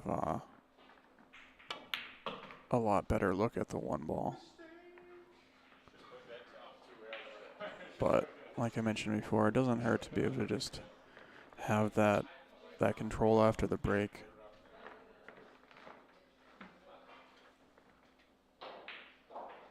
Nick P. Oh, thanks, Nick. I know I can sound like a broken record occasionally, but I try to give some helpful things. It can definitely be tough to be in the box all alone here, but sorry. I said I was going to do it, so I'm doing it. I got to be honest, I didn't really expect it to go 3 sets. But hey, that's pool. I think in the future I probably wouldn't allow races this long to happen on a Tuesday, especially on a Tuesday when I have to go to jury duty at 7:45 in the morning tomorrow.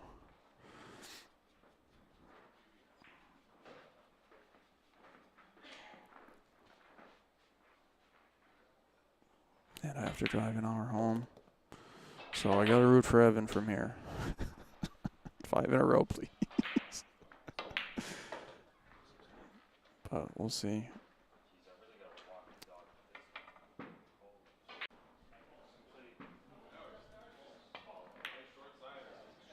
Yeah, I think John just needs to compose himself here.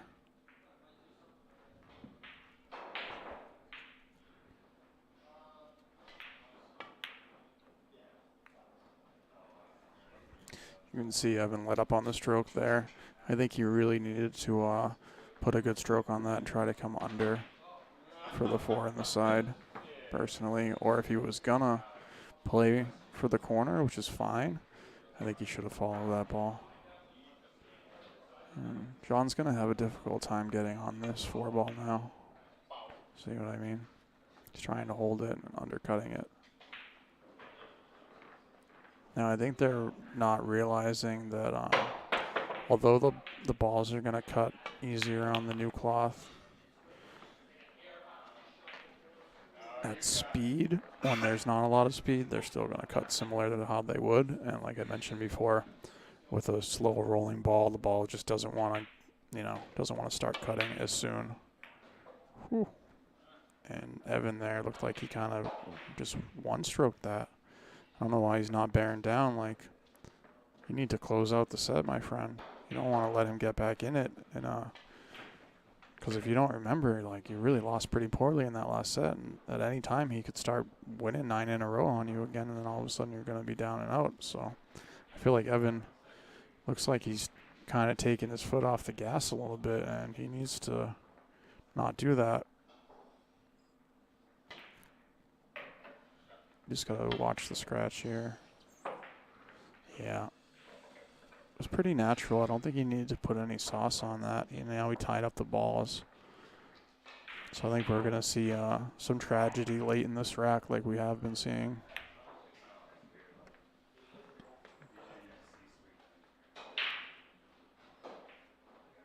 And to be fair to the players, I've played on this table and the speed is tricky to get. I've been talking about it the whole time with the new cloth. It's just hard to gauge how it's reacting off the rails, and then it's hard to describe. Like when the table's slow and when the table's fast right now is just tricky to get a line on. All right. If he can draw into this, he should try to. Nope. And he's just one-stroking that. Like, I don't know why he did that.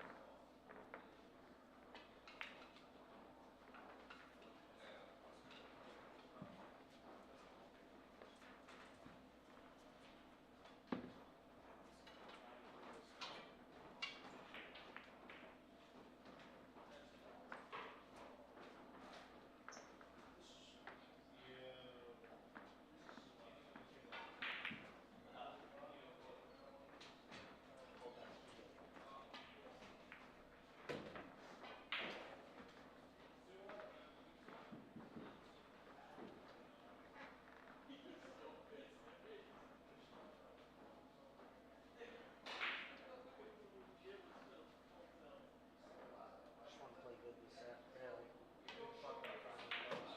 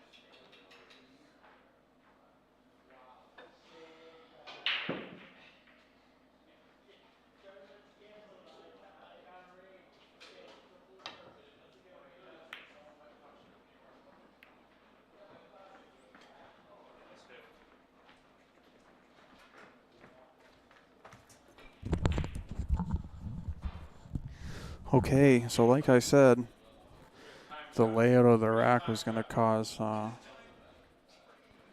issues late in the rack.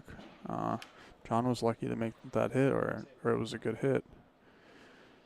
And Evan, I think, recognizes how important it is to keep burying John, and he's playing it safe here, and I like it as long as he performs it well. Can be touchy with the side pocket there, like I said. You know, it's like I predict the future or something here. It's almost like I know what I'm talking about. So, tough 10 ball. I mean, kind of a tough 10 ball with the pressure on him. I could see him overcutting it like he has been. He might scratch. Yeah, overcut. Gotta wonder if he did that on purpose. You know, gotta wonder if he just didn't want to commit. Or maybe he called safe. That must have been a safety. Can't believe that he didn't shoot at that ball, to be honest, but it must have been a safety because there's no way he wouldn't put him back in yet.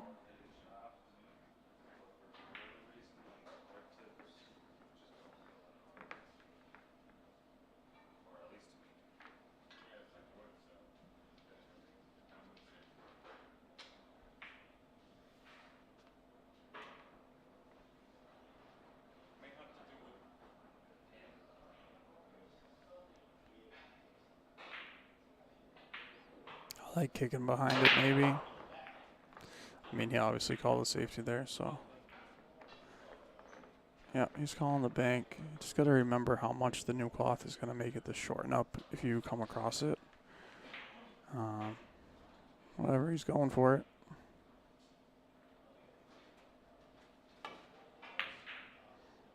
Short.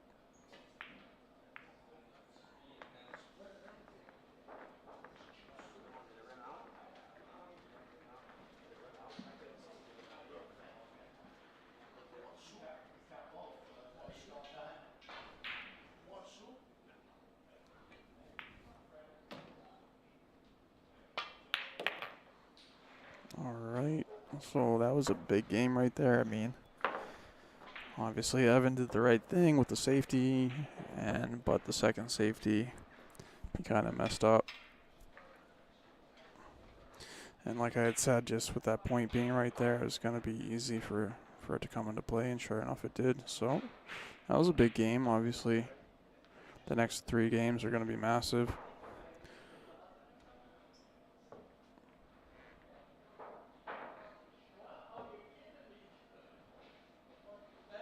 And I honestly am probably going to leave soon, because I definitely can't stay here all night for this. I have to drive an hour and wake up and be somewhere that's going to be an hour at least to get to, so I'm actually going to go talk to them about that probably after this next rack.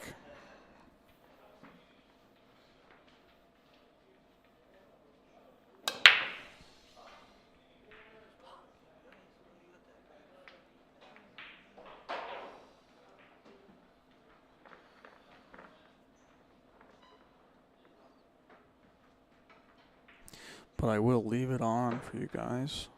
It is a race to 11. You can find that information in the top left here where it has their names and score. It says race to 11.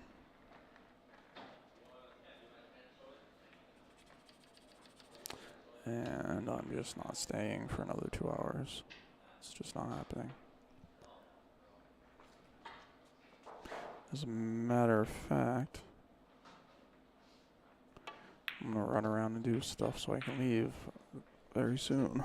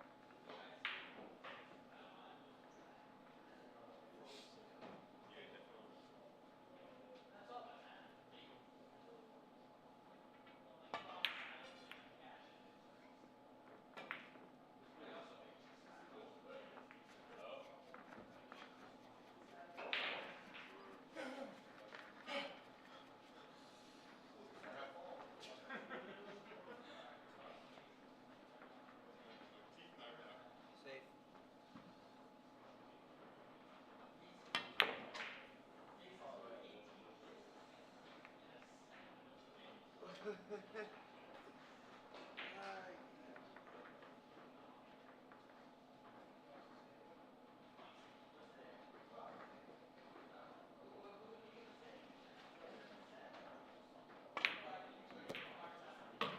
business but my own.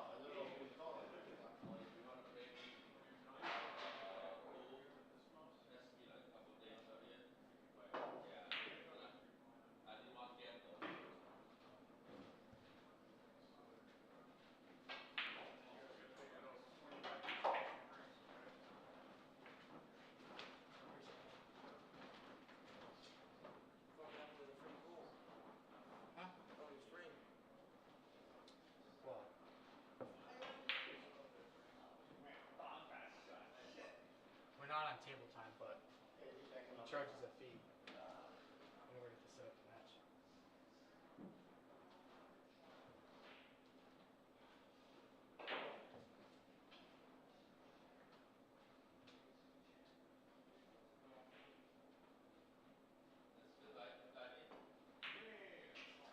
We get Jordan back.